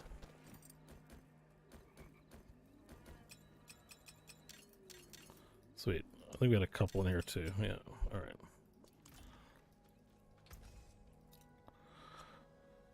Alright, 925s. Anything over 920, we're just gonna auto keep. That's actually something I probably... Oops. No. Let's not do that. I'd peel off. Oh yeah, the 3 ranks of rapid fire also sort of do coincide with what I'm looking for. But I don't know. Oh, goodbye. Lucky hit chance, 3 ranks of rapid fire. Crit strike chance, okay. Nah.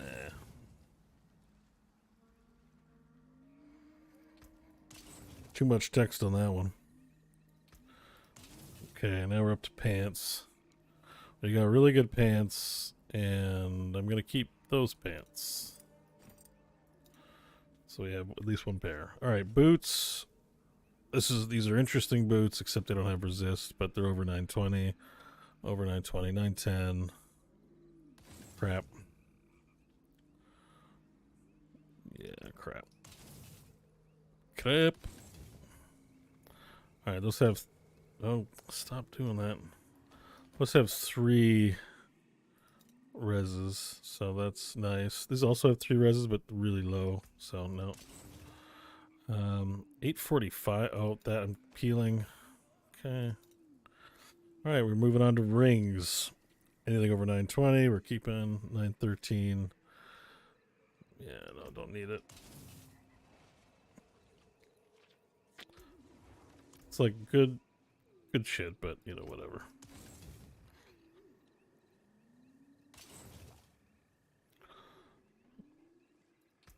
I can break that down. I'm just gonna peel it for the ability. We might end up needing that sometime. This is just a really high roll, so I'm keeping that one. It's more thorns, eh? Keep that for the thorns build. Okay. Get rid of that one. Oh, that's a peel. Alright. We got 4 to peel, 2 to put in the thorns section.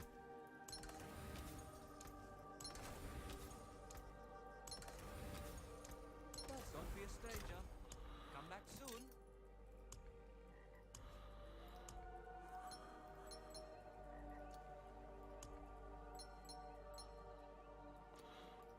Okay. Rest can... Oh, rest we said we keep. Okay, it's part of the... Yeah. Okay, inventory management. It's done. Almost done.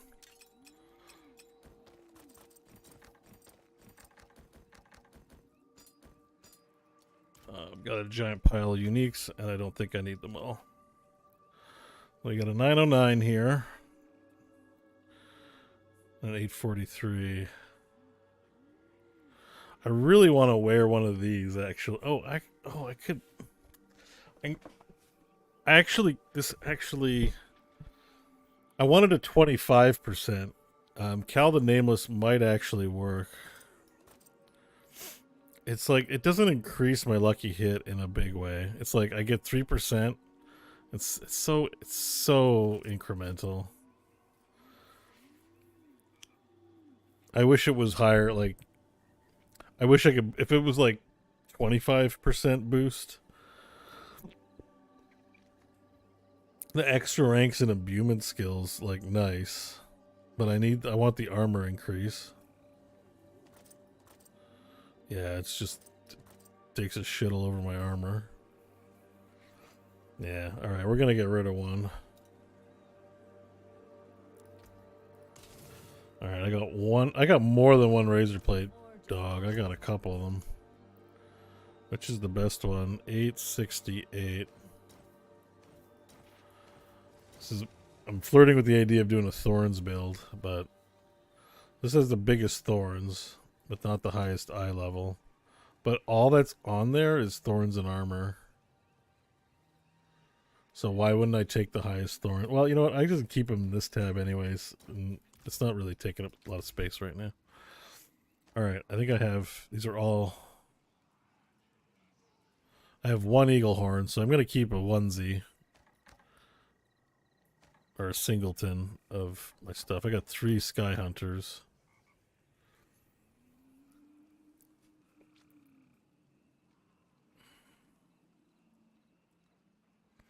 High level also has the highest rolls on the ability, so obviously going to keep that, I think.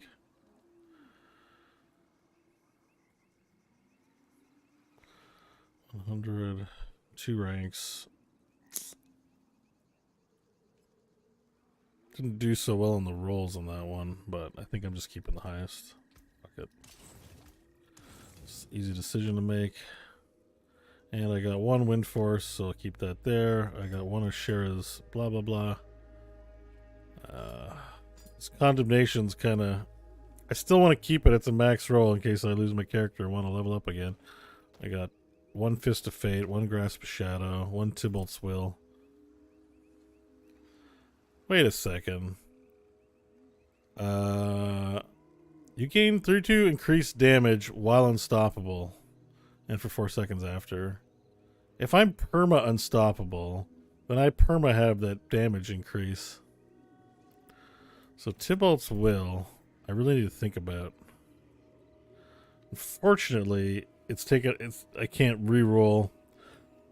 Like, the shit on it kind of blows. Like, for the total armor. However,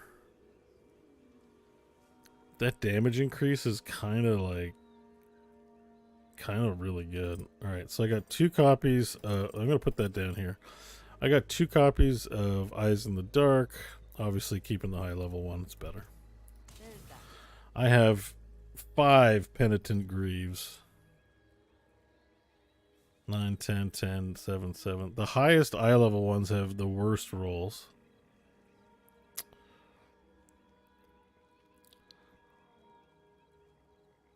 Which is kind of silly.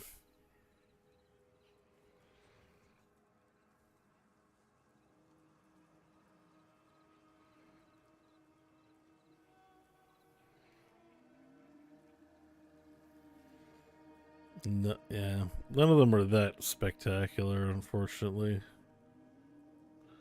Alright, I can get rid of the baby one.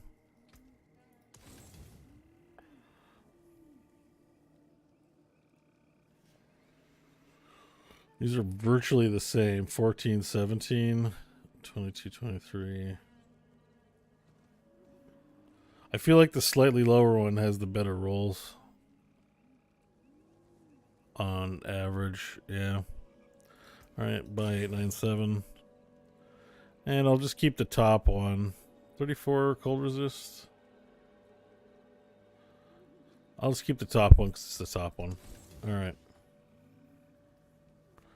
Flicker Step, I only have one of Mother's Embrace. Oh, what a crappy item. Resource costs. That's it. Casting a subterfuge skill leaves behind decoy trap. Yeah, these are cool, but I can't fit it into what I'm doing just yet. Oh, I have a second one of these.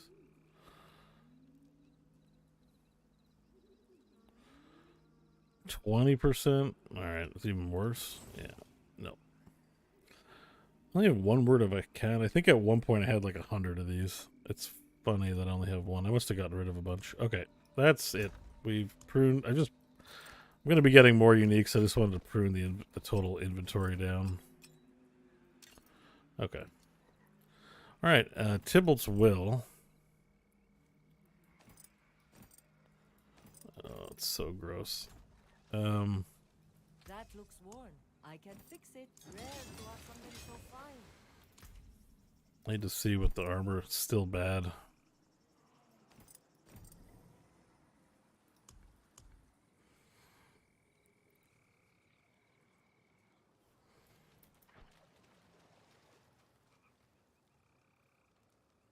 Do they increase the chance to see Butcher? No, I haven't seen him in a long time. Just sometimes you go through runs where he pops up like 15 times in a row, then he goes away. It eventually goes away, but I know what you're talking about. I've had those streaks happen to me.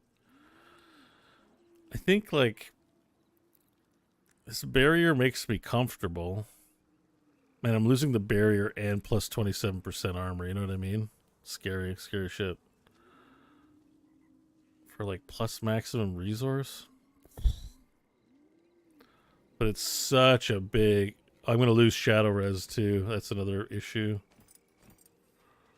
Actually, not that unsolvable, but the armor... Survivability is important. If I could re-roll something to armor, I would like, in a heartbeat, get rid of that potion capacity. Or maximum resource. Because the damage reduction for close enemies, that's nice. I mean, maybe this looks more attractive as a 900 eye level, because this is an 870 as well. But I've rolled plus total armor on like all pieces. It's just really important that I get to the 13k.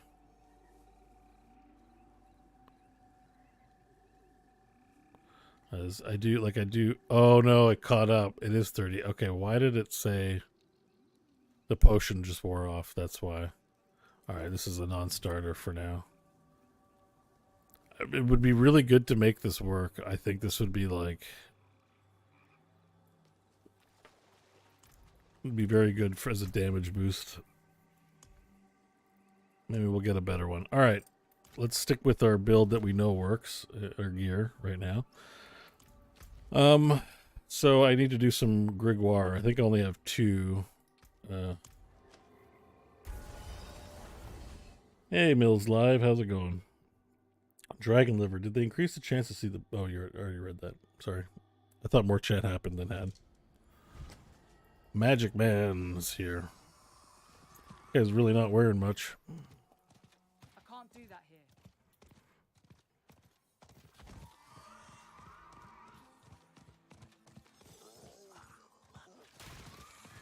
Sounded really loud. Did the game volume go up, or is it just me?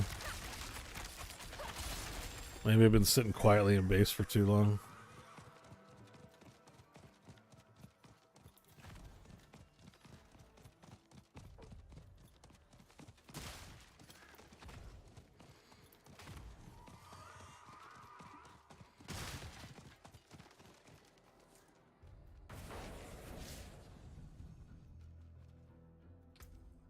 Did I bring the stuff with me? I did. Okay. Sanguine Circle's good. Alright, let me get a Death Evasion. Lightning Resistance. We good. Alright. Get in there. You're just missing around. New retail patch. New zone is super chill. Oh, nice. Love the music in it. Perfect frame rates. You guys really want me to play Dragonflight. Sounds fun, is what I'm trying to say. I'm not ready yet.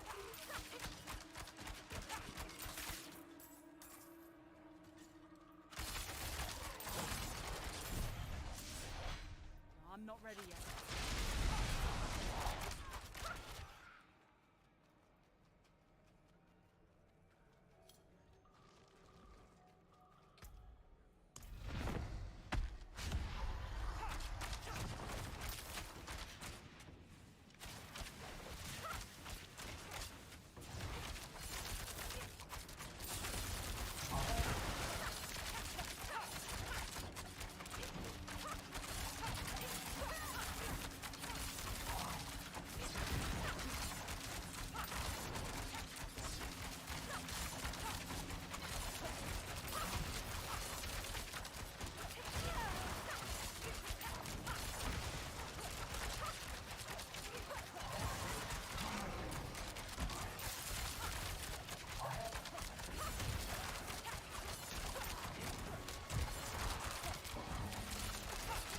Oh, get stunned, little bastard. Not a single unique? Wow. What a ripoff.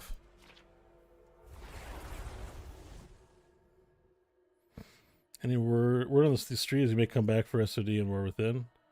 I'm coming back for SOD 100%. And we're playing some hardcore WoW tomorrow. But, like, the extent of which I'll play Dragonflight might be just to drop in and check it out. See how I feel about it. Yeah.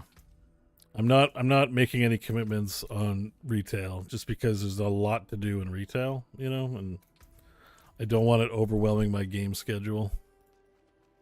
But I'm more than that. Season of Discovery, especially because it's like a staggered release, right? So it's only to level 25. It'll probably still take a lot of time. It's like SOD number 1, HC WoW number 2, retail like a distant third.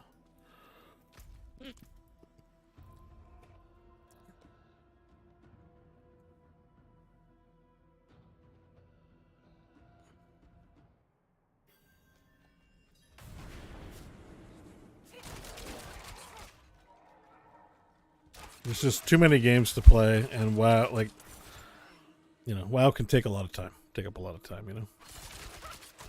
Especially retail.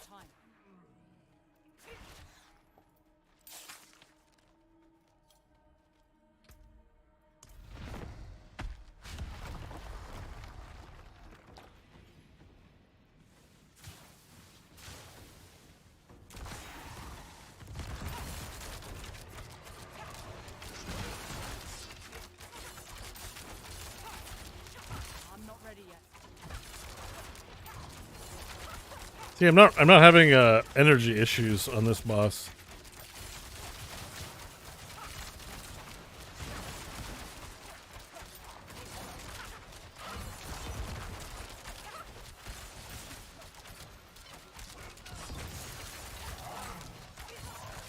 I'm not ready yet.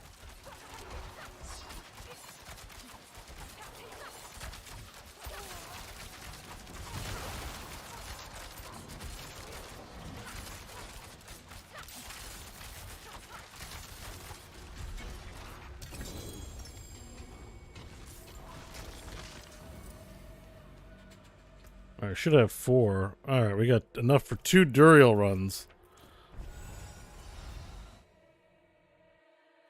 That was a time suck, which is why I stopped, but I love the Warcraft universe. Yeah. I feel like I can off-ramp Classic a lot easier. I feel like if I really get sucked into retail, that's all I'm going to be doing for a long time. And, like, part of it does relate to core a little bit, right? Like, not everyone who listens to that show is as passionate or is into Warcraft. It being, you know, word I can. It being a Frog Pants thing, there are a lot of World of Warcraft players in the community, but it doesn't represent everyone as well, and so I don't want to get my time sucked in full time to World of Warcraft. Like that's part of the consideration is I do need to be playing other games, and I don't want to end up in a spot where I'm like, yep, this is all I'm doing now.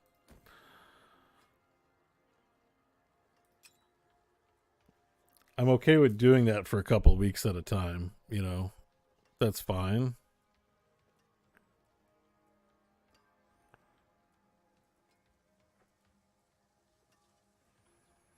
And a lot of people are like, well, bring back, you know, the instance or whatever. I don't. I mean, Scott could and should, but like also that show also had trouble finding the financial support to keep it going as well. It's, you know, it's a consideration.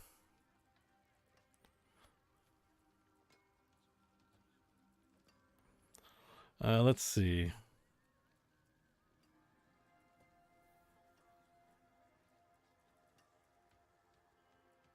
Okay.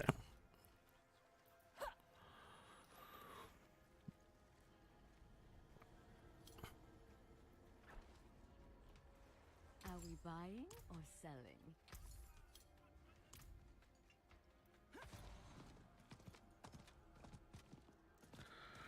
I remember the best way going to full-time content creation is 2 hours a day doing a game or something, and the other says 6 hours clipping, editing, and redistributing other social platforms. Something, yeah. Well, it's like there's no like silver bullet when it comes to like this pathway. Like people will provide guidance, it's like, oh, just make sure you do it all the time, or just make sure you do this, or make sure you post here and post this. It's like, I think there's a little more to it. Like, I think if you're going for like the Mr. Beast style of content, except not Mr. Beast, but finding your own lane, like you come up with a strategy and stick to it. Hey, Torture Sal, thanks for the resub. Boskball. I think it's more accurate to say you find a strategy, you stick to it for a little while, and if it works, then you figure out what's working about it and grow that. If it doesn't work, you change it up, right? In terms of like being able, the dream always is, like I'm having it now thanks to the support of the community here, is to be able to do it full time, to do what you love. And that's great. And we wish that for everyone who wants to do that, who is doing well. But, we do know, like, you might look and say, like, oh, 20 viewers. That's not, some people would look at that and say it's not a very big stream. I'm in the top 1% of people who stream on Twitch. Like, you know what I mean? Like, it's actually kind of, well, maybe not 1, maybe 2%. I don't know. There's a Twitch tracker or something. You can check that shit out. I've seen it on there. That's where I got that info from. I haven't looked it up in years. That was like a few years ago. I checked it out. I'll go look now.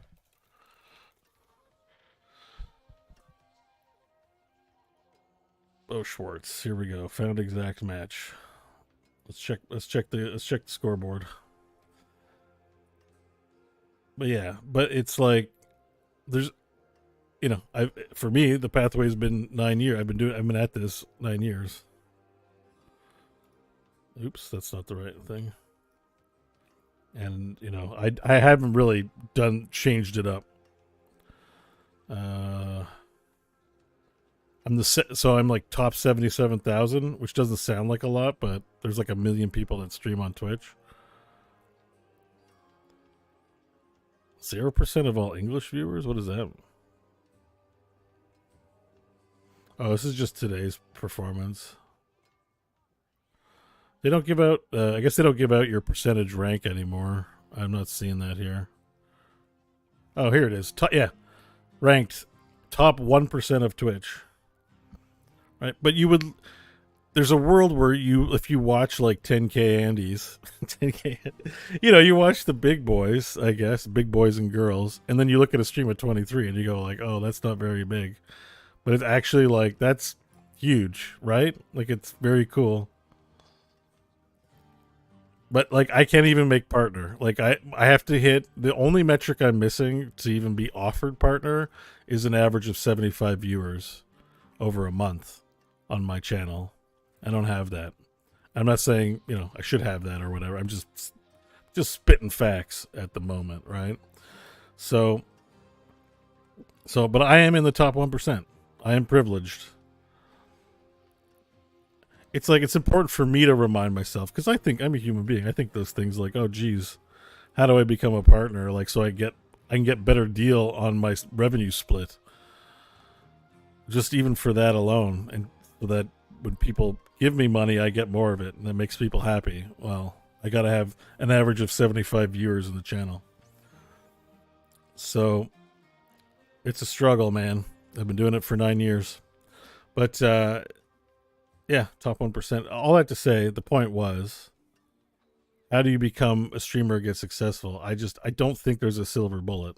I couldn't, like, I can't really give advice. It's like, how do I become famous in under a year? It's like, I don't know. I've been at it 9 years. Like, it's a combination of things. One is the very fastest way to get numbers is clout, right? Like, it's just like you guys know me, and I have people who've gravitated. They've likely discovered me through Scott. And it's not that I'm clout goblin or anything. It's just Scott has built up his audience, and I have benefited from that light. Like I'm sure some of it came about organically. Some of it you had no idea who Scott was. You dropped in a TWBD streamer core and you're here. But the vast majority of you have come in via Scott. And that's okay. you know, unless I'm wrong. I mean, tell me. You guys are all here chatting, so you can tell me if I'm like out to lunch, and that's okay. That's how you get to know people. In fact, I've often thought I'm like, I don't really do that enough for people too. At some point, I'll have to send the elevator down, or start thinking that way. Maybe even now. I don't know. But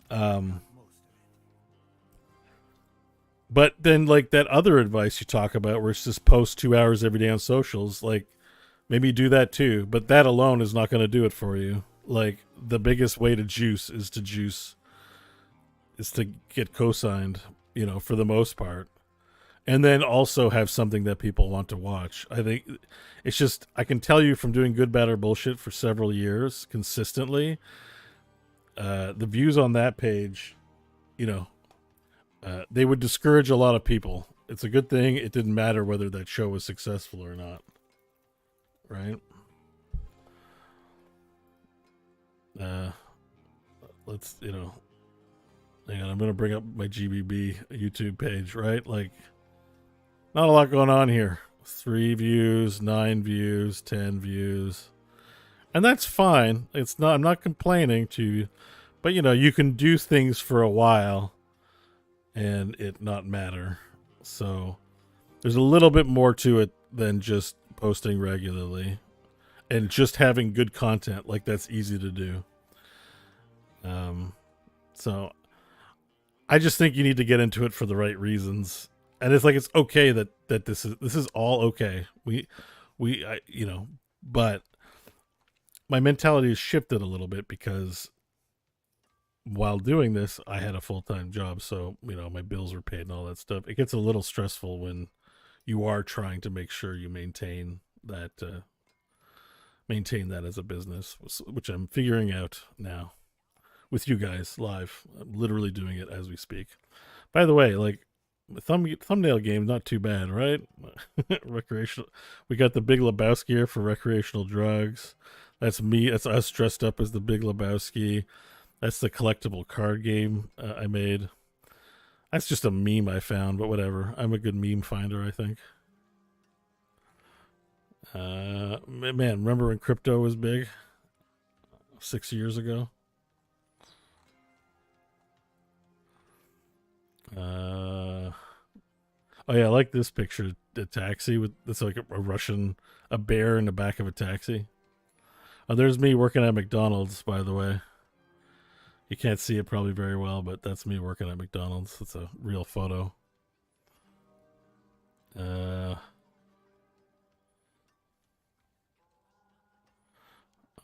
there's Ryan Murphy. We got an actual picture of Ryan Murphy. I don't know why, but Mike looked really sexy in this photo, so we gave him empathy. And that's a real production I put on. It's a real stage play that I put on that actually is the photo of. And the last episode I think we did was on caffeine. All right. Not all tea is decaf, just FYI. All right. Not all tea is decaf, just FYI. No, I know, but this is herbal tea. It's not. It's Rooibos or whatever it is. Yeah, we do got to put another GBB into the can at some point. Rooibos. I always call it Rooibos. It has caramel.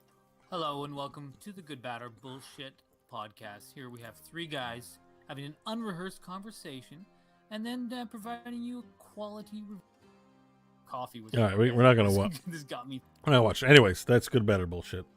All that to say is you can end up we did from 2013 till about 3 years ago. So I think we did GBB for 7 years and we did it for an audience of 10s. Even on our, well, that was only 3 years ago. I wasn't that young. I was actually probably during my rough year because when I stopped when I was having crazy anxiety attacks and had to like detox off of marijuana. All right, so did I get anything good from that whole outing, or have I already gone through my equipment? I did that all while chatting with you guys, and I didn't see anything exciting in there. All right, but now I have enough for Duriel. 2 Duriel runs. That should scare the shit out of me. I'm going to watch a strat video first on Duriel. I don't smoke? No, I do smoke. I'm trying to quit. Hey, Ambient Albatross. Thank you. I think you're going to grow a lot with the time off. I hope so. That is the plan. You've given me a lot of running road to just focus in. So I definitely want to do more than just core as a project. So for now, streaming's easy. I like playing video games. It supports core, and you know, I like doing it. So I have fun playing games, and I have fun sharing it. It takes like 8 attempts to quit smoking. I kind of just went into a rabbit hole about the guides for becoming a content creator, because I'll tell you, mine is definitely hard mode. It wasn't, you know, within a year I've been at it. I've started, the first GBB we did was 2013. So I've been at it for over 10 years. And like, that's 10 years not missing weeks and stuff. GBB we hit every week. I didn't know Scott back then, but I was just a listener, and not involved. But I was on the periphery, but I just got lucky with thanks to Kyle. Kyle's the man. Kyle was the grease man. You have to take a smoking cessation course. Wow. Even if you smoke, or if you do smoke, it's like required by your workplace. That's crazy. It's like, here's your annual guild trip. Everyone is required. What kind of workplace? Wait, are you like? Is this a Canadian? Like, I don't know. You're in? I think you're in South Korea, right, Chipalip? Is that like a? I want to say that sounds. It's really weird. It would be. It just sounds really weird. You should play on roleplay servers. Very popular to mix with streamers, and you can put your improv theater chops. Okay, maybe. Yeah, South Korea. Oh, so it's, well, if you work for U.S. government, then if you are a public service, I understand, because public servants are highly unionized environments, and like, you know, I get emails about anti-racism, about every single big thing in the media that's like reflects bad. Yeah, so like, I totally get it, because you're reflecting the people, and they generally want people to be good ambassadors and all that. You'd love another D&D pod. Me too, man. I think it's a lot of fun. But even so, like, Canada's known for being, especially Canadian public service, it's very, for lack of a better word, or I'm not even going to use that word. I think that word's stupid. It's just very, like, they want to raise awareness about a lot of things and want everyone to be healthy, almost to the point of obnoxiousness. And yet we don't do mandatory anti-smoking courses. That's crazy. And I'm surprised it would be US backed. That's also surprising. But I believe it.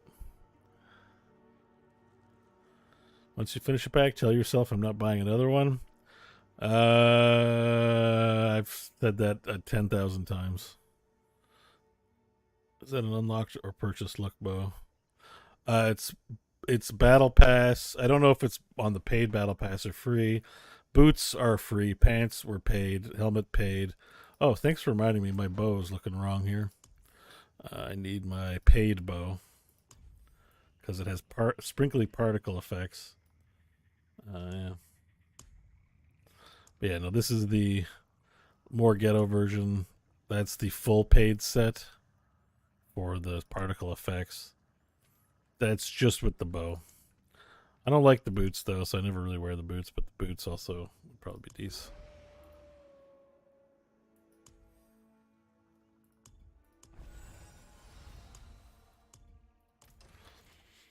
Yes, I've spent money on cosmetics in this game.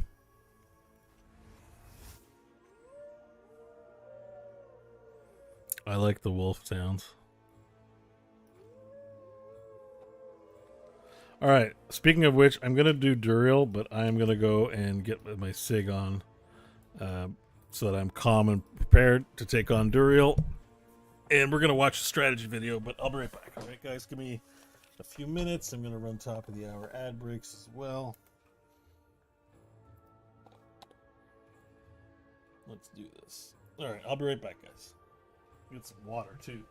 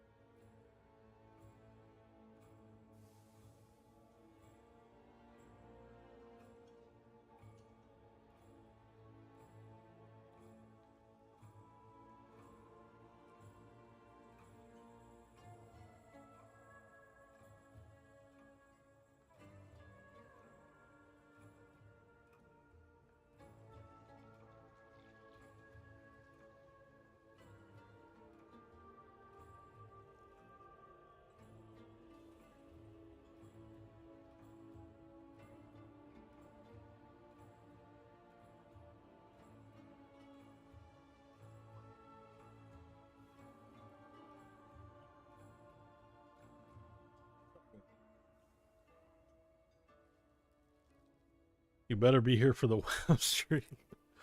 3 p.m. That's like 6 a.m. your time. Yeah, I don't think Ziggurat's gonna be able to make that time. But hopefully, if I don't have COVID tomorrow, then hopefully we'll be on long enough that you can join up. We might be hanging around Dunmoreau for a long time, getting people their shit. And who knows, we might have some deaths. Just because we're in a group doesn't mean someone's not going to mess up and die.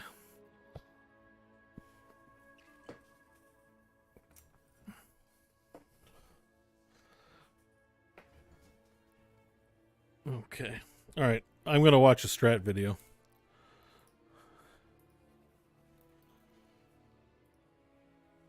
Duriel, Diablo 4.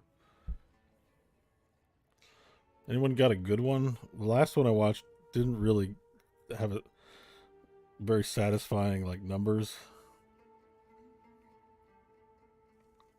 How to beat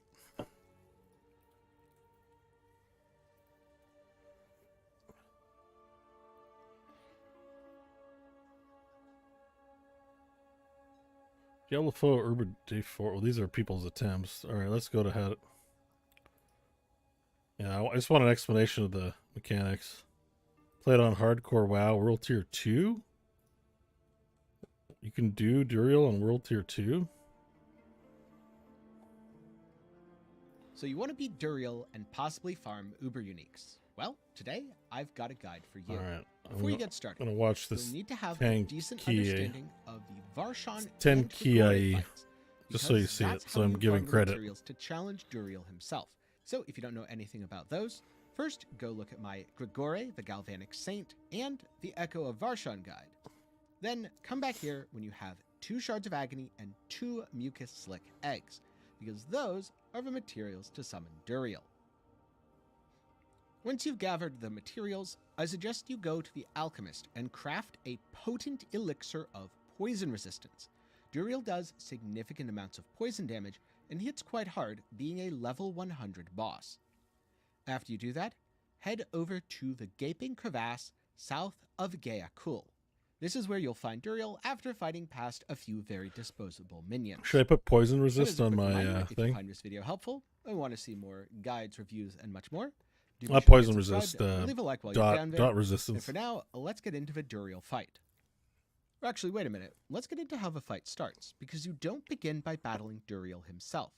Instead, you begin confronted by 2 Pangs of Duriel, minions that will emerge at certain points within the fight.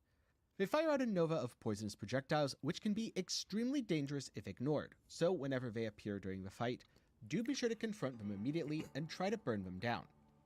Now, like you'll see when you first encounter them, after being approached, a Pang of Duriel attempts to dive into the ground and escape. At the start, there might not be much you can do about this since you're just triggering the encounter, but later in the fight, you'll want to chase them down and kill them should they dive to attempt to get away. The Pangs of Duriel start at the beginning, with more being summoned at several health thresholds, and while below 20% health, Duriel will occasionally cause Pangs of Duriel to appear and attempt to aid him. So what is the King of Maggots like?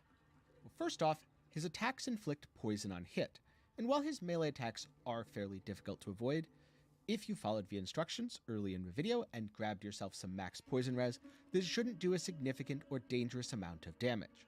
If you absolutely must avoid it, then evade or use a movement skill to move through the boss as he attempts to strike you. Also occasionally, he'll raise his arm and do a large slam attack, which leaves a poison pool and emits several poisonous projectiles that splash out in a circle. Move away from the impact point, as you don't want to stand in the pool, but Good night, stay at Chipper Lip. close or medium range. This way you completely avoid the projectiles and the pools they spawn. Now I've got a question for you. Are there any similarities between Duriel and a house cat? In most ways, no, but in the way that they cough up disgusting things and spit them at you occasionally, yes. After a while, the boss will begin to inhale, and then, with a short delay, expel waste from his lower maw. Move away from the boss so that you can dodge in between these disgusting projectiles, and do your best here to position carefully, as otherwise you can get hit by multiple and take a significant amount of damage. Oh, shit. As the fight progresses, Duriel will begin to raise his claws into the air, causing maggots to rain down from the ceiling. Unlike many of the other abilities, this isn't significantly damaging, nor are the maggots particularly dangerous. So use AoE skills to clean them up, and continue the fight. Keep an eye on the boss though, because cleaning up the maggots can absolutely get you hit by the boss, and Duriel's damage is no joke. Also, if your build happens to have any effects which proc on kill, congratulations, you just got a damage buff. By far, Duriel's most dangerous ability is only used when he's below 80% health. He charges wildly, flailing both of his claws in the process. Players caught at the end of a charge take significant damage, and because this is so dangerous, you have to treat it with extreme care. When he begins his charge, move away from the boss. Have a movement skill or source of unstoppable ready, because you don't want to get caught and stunned. And if you're playing a melee build, don't run in too early. Very often, right before he finishes the attack, he'll turn around and strike in the opposite direction, which means if a melee player is overly eager and runs in, they're going to take the brunt of the attack. Remember, this isn't a race, and as far as I could tell, there's no enrage timer on Duriel, or if there is, it's extremely generous. So don't worry about giving up a little bit of DPS, you really don't want to get hit by this one. Then, last up, as his health gets lower, Duriel begins using something similar to his slam attack that doesn't spawn any poison pools. Watch for the telegraph and move away from the boss to avoid this impact. While it does seem to hit harder, it's also a lot easier to avoid. Therefore, I wouldn't worry about this one nearly as much as the charge attack. With that in mind, what should you do in the Duriel encounter? Well, first up, approach the Pang of Duriel that appears after you activate the altar. You'll want to try to burn it down, as this is the way to start the boss fight. Don't worry too much if the other one escapes, it's going to, and that's fine, because Duriel himself appears. Now, at the very beginning, he's not going to be all that dangerous. Try to avoid most of his bigger attacks while not worrying too much about his melees. If you have a little bit of healing, or even potions, you should be able to heal yourself through them without an issue. But pay much closer attention after he goes below 80% health and begins to use his charge.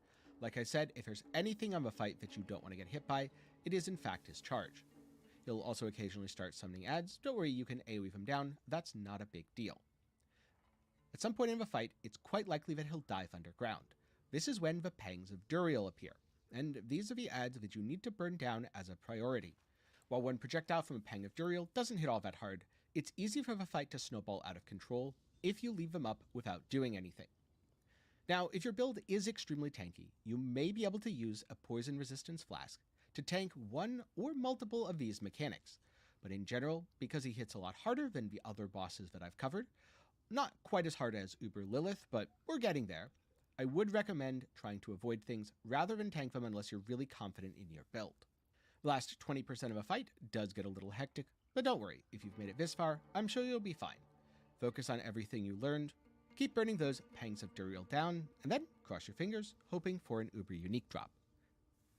Because after you defeat Duriel, he has a chance to drop a unique item, and this can include Uber uniques.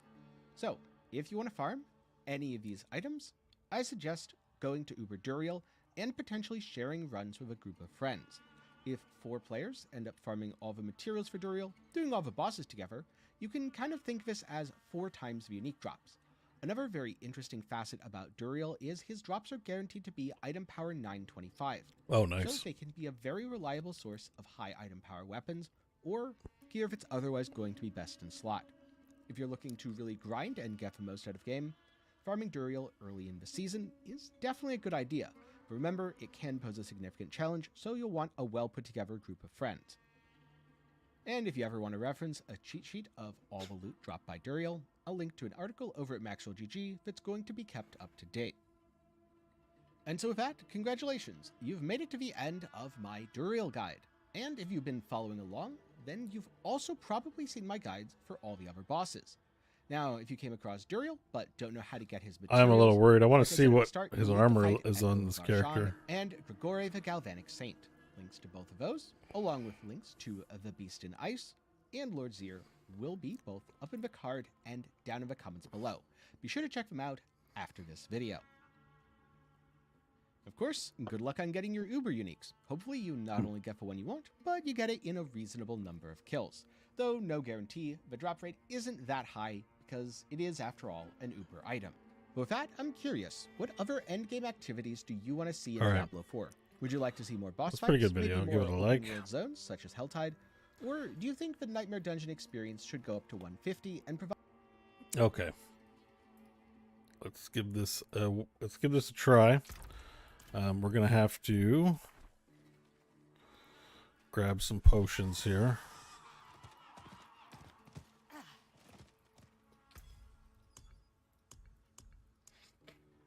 Heady Poison's probably going to be the best one, right? Max resist up by 6%. Okay.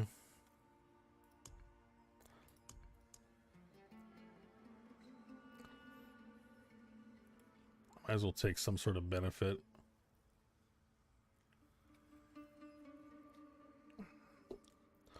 All stats by crit power. Dodge by 5%.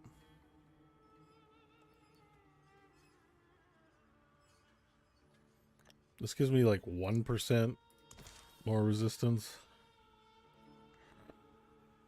Maximum life by 500. Yeah.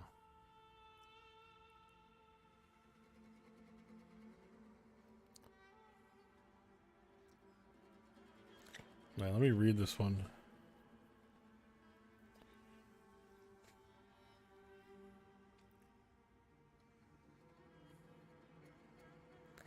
Give him just a little bit of armor.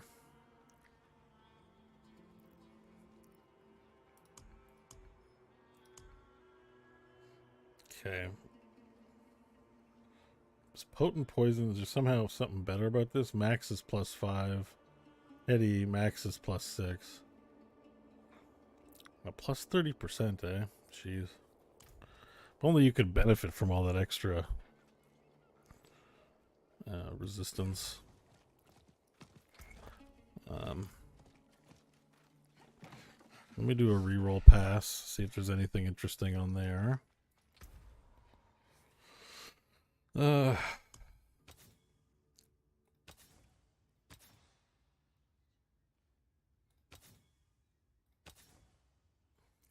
I've never done a reroll on my bow. Shit. I actually like all the options here, but let's say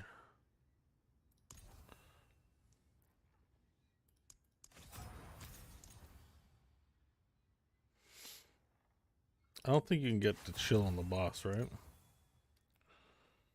That's a damage boost. 1 plus 128. Oh, plus 78 all stats?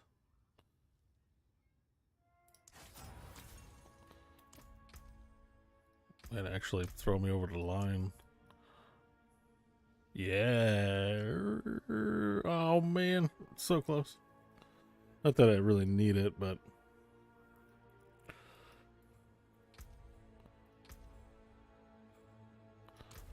Did my damage go down? Alright.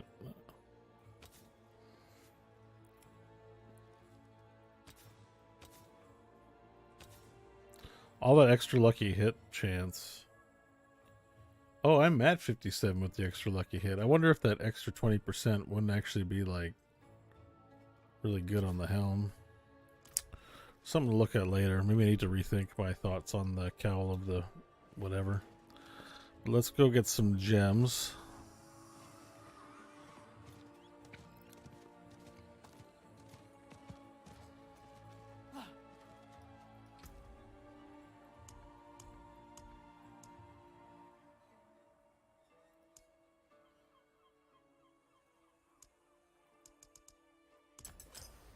Good business, good business.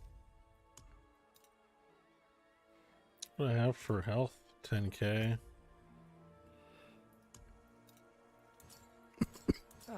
That's finished. Yeah, 9k.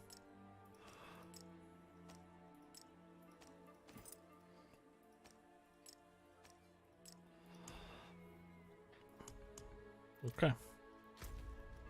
All right, let's go. I think I'm prepared as I'm gonna be.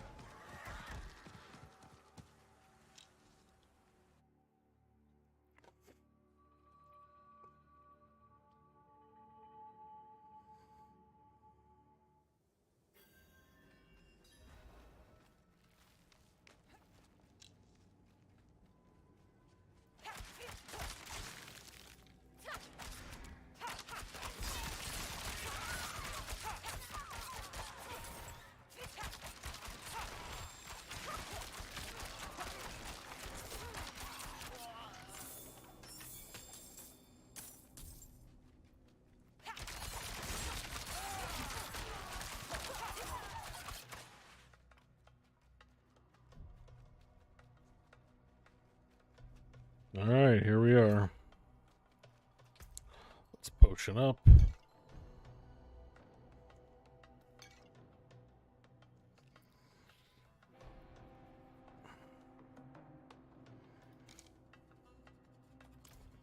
Almost 14k armor.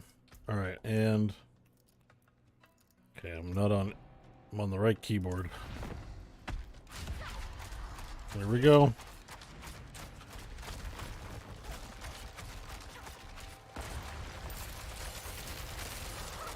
Oh, Jesus Christ, that hurt a lot.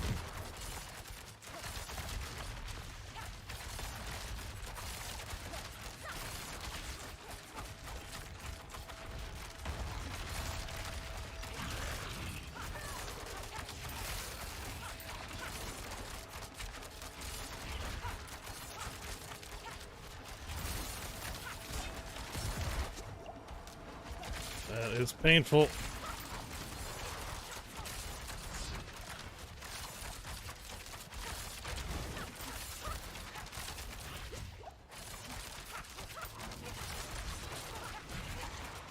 Man, those pools of poison are absolutely wrecking me.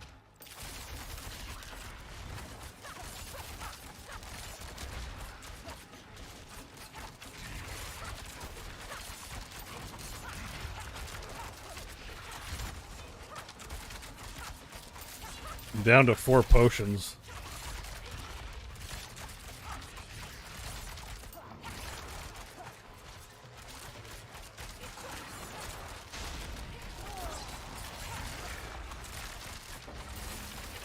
Oh, nice. Damn, that didn't keep him down for long. Oh, Jesus. Those are so itchy. Oh shit, not good.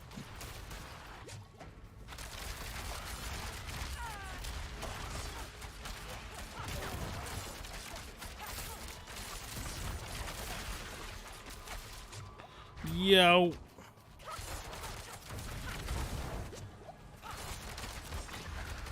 No. I can't hang.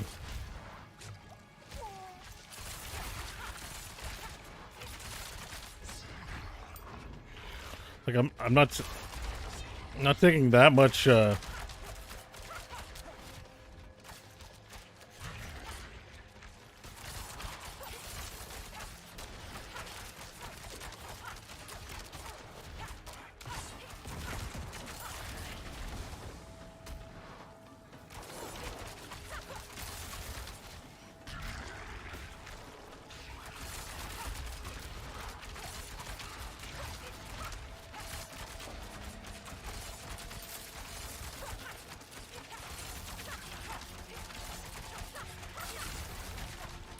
just burning through too many potions. God, please drop some more potions.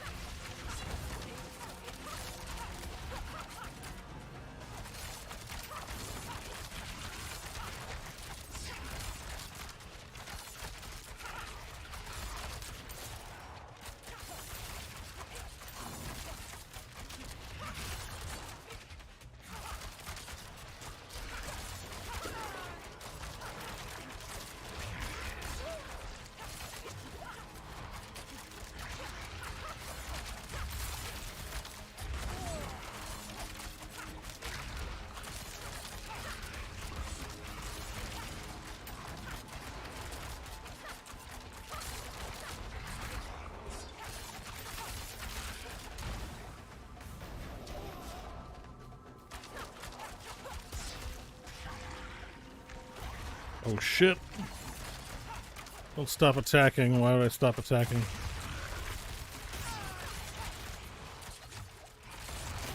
That's it, I'm out. Oh, phew.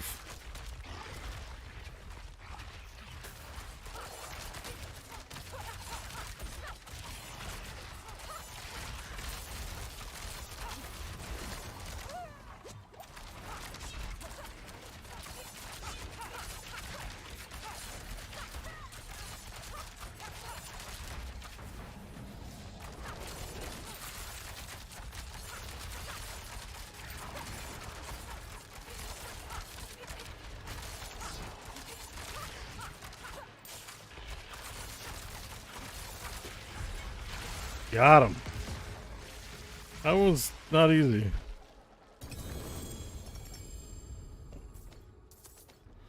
Alright, we got some chest armor. Is it gonna be a freaking razor plate? Scoundrel's Leathers. While you have unlimited energy from inner sight, casting a score has 64 chance to spawn Altrops poison trap for death. What does that even mean?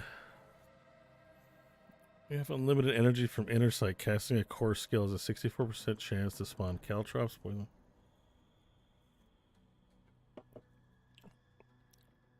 Okay, well, I've got the core skill figured out. 50 trap damage.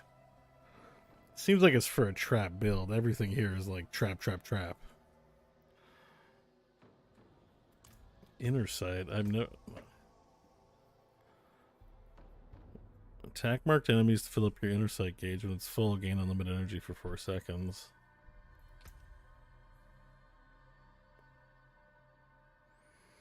I mean, I'll try it out. Wow, everything is 925 though, eh? Awesome. Oh, a 925 bow. Oh, why is it so poopy?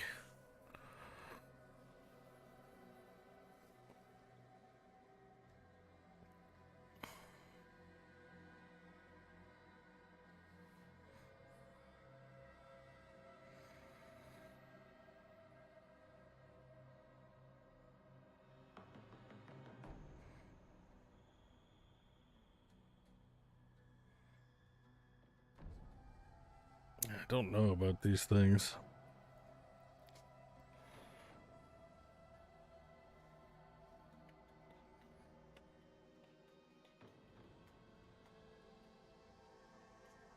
Yeah, man, it's so sad. I feel like I got nothing. Oh. Alright, we got one more pull.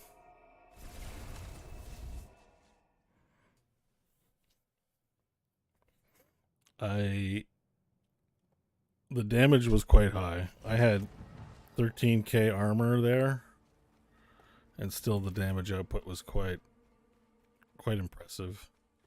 I definitely like spam potions a lot early, and it kind of put me in a bad way. Because I can heal through basic attacks, so... I feel like maybe this damage reduction's doing good work. I'm only getting an extra 6%. I wonder if buffing my armor further wouldn't be a better move than the res poison. I can mix anything you like. I don't think there's no damage reduction potion, right? Increases dodge by 10%.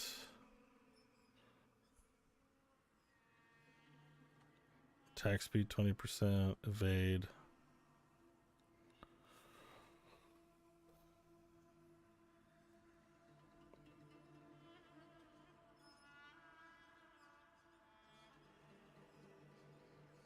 Okay, Heady's the big one. Armor by 500.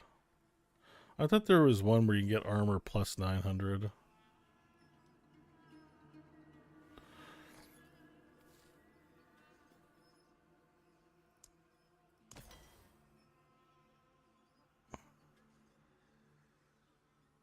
Can I imagine that? Whenever you like. How do I get in?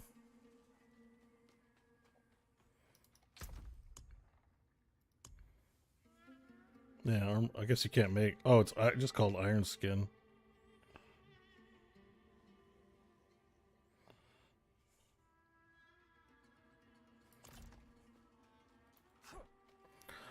I could also consider swapping a vampiric power. Maybe.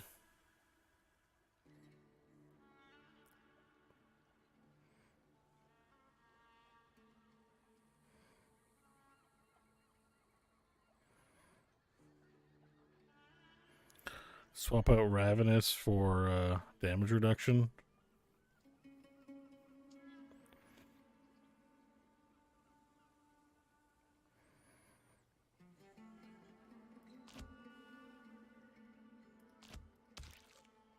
sort of a change I was planning on making at some point, probably if I'm pushing tougher content for the survivability. I don't think my movement speed is that much of, you know, it's my bonus movement speed. I don't think it's that big of a 20, so it's 40% of 20, so I'm getting like 4% extra attack speed off that or something. It can't be that good.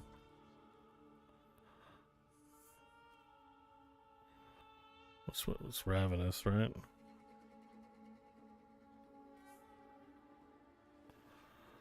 Increase your attack speed by 40% of your total movement speed. Oh, of your total movement speed. Oh, that's actually good. Okay. That's like 50-ish%. It's actually very significant. I think we still got good attack speed without it, is what I'm trying to say. I mean, I could also even get rid of this for a better ring option.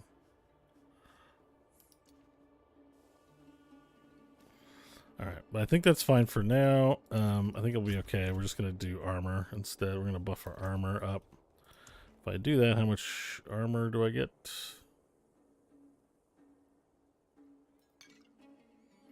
$15K? Okay. Still capped off. Alright. Gonna try this one more time. Any adaptations I want to make? I don't think so. A DPS increase wouldn't kill me. It did take a while to burn them down.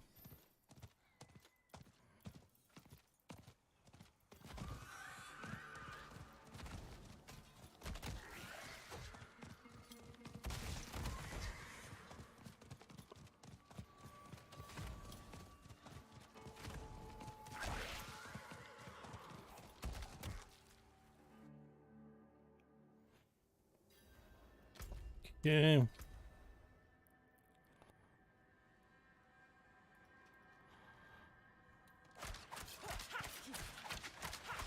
Yeah, I'm not spending a lot of time standing still. I might want to rethink some of that. But okay. Like just some flat damage reduction. I think my flat damage reduction is probably pretty low.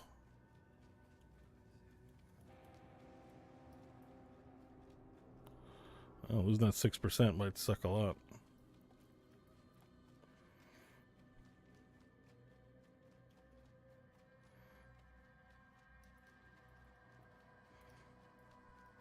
Oh, shit.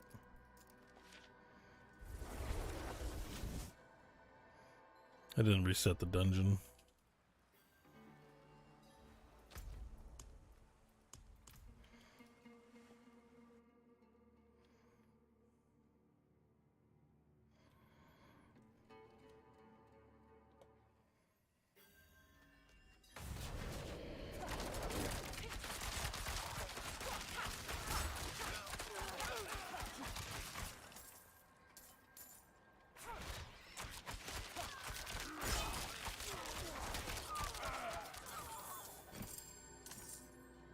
How does that other one work? How does that play into this?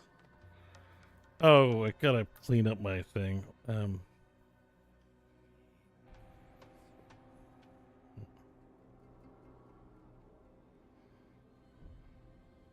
it's reaching max stacks.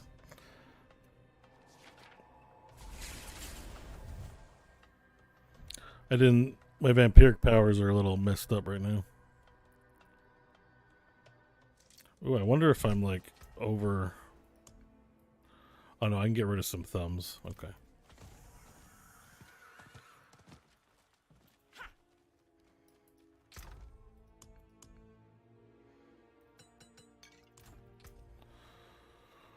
How many thumbs do I get rid of?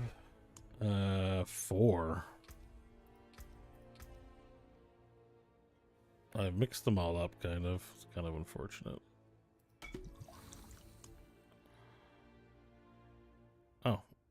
So I can just put 4 skulls on here and call it good.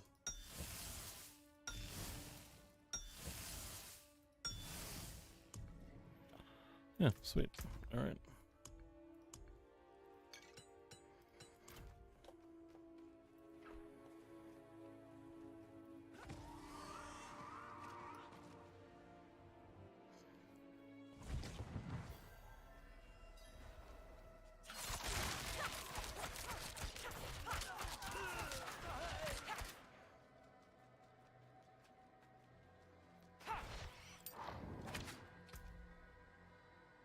All right, we ready?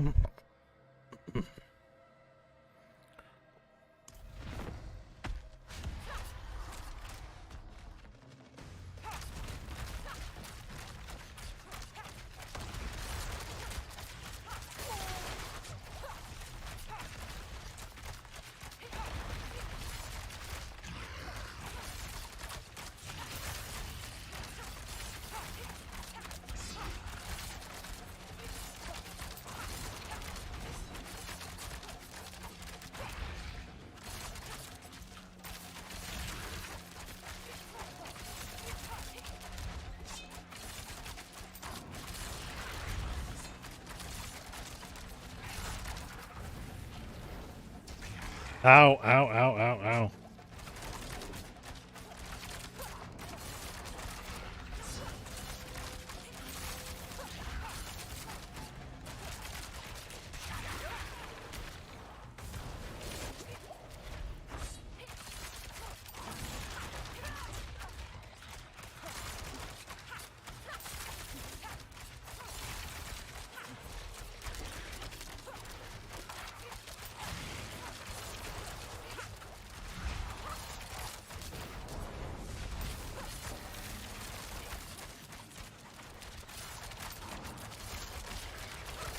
Fuck, he doesn't stay down long, does he?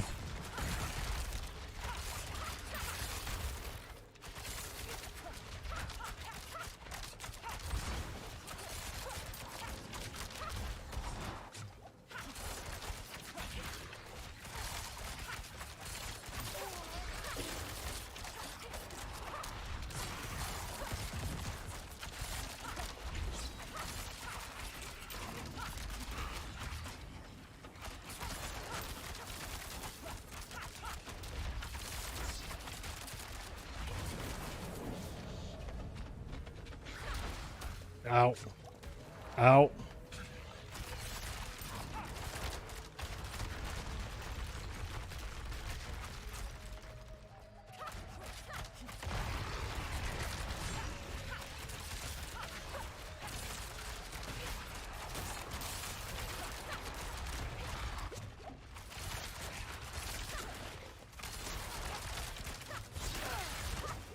Oh, Jesus Christ.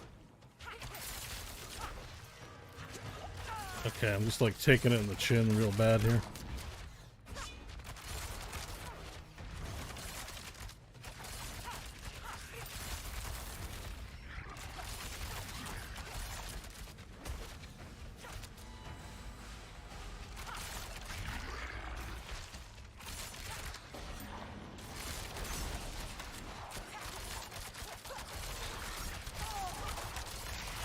Frickin' hell, dude. He doesn't stay down long at all.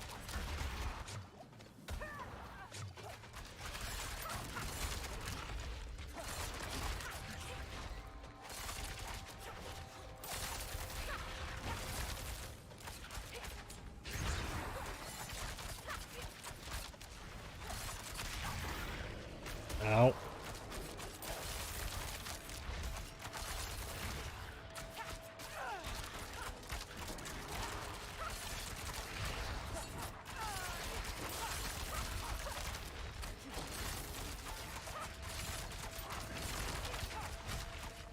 Okay, here comes some dudes.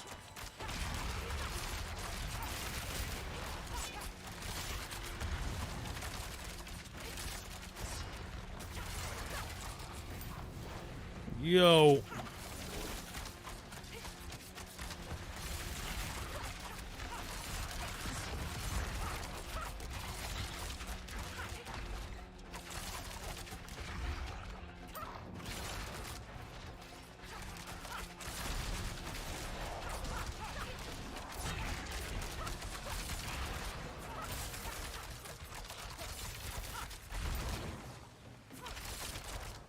Okay, lots of potions, lots of potions.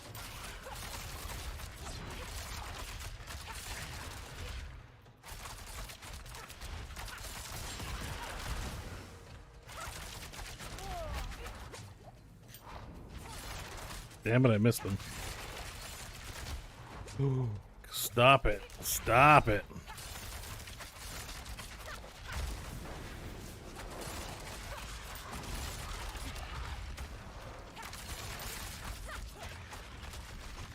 almost staggered.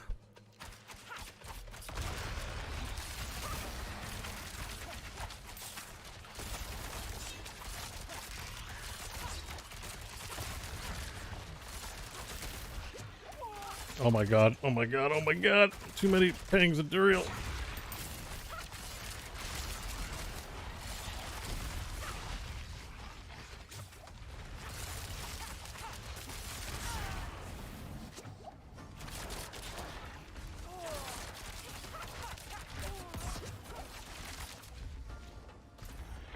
Shit.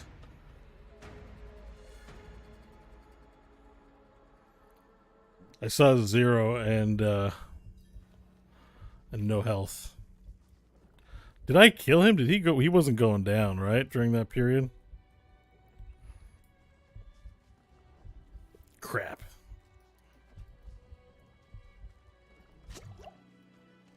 Better safe than sorry. It sounded like something procced, though. Yeah.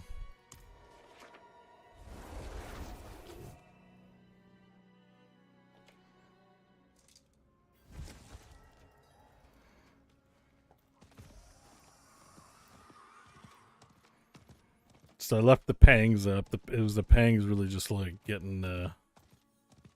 Let's go and see. I think he still had a considerable amount of health left, but...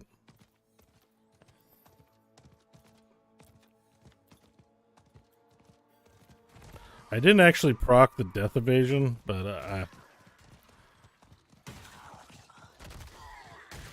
I was pretty... I would think I was pretty justified in calling it there. 0 potions and no health.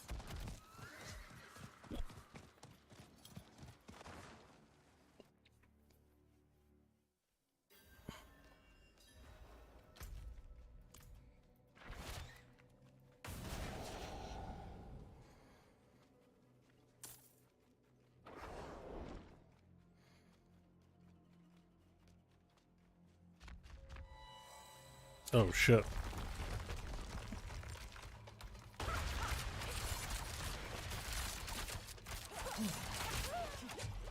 Gosh dang it, those guys fucking hurt.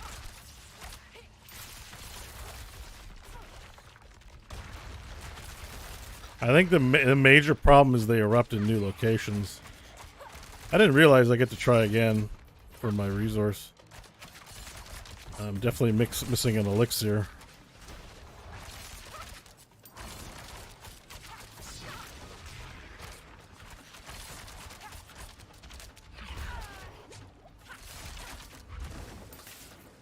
I don't really feel like the defenses I added really made that much of a difference.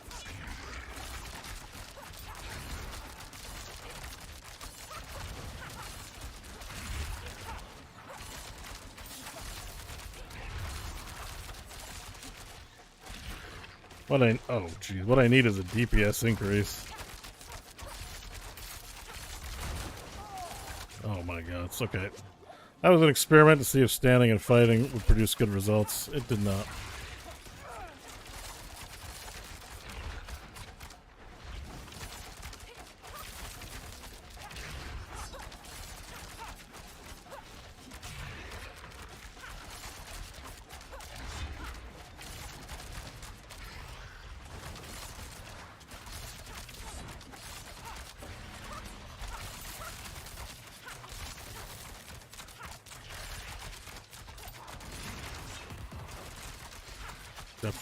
Definitely feel better if my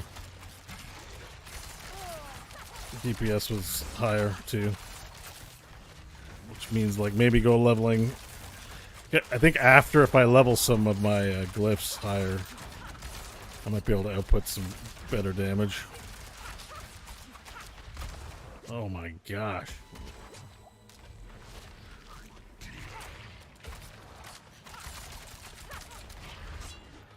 One thing I don't like is my ability.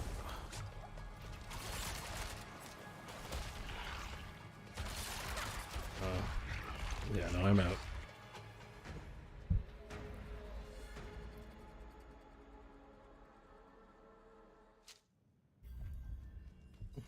I still had 2 potions there, but it's just like it's not going well. I would not call that going well. I had beginner's luck on the first one. He's just chunking me for a lot, so I don't even know if this is really helping all that much. An extra 1k health isn't really going to make a big difference.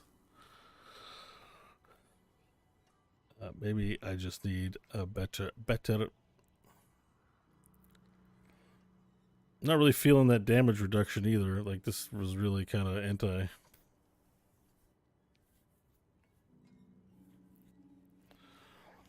It should be a significant amount of damage reduction, but I wasn't really feeling it.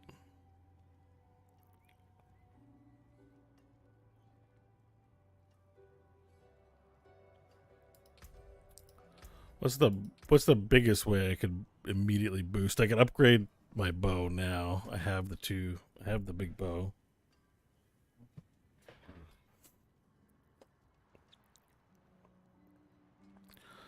Since I'm not standing still, I could probably swap out the ring for something that also does better for me.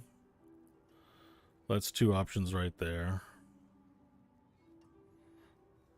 So hang on. All right, we got two options. Got two options to boost things up.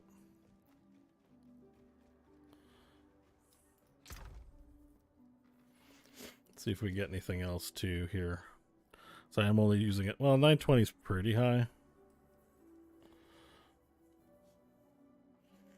Oh, I forgot that this is 925, but it's not. Didn't I have a better bow in the bank?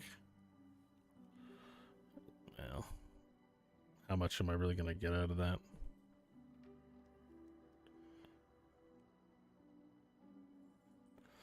All right, maybe I don't switch out the bow, but I probably can swap both of these for other items. So let me just see what are rings that we can swap. Critical strike chance. Yeah, this is a 925 ring.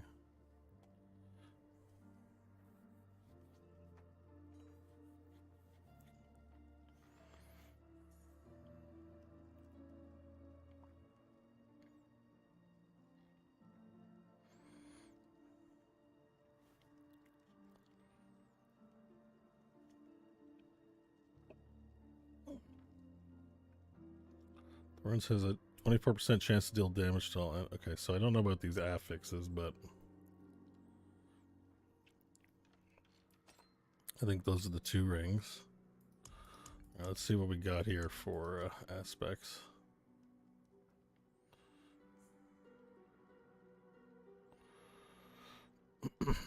Attacking enemies with basic skill increases next damage unit. Okay, so that's one we can use.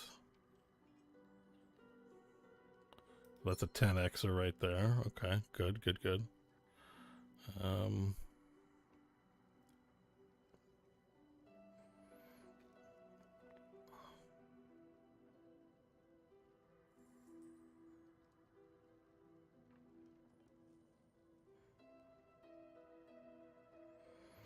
This also is an increase. We can use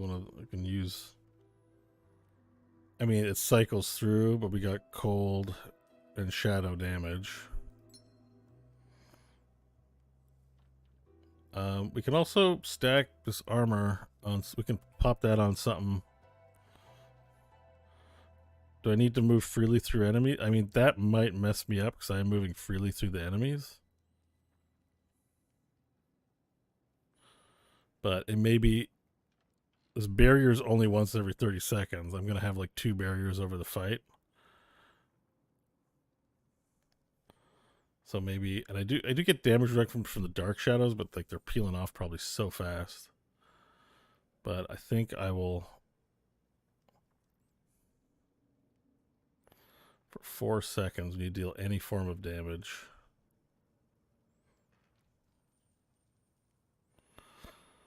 That's not going to be enough. I think maybe we'll take one of these. Just toss them on an item. What item would I toss them on? Do I have better pants or something? I want to replace the pants.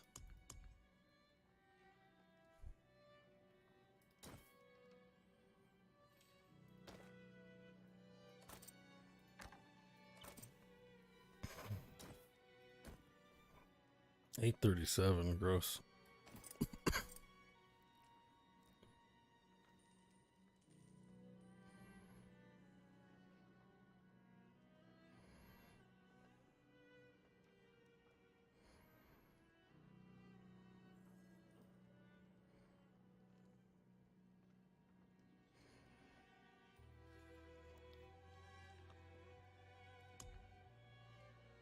Actually, oh, I've got 925 pants.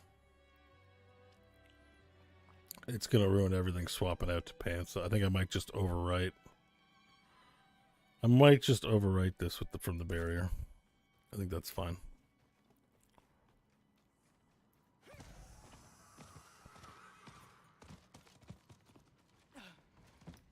No witchcraft here, only honest magics.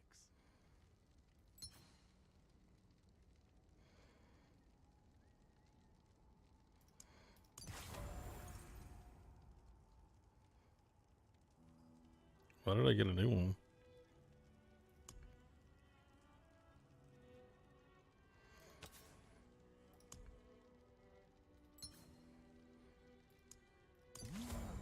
That's a good omen.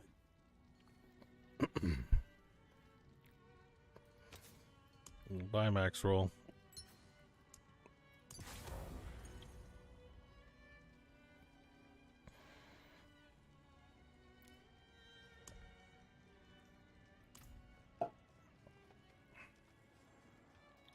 Maybe it's better if I keep the attack speed, because it's just...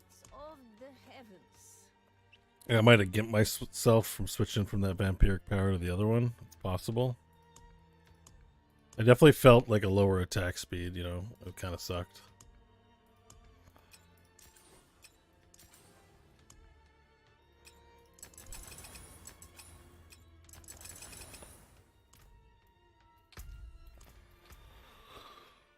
Okay, so...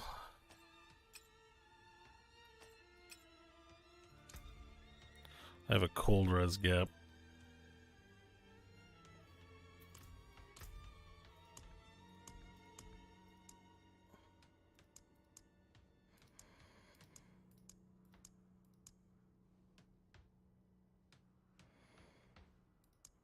Cold is which one? Topaz? No.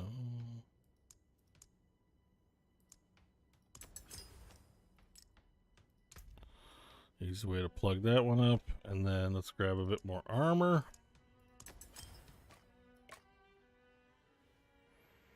Okay, actually swapping out from these lowered my armor. Another time then.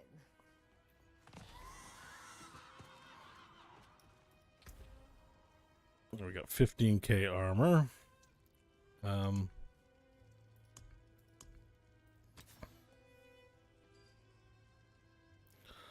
Dazed, slowed, chilled.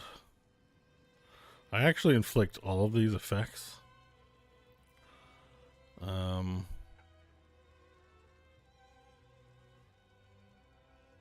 But chilled is the lowest roll.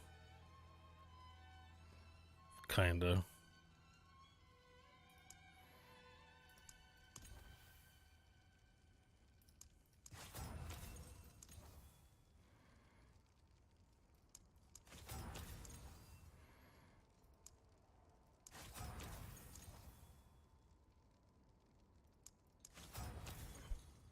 What about this guy here?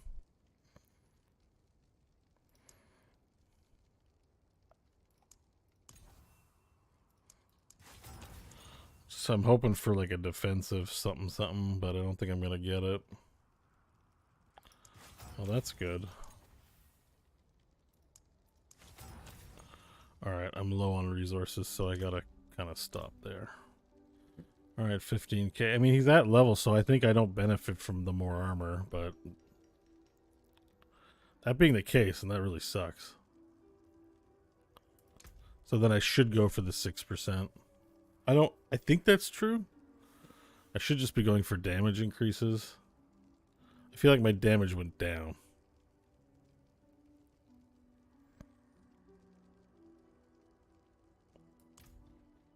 Alright, well, let's give it another try.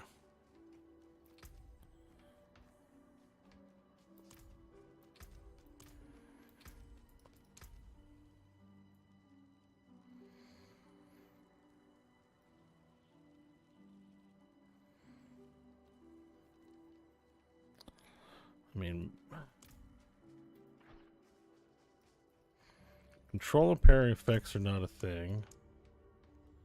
Got maximum life, we got dot reduction, which I think is a good idea.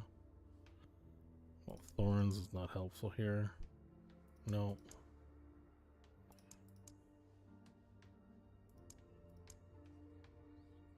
Yeah, I think it really is the best option.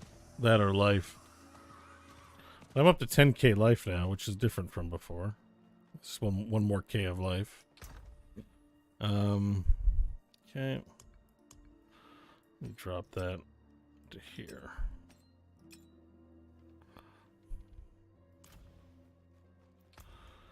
All right, yeah, I'm gonna revert back. I have like I've got 15k plus I changed out the thing, so I don't need the 900 armor anymore. I'm at cap. I think that's an appropriate amount of armor. I think what I need is the extra poison resist. So let's go back to poison resist. Ah, good batch there.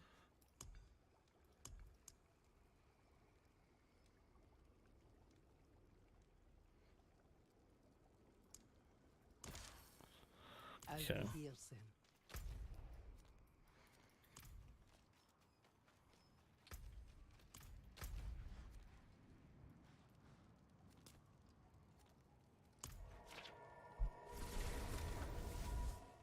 Try it one more time.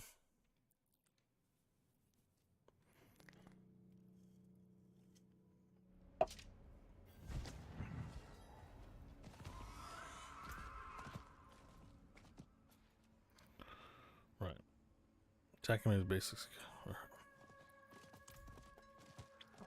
Hopefully that works. This works better.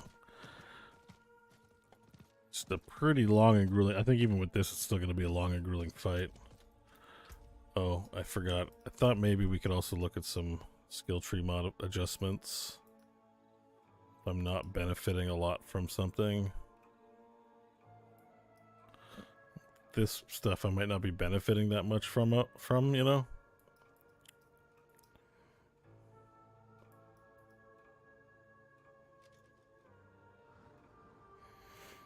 Like stun. It's doing nothing. Got another 27 dot. I'm not worried about controlling parrying effects.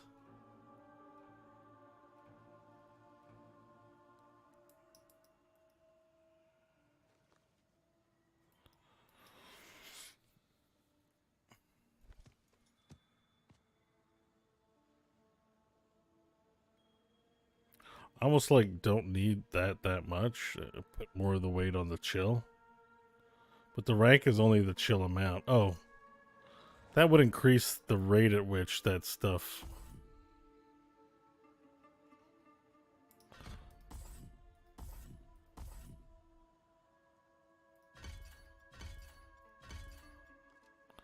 Well, this might just be an overall good adjustment for me.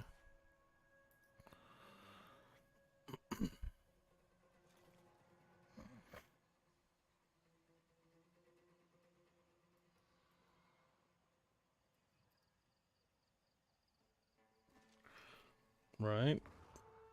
Like that's... I don't know how the mechanics work on the bosses. Okay, I think that's maxed out. Yeah.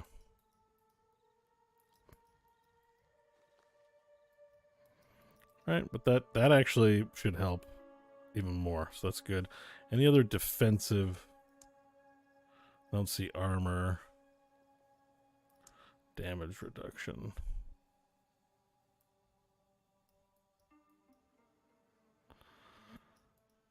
I don't know. I don't know how my Dark Shroud is doing.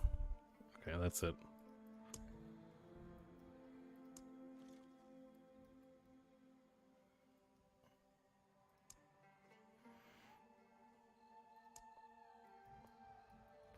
I don't think I have any of the poison resist nodes, and as we've established, I'm already capped out anyways. Alright, let's go give it a try.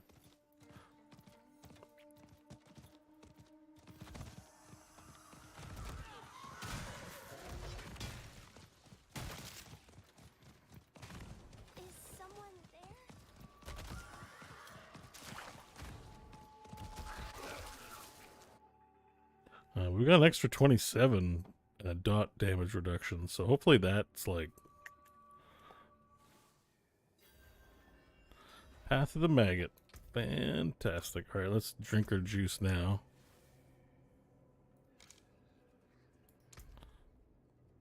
That's not actually working, is it? Oh, no, I got some... Oh, no, it is working. Okay. Heady poison. All right, 78. Beautiful. Let's refresh that. Okay.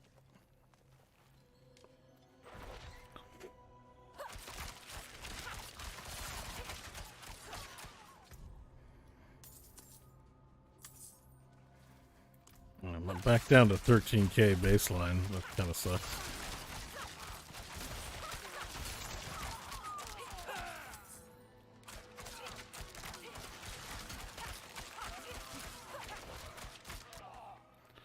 But the extra chill might hopefully make some big difference. Alright, here we go. Oh, crap. It reset on me? Balls, I took too long. Alright. Well, that's fine. I still like the adjustments to my build. It kind of sucks, actually, but... what are you going to do? I did complete the season journal entry by at least getting him down once, so... And those rings I did get off of him. Also nice. Overall, victory. Or what do we have left to do? Echo of Lilith, you guys think I'm ready for that?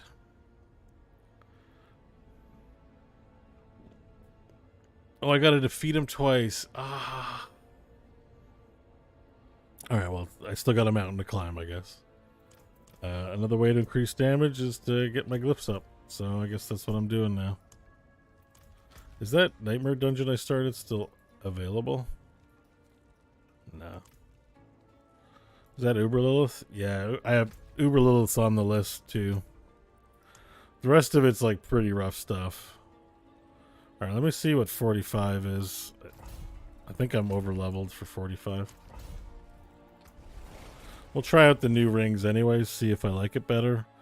Oh, I gotta swap off the attack. I'm gonna switch back on the attack speed thing, though. I'll do this one dungeon without it and see how it feels, but I think I want my attacks. The build is all about jacking the attack speed.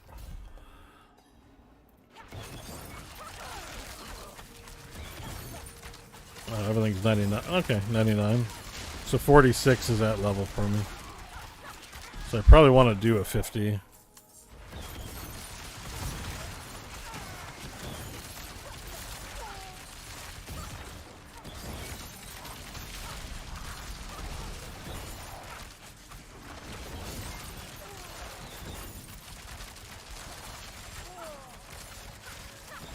I think it's feeling pretty tough to kill, though.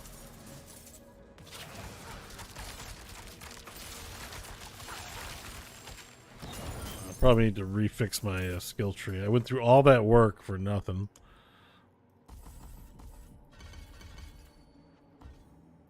Let me swap that back over there.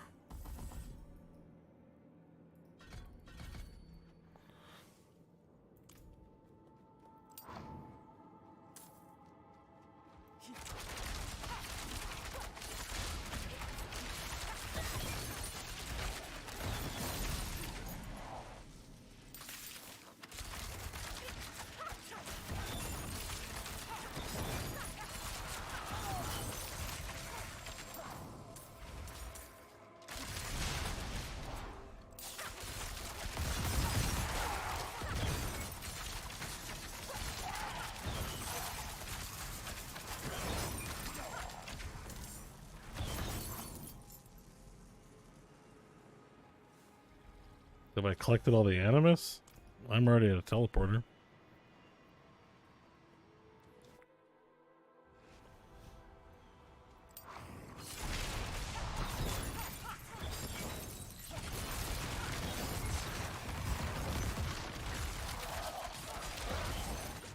Oh my god, dude.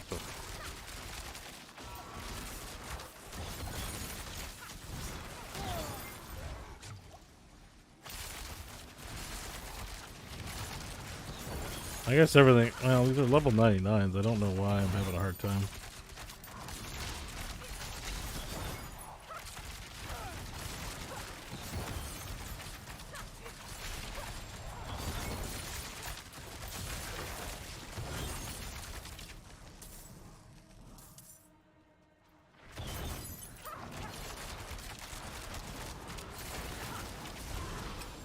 Yeah, that feels right.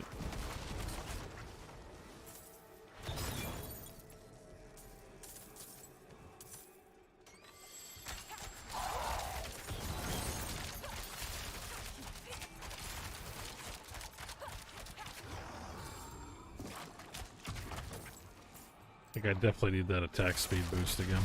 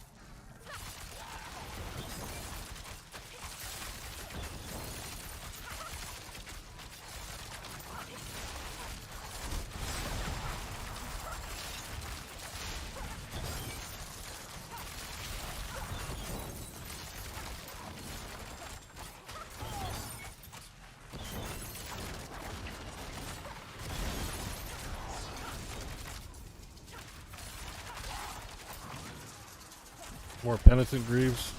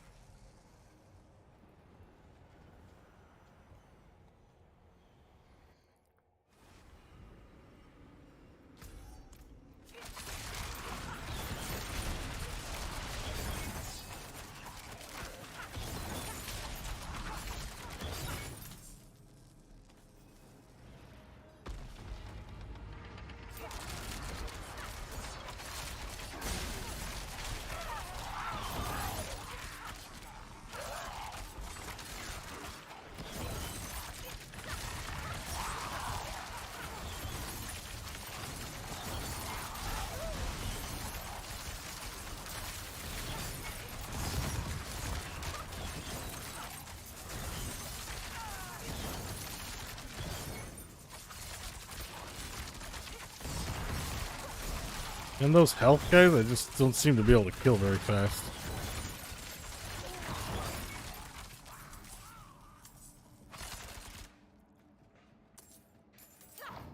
Did I switch out bows? No, I'm still using this one. I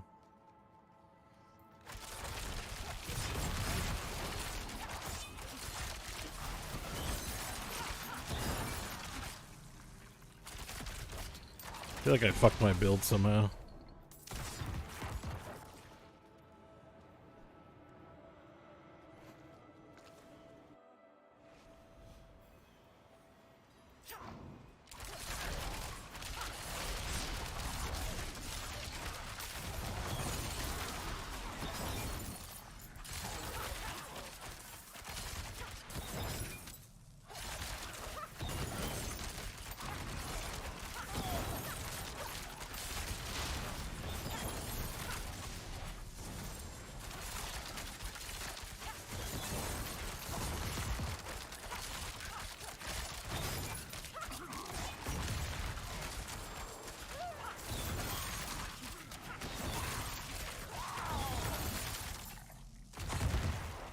I gotta find Typhoon or Typhon. Get the key.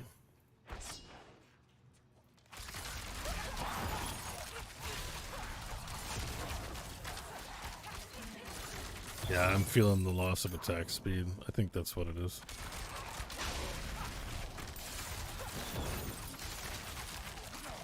I think because I'm doing lifesteal, I think it also affected my lifesteal on Duriel.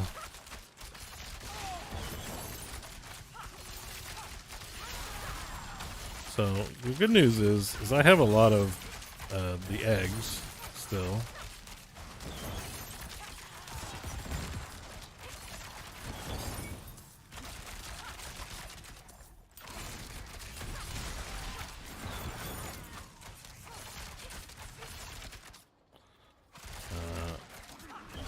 I just have to probably farm some Hell Tides to get the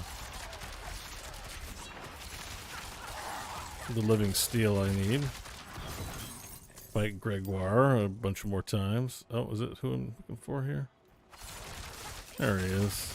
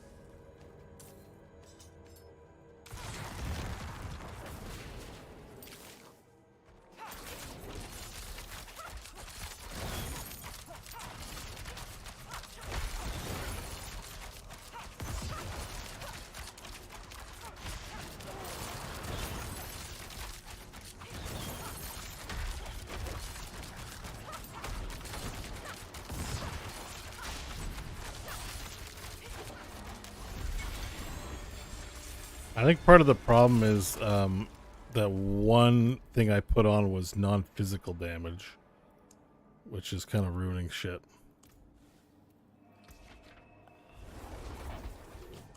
And that's just core, so I kind of gimped my basics, which is where a lot of the heavy lifting is supposed to be done. So I think luckily it's as simple as swapping my rings back on.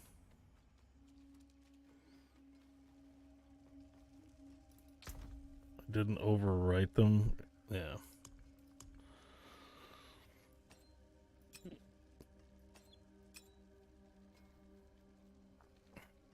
Okay, and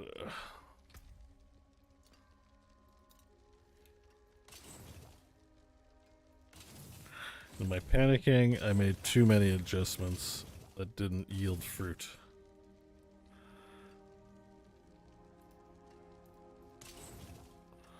Oh, look, it's Penitent Greaves again. I can break that down. It's a 907.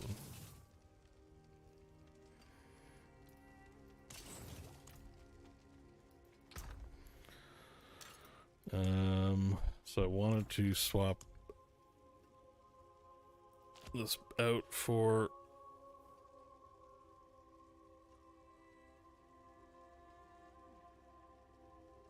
Ravenous. I will need 2 thumbtacks, please.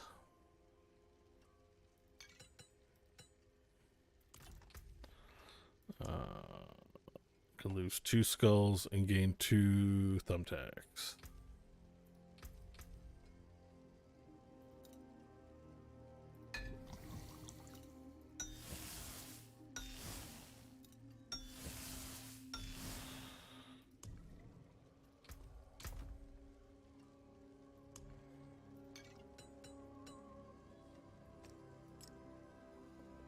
Gonna head to bed. All right, John Tregano, thanks for hanging out. Hope you have a great sleep. Thanks, and have a good night, man. Yeah. So I think we're back to the build as it's supposed to be, with our attack speed and damage for standing still. Just standing still, not a great option there. We lost the barrier, but I think that's okay. The barrier kind of helps with the elite pack, so I might be a bit sad about losing that too, but I think we'll be okay.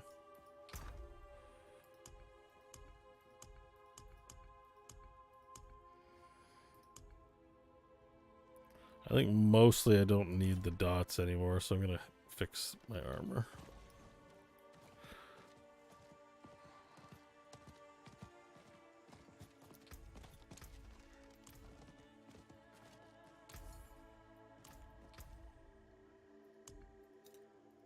That came apart nicely.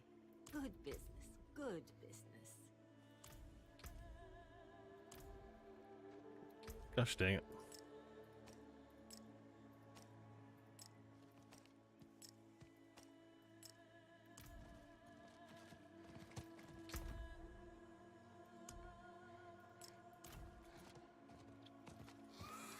Oh, right. There is one thing to think about again. As we were contemplating it. It's a swap to Tybalt's will.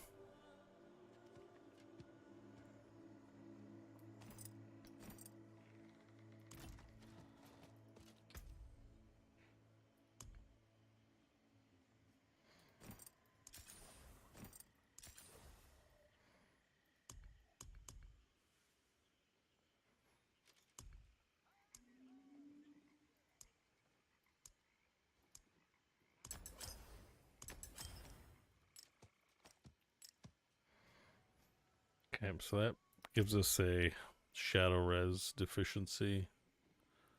And an armor one? Wow. That's very low. I mean, I guess it's still good at 85, but still, it's pretty low. Pave class the barb? Yeah, I like the barb a lot. I mean, I can solve this problem with a... I hope you appreciate with a gem.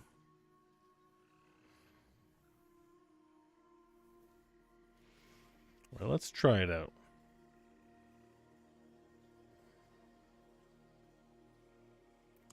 Also, it really increases our attack power quite significantly. And we are like soft cap at level at 85% reduction, so I mean... It's not that... What? Not all the way? Really?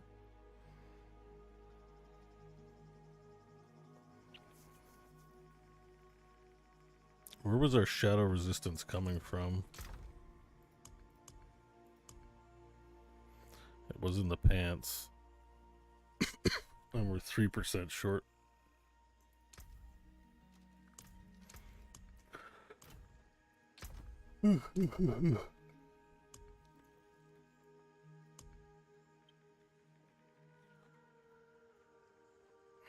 Six percent, no, 5%.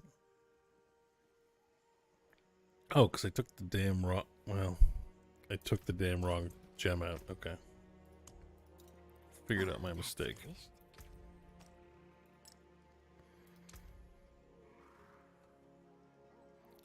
Now we're at 10k. Now I'm even less happy.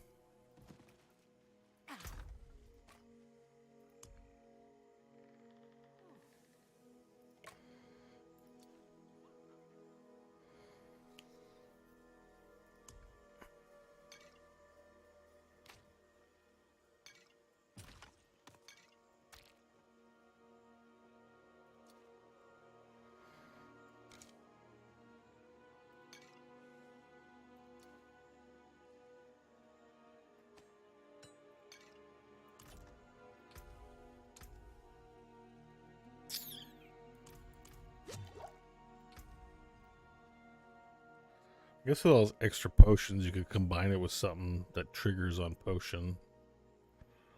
Potentially.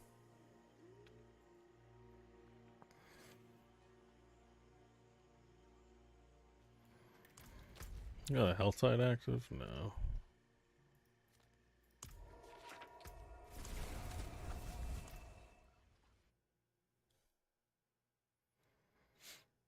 But I do like the barbarian, but I'm not playing it this season. I'm gonna try a new one every season. That's kind of how I planned on doing it. Yeah, one's inactive. Oh, it turns out I need one more frickin' skull. Must have miscounted.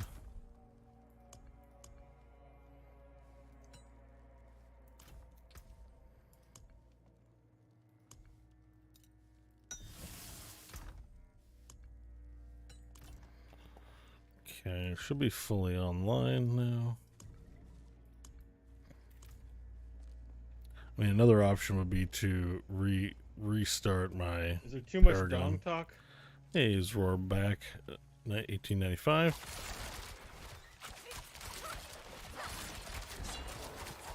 All right, now stuff's popping.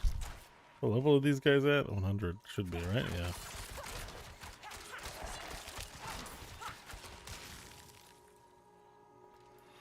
Do I get the unstoppable? Yeah, but my attack speed now feels much better. So, those fixes for Duriel were not that good. Having more potions for Duriel is actually interesting.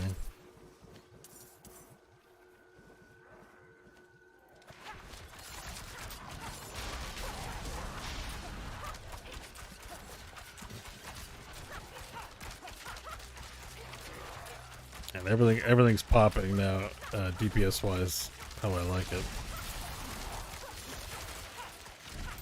We're back.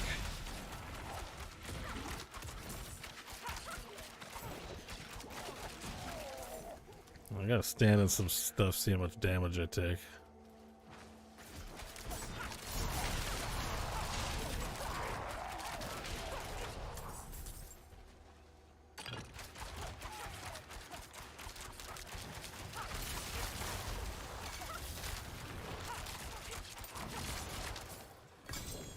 Much better.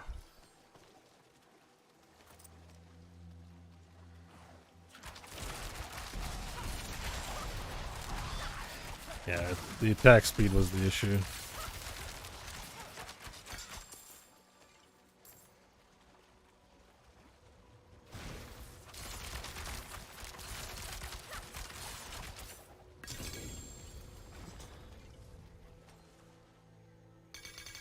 Oh yeah. Oh, did they hotfix the bug? I can walk through that one. What are your thoughts on the Twisting Blades build? Been away a little while. Was going to come back. I haven't really played Twisting Blades on Rogue. It's effective. I think Woody says it's still good, so I trust him. But I haven't personally played. I played it like 0 to 50 preseason. But I guess I'm being a bit of a hipster, but I just was like, I like the ranged. And I kind of like Sky Hunter, even though I opted that Sky Hunter was probably not as good. I haven't done it on a spreadsheet to figure out which one's the best. Why am I still... No, okay. But it's been pretty effective. Just don't want that grind to 70. Leveling is now much faster. Like a lot faster than before. So the grind's not quite as bad. Yeah. Okay, so I feel like I'm back, and I feel like definitely the build is settled into it. I just don't know what its ceiling on potential is for Nightmare Dungeons. Because I have a feeling it's not going to scale well into high-level dungeon content. It's pretty effective at level 100, seems like. I can break that down. I think we're definitely feeling the damage boost on Tybalt's Will. I don't know how rare this one is.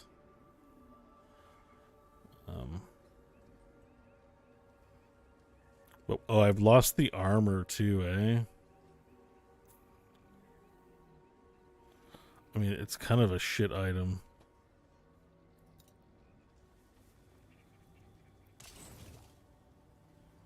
You can still use these. Except for the 40%, but I've lost so much armor. The forge is always hot.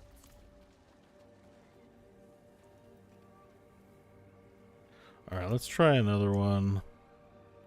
So we set, so 50...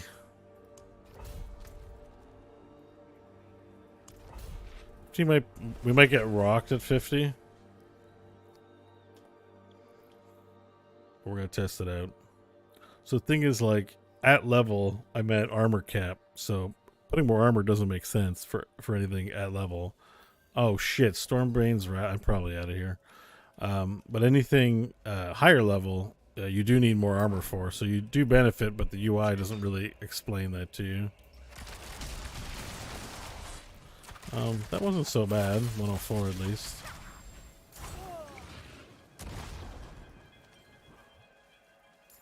Want to find out how much this guy does to us? Oh, about half. That maggot kind of ruined my experiment a little bit. Actually pretty dangerous. Oh, I dodged it? That's hilarious. Okay, not too bad, about 3K.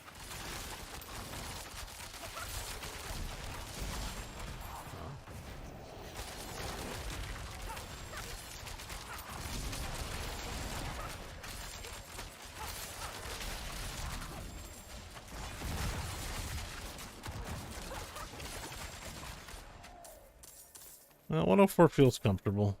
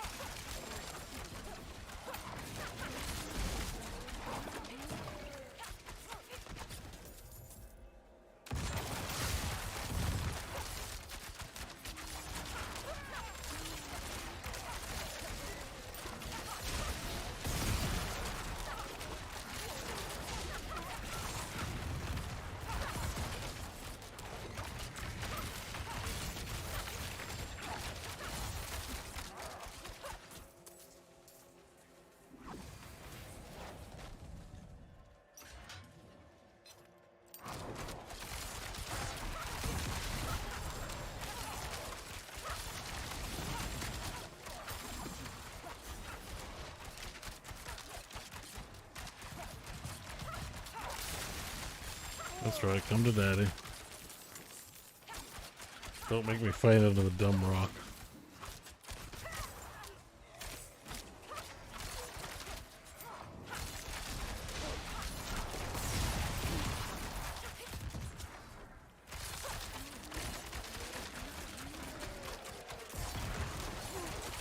Yeah, so this is like, it's comfortable enough that I can probably grind out some levels of my glyphs. Which I'm going to have to rely on for my DPS increase, I think.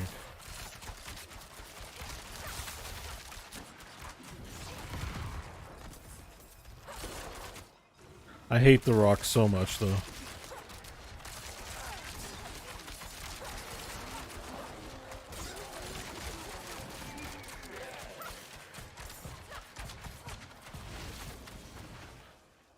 I hate that. Why is he allowed to teleport? And he just sits in the most annoying places. I write this as I bleed out my last among the corrupted tombs of those who might have been my brothers. I have hunted these wretched creatures for as long as I've been able to wield a knife against them. They feed on blood and grow strong. Oh shit, that's pretty... I have chased them into this nest and been caught. Then raised again. And I fear for all who wander unknowingly into its crypts. If you have the skill, hunt them down. There's still missing one? Oh, I forgot it. Be for naught.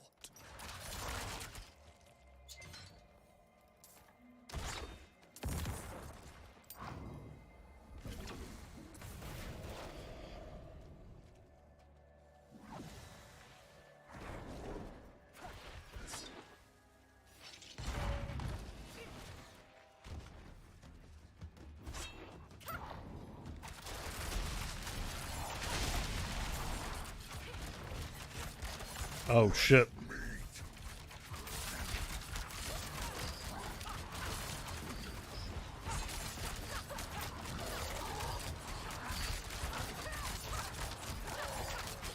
Hey, he's actually hitting me pretty hard.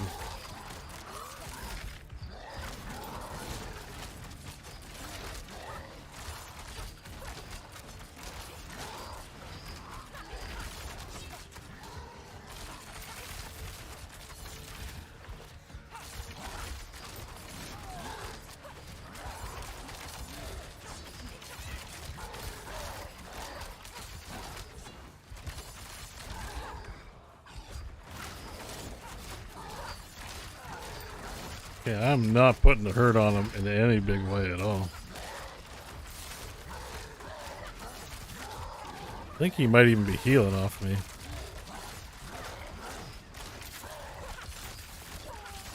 Yeah, I just gotta use my unstoppable off cooldown.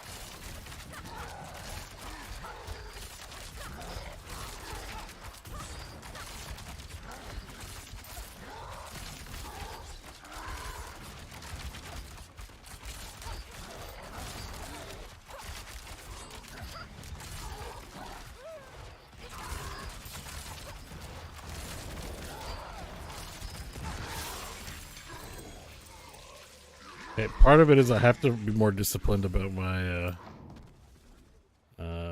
cooldown usage, because they confer a lot of damage buffs, which are starting to matter a little more than they were. So dashing through people gives me a buff, and keeping unstoppable up now gives me a damage buff as well. Because of the vampiric power, unstoppable is active for 4 seconds, so Tybalt's Will benefits from that.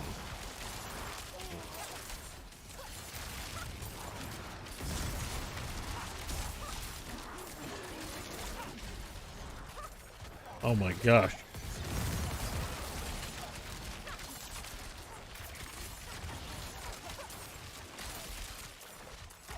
I hate that rock though. That rock is like messing up my day so hard.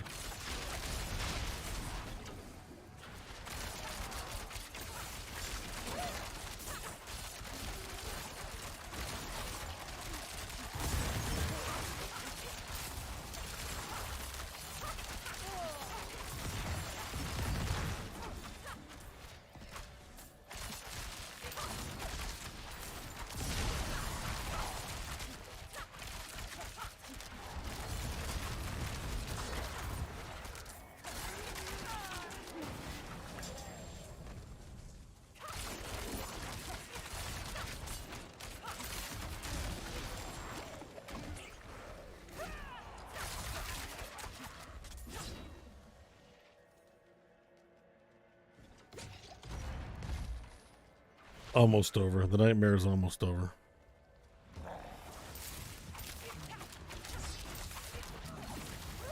Frickin' hell.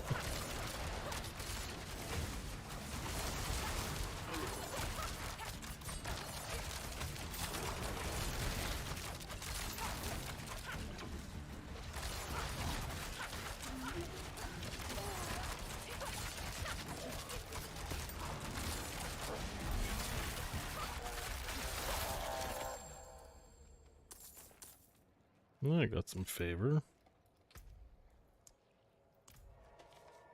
It's nice.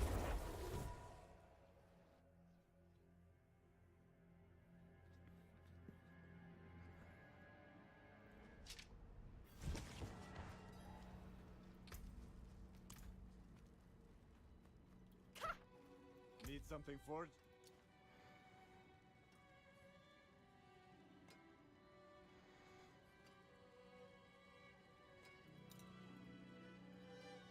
You can take what's left.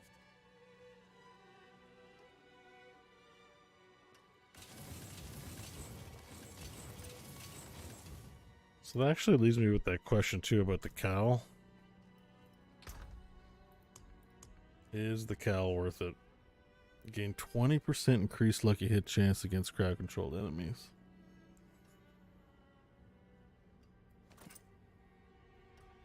They have to be crowd controlled, but like I have a good chance of doing that.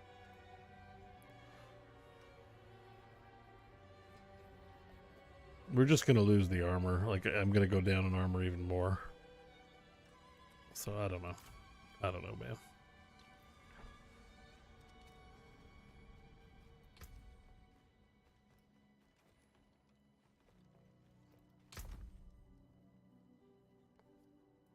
Sorry, my effects, these things get messed up like pretty easily.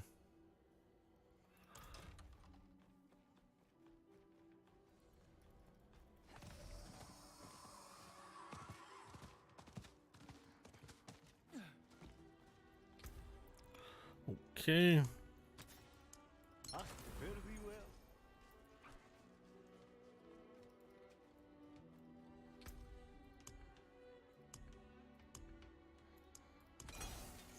Okay, so 50 was pretty comfortable. I probably should just do 49. But one of the goals is to get up to 90, which is, you know, a challenge.